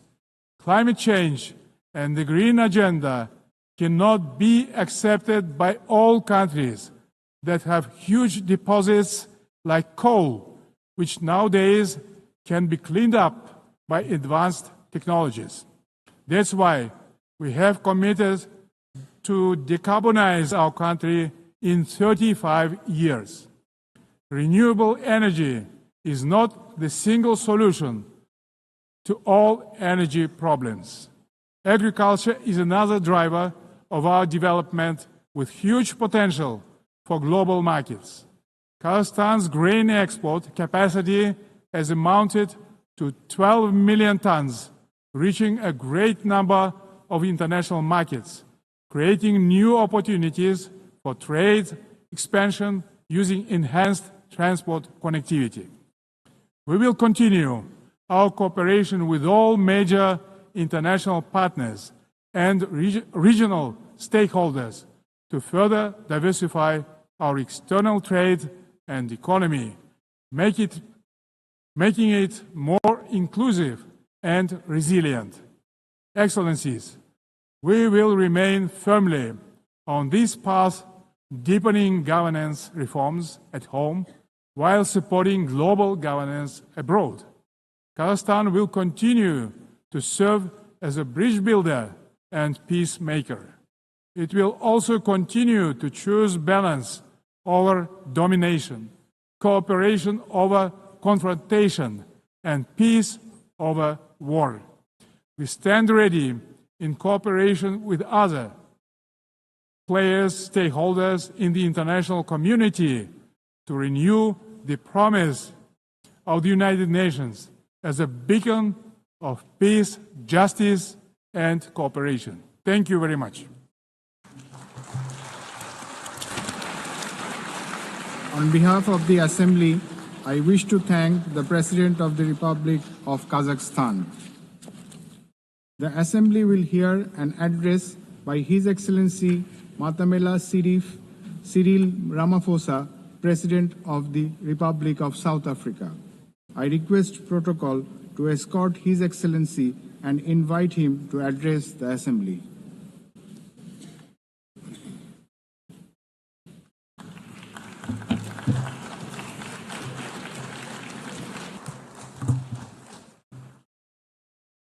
Thank you, President of the 80th session of the UN General Assembly, United Nations Secretary General, Excellencies, Heads of State and Government, and ladies and gentlemen.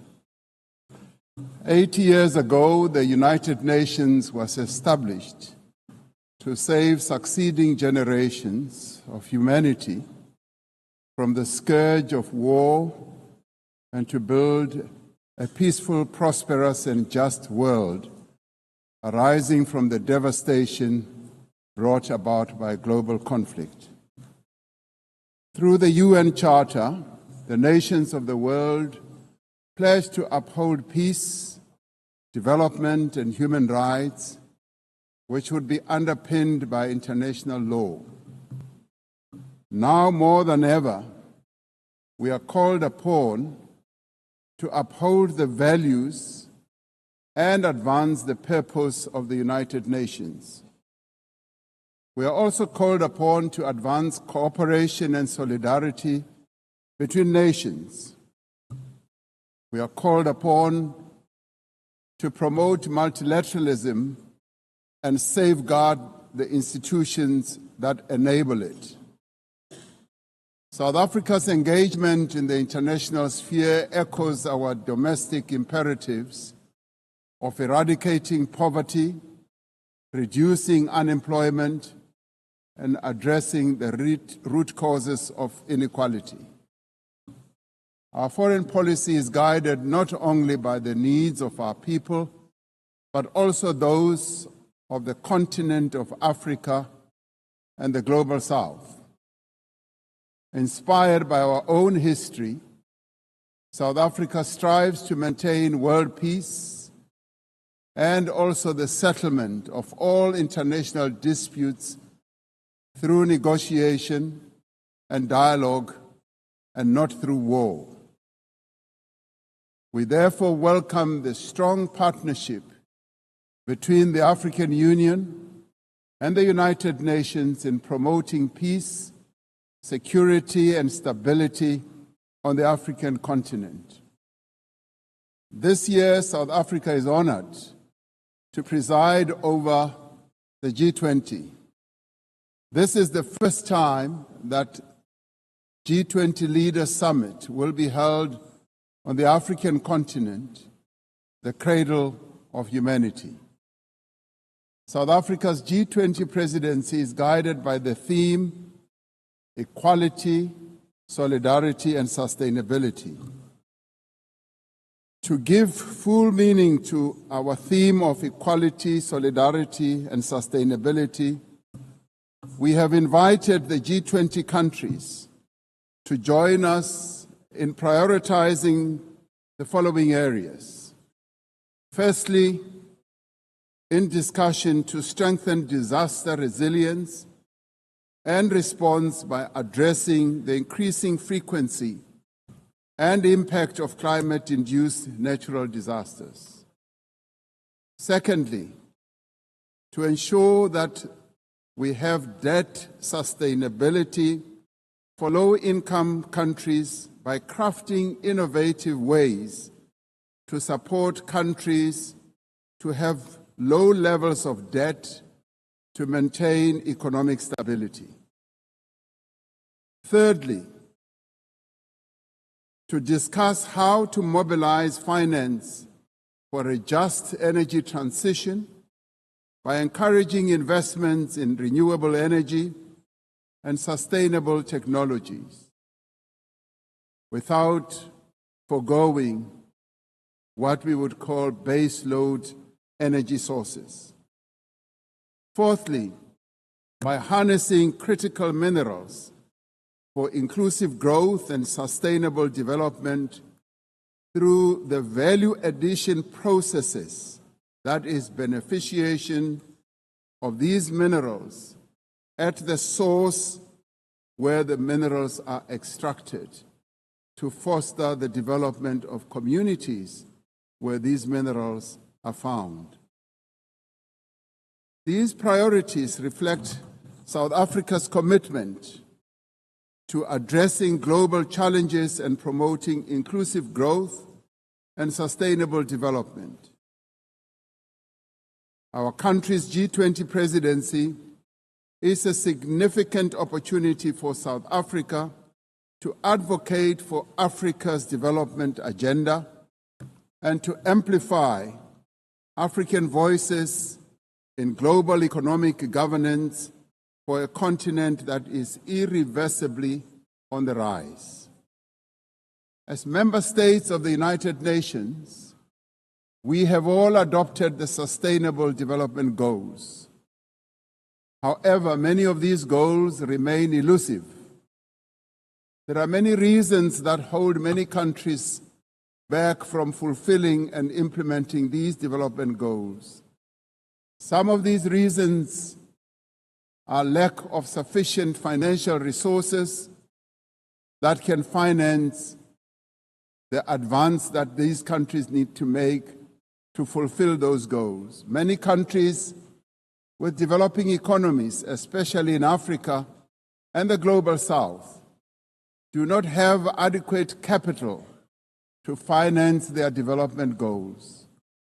They are indebted and are paying much more on debt servicing than they do on health and education. In fact, these countries pay much more than countries in the North for their debt. Yet through global solidarity, by having fairer lending rules, especially for several of the global South countries, we can achieve our shared commitment. Through the G20 process, we are working towards building consensus on how this problem can be tackled, including the reform of international financial institutions, particularly multilateral development banks, to better tackle global challenges that many countries face. The multilateral trading system needs to be reformed as we reconfirm that the World Trade Organization remains the only multilateral body that is capable of managing differences and coordinating positions in global trade. Trade is one of the most important instruments to mobilize domestic resources for development. It is concerning that geopolitical shocks and unprecedented trade policy volatility are destabilizing the global economy and jeopardizing a critical source of development finance. In fact, trade is now being used as a weapon against a number of countries in the world. We must redouble our efforts to strengthen the link between trade and development. Unilateral trade practices and economic cohesion have a detrimental impact on many nations. This includes the economic embargo against Cuba, which has caused untold damage to the country's economy over the years. This unfair embargo must be lifted, and we want it lifted sooner rather than later.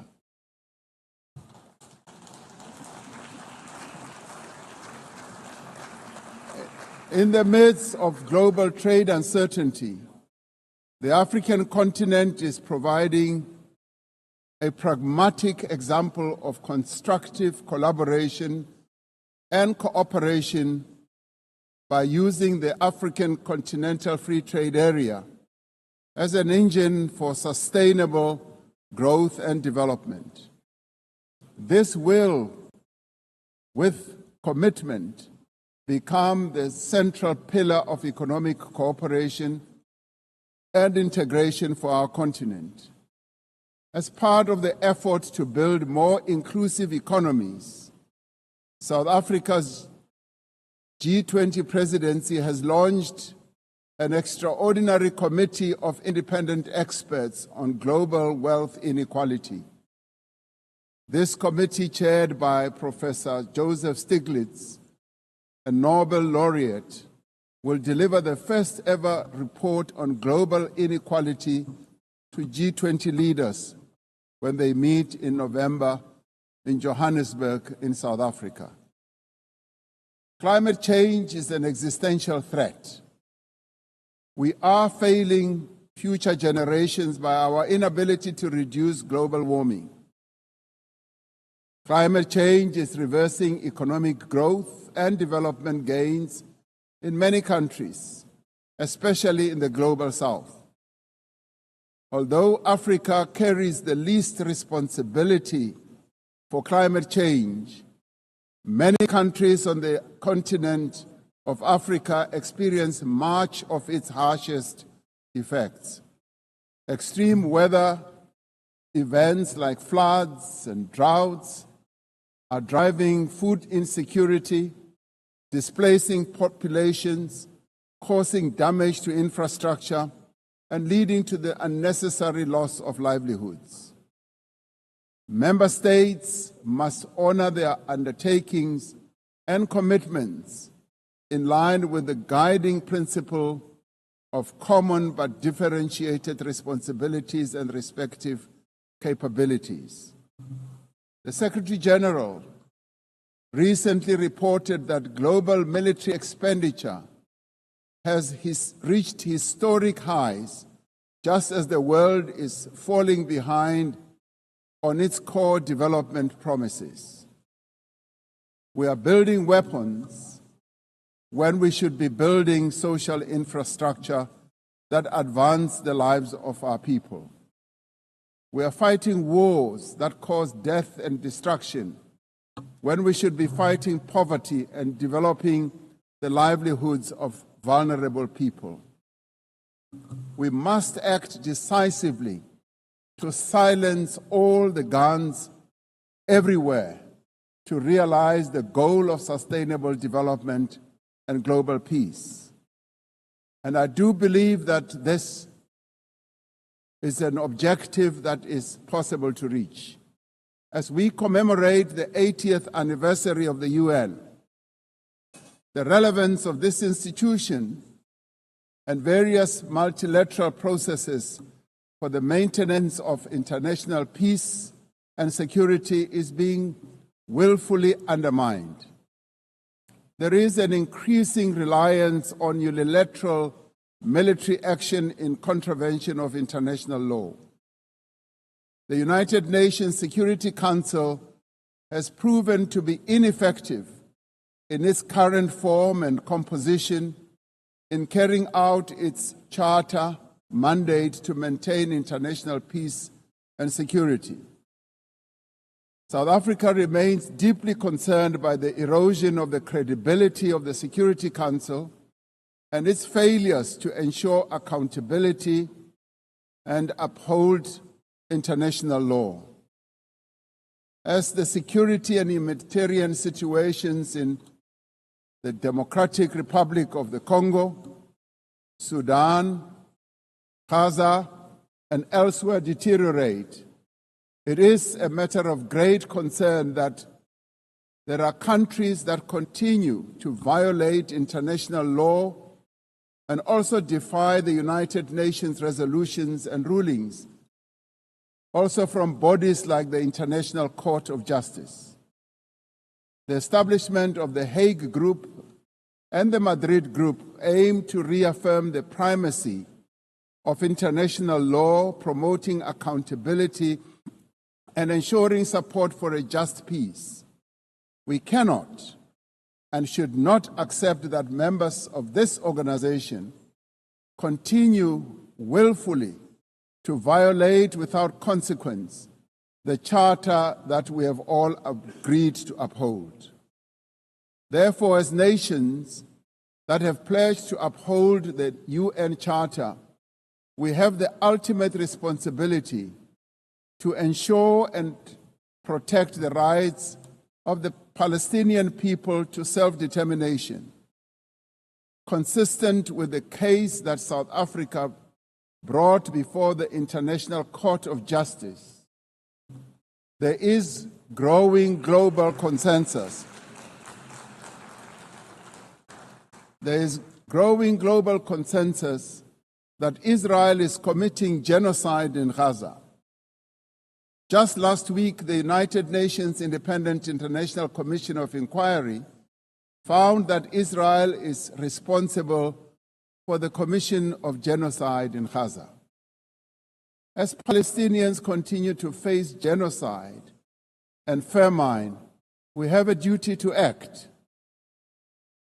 South Africa has acted in the interest of saving lives by insisting that the International Court of Justice should make a ruling that indeed genocide is being committed in Gaza and that it should stop.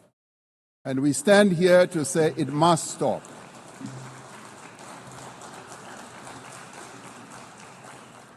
We welcome the historic high-level meeting held yesterday on the two-state solution yesterday in this very chamber. This reflects the determination of the global majority, a global majority that now stands at 142 and more countries, that Palestinians deserve a peaceful state alongside a peaceful Israel.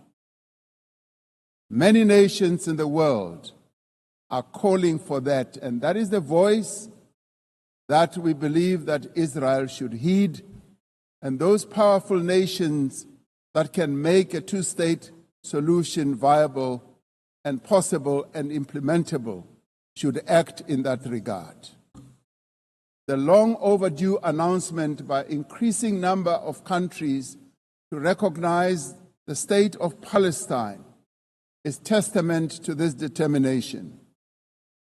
We have a responsibility as the member states of the United Nations to reaffirm the right also of self-determination of the people of Western Sahara.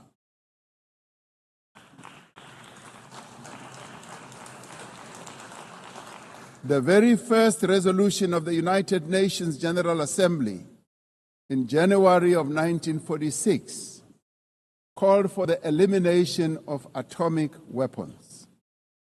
The resolution was passed shortly after the catastrophic use of atomic bombs on Hiroshima and Nagasaki that killed thousands of people. Decades later, we have not made significant progress in the fulfillment of the commitment to nuclear disarmament. In 2026, next year, South Africa will be presiding over the first review conference of the Treaty on the Prohibition of Nuclear Weapons. This treaty reaffirms that there is no greater assurance of non-proliferation than the complete prohibition of nuclear weapons. I was glad to hear that a number of leaders stood here to speak against nuclear weapons and the use thereof. This year we celebrate the 30th anniversary of the Beijing Declaration and Platform for Action as a roadmap for the achievement of gender equality, the empowerment of the women and girls of the world. South Africa reaffirms its unwavering commitment to the empowerment of women and their full, equal, and meaningful participation in all spheres of life. Yes, we would support also the election of a female Secretary General of the United Nations. The Beijing conference milestone reminds us of our shared responsibility to advance human rights, dignity, and justice for all. We are all equal, men and women, and there is no reason that we continue to hold the women of the world backwards. The right to development must be central to the policies and operational activities of the United Nations and its specialized agencies, programs, as well as funds. It must be at the core of the policies and strategies of the international financial and multilateral trading systems. As we celebrate 80 years of the United Nations, we must seize the opportunity to build a better United Nations for the next 80 years. What is needed now is a stronger and more capable United Nations. A United Nations that is based on the renewed commitment to its founding principles. We must invigorate the negotiations on the Security Council reform at the intergovernmental negotiations in the General Assembly, including by initiating text-based negotiations. The Security Council must be accountable. It must also be representative. It must be democratic and effective in executing its mandate. We can no longer accept that a large portion of the world's population is not represented in the United Nations Security Council. My own continent, Africa, home to 1.4 billion people, as well as South America, are not represented in the United Nations Security Council. This is unjust, this is unacceptable, and it must end. We want representation in the Security Council. We look forward to working with the Secretary General on the UN 80 initiative to ensure that our organization works more effectively and efficiently. Mandates given by member states must be implemented, and the necessary structural changes and program realignment must be implemented across the UN system. In the face of the decrease in funding to the United Nations to fulfill its mandate, the UN 80 initiative is important to maintain the integrity of the multilateral system and to uphold international law. Lastly, I am reminded that our collective membership of the United Nations is our shared humanity in action. The United Nations at 80 compels us to reflect on our collective achievements and to chart a way forward, building an organization that is able to address our common challenges. We must rise to the occasion and do our utmost together to ensure the political, economic, and social freedom of all humanity. We must reaffirm that freedom is indivisible and that the denial of the rights of one person diminishes the freedom of all of us. We must reaffirm the equal dignity and worth of every person and must therefore leave no one behind and no country behind. I thank you. On behalf of the Assembly, I wish to thank the President of the Republic of South Africa. The Assembly will hear an address by His Excellency Shavkat Mirziyoyev, President of the Republic of Uzbekistan. I request protocol to escort His Excellency and invite him to address the Assembly.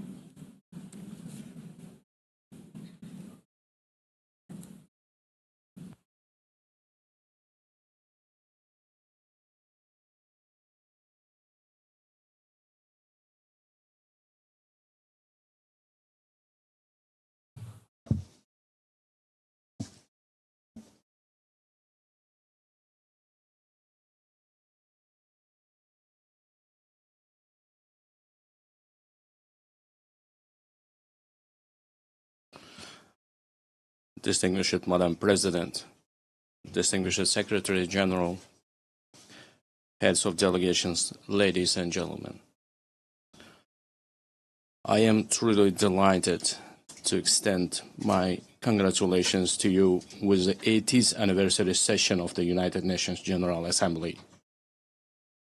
Our meeting today is taking place in a complex, rapidly changing global situation that calls for new approaches to the work of our organization and its future. Today, across the world, the role and place of international institutions are weakening. Confrontations, conflicts, and wars are intensifying. Technological and social inequality is increasing.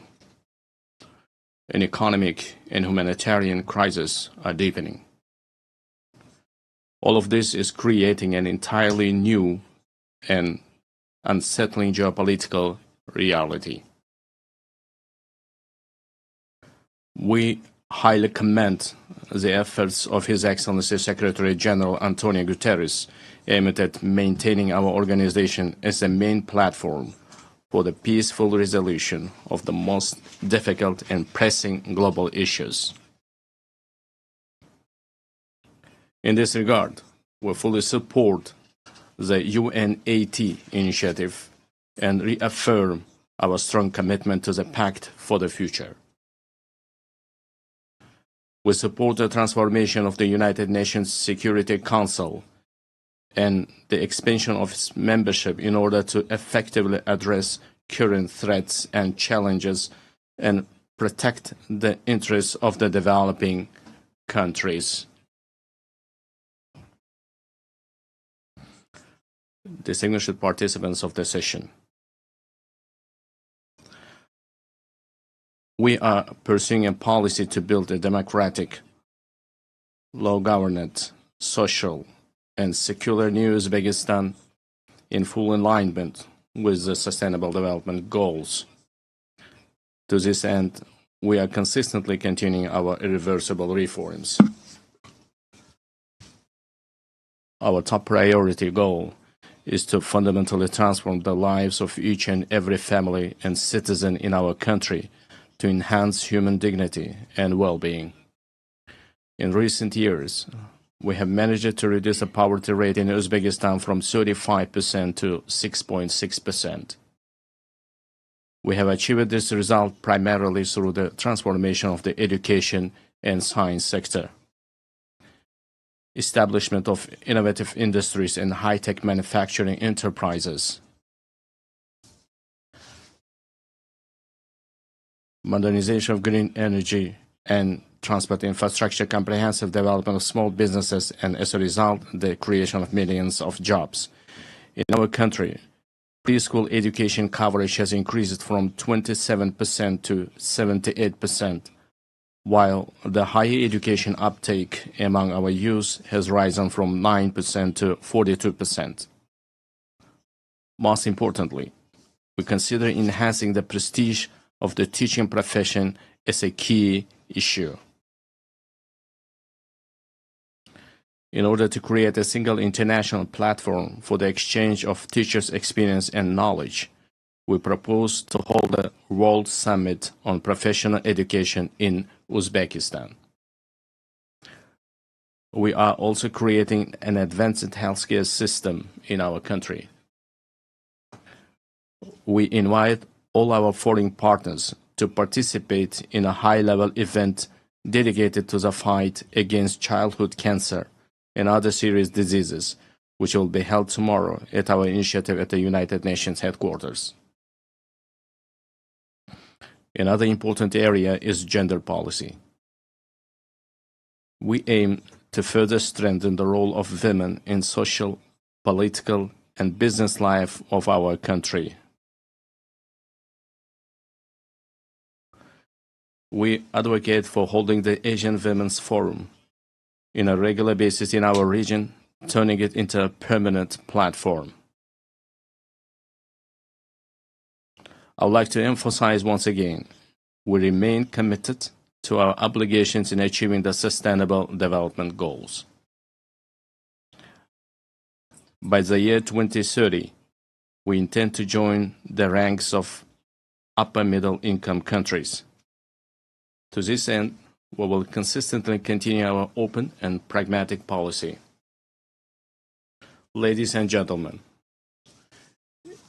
8 years ago, from this esteemed podium, we declared our firm determination to transform Central Asia into a region of peace, good neighborliness, and partnership.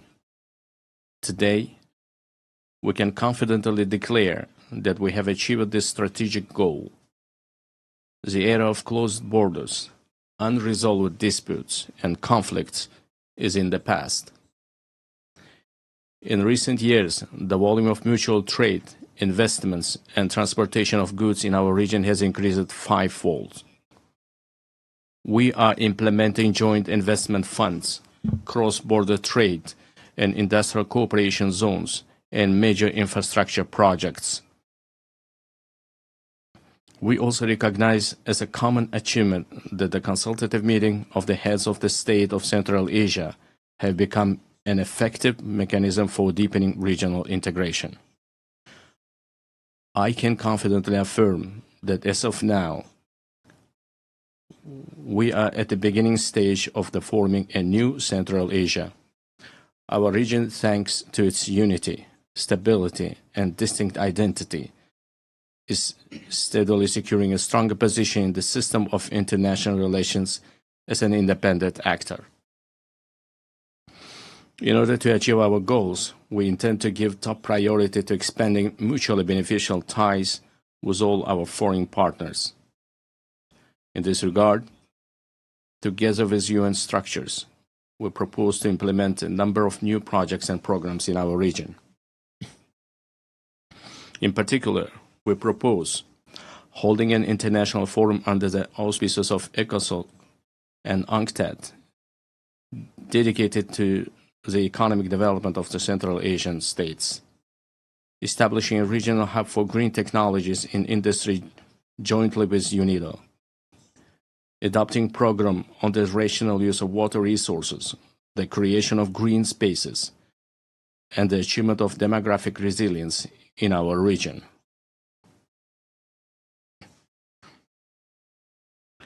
In addition, we propose the adoption of UN General Assembly resolution supporting the efforts of the Central Asian countries aimed at deepening regional partnership and economic integration.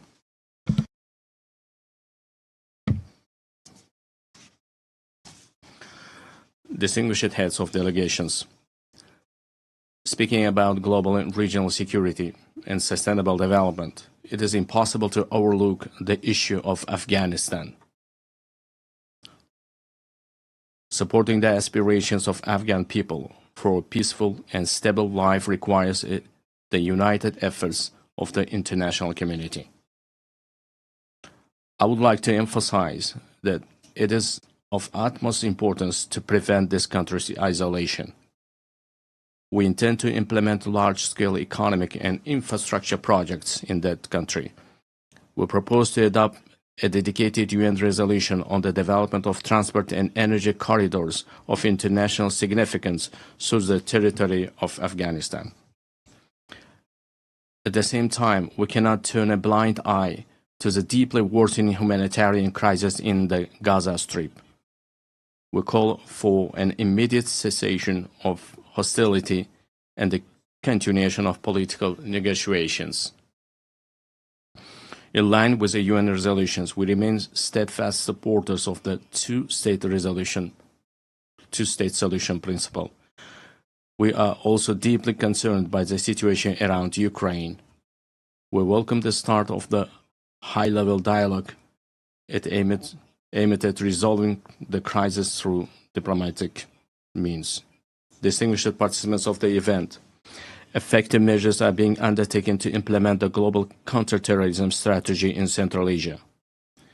In cooperation with the UN Office of Counterterrorism, a regional council on rehabilitation and reintegration was established. We propose to transform this council into an international competence center. This very body will serve as an important platform for exchanging experiences on adapting to peaceful life for those repatriated from conflict zones. Furthermore, we stand ready to provide all the necessary conditions for the establishment of the Regional Office of Counterterrorism in Uzbekistan.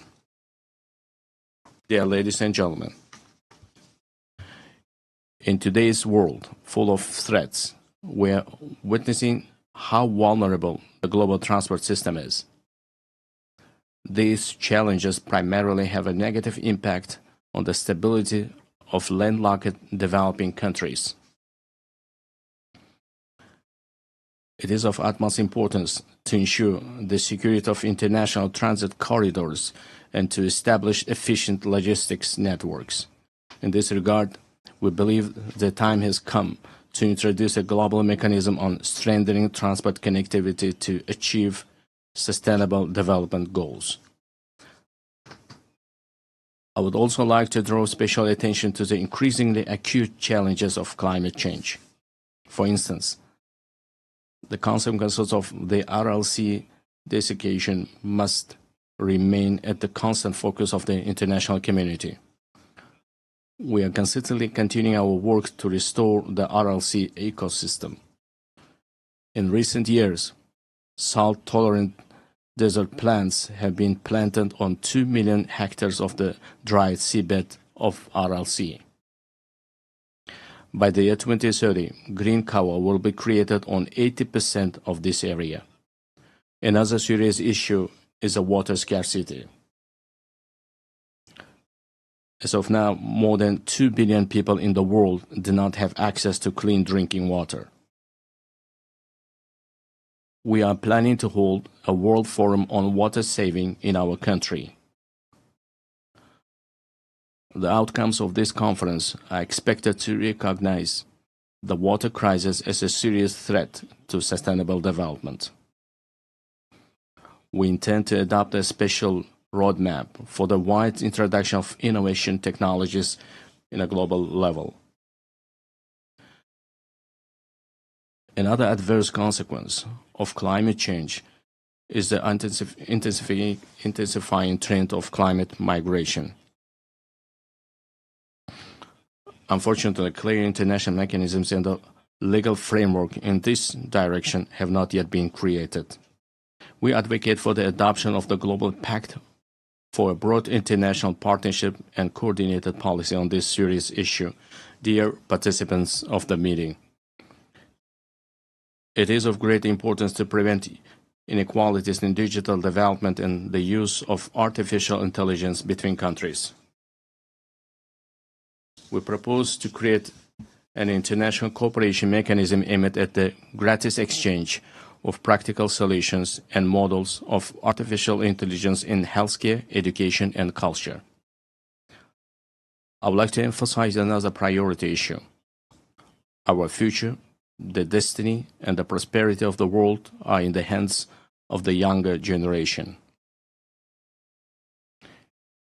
It is our urgent task to instill in the hearts and minds of our sons and daughters the most noble ideas, such as peace, humanism, and friendship, mutual trust, and respect.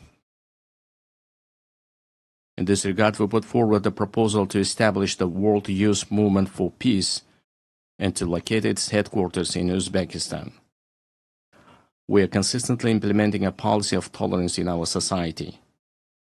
At the same time, we will actively continue our efforts to deeply study the ideas of Islamic enlightenment and promote them to the world. In the coming months, we will open the Center of Islamic Civilization, which is unique for our wider region. We intend to hold a special presentation at the United Nations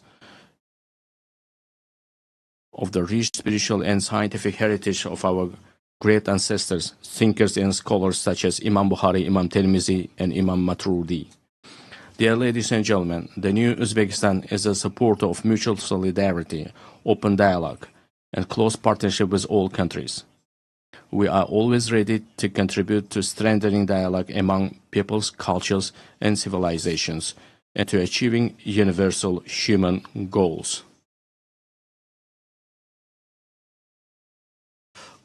I thank you very much for your attention. On behalf of the Assembly, I wish to thank the President of Republic of Uzbekistan. We have heard the last speaker in the general debate for this meeting. The next plenary meeting to continue with the general debate will be held immediately following the adjournment.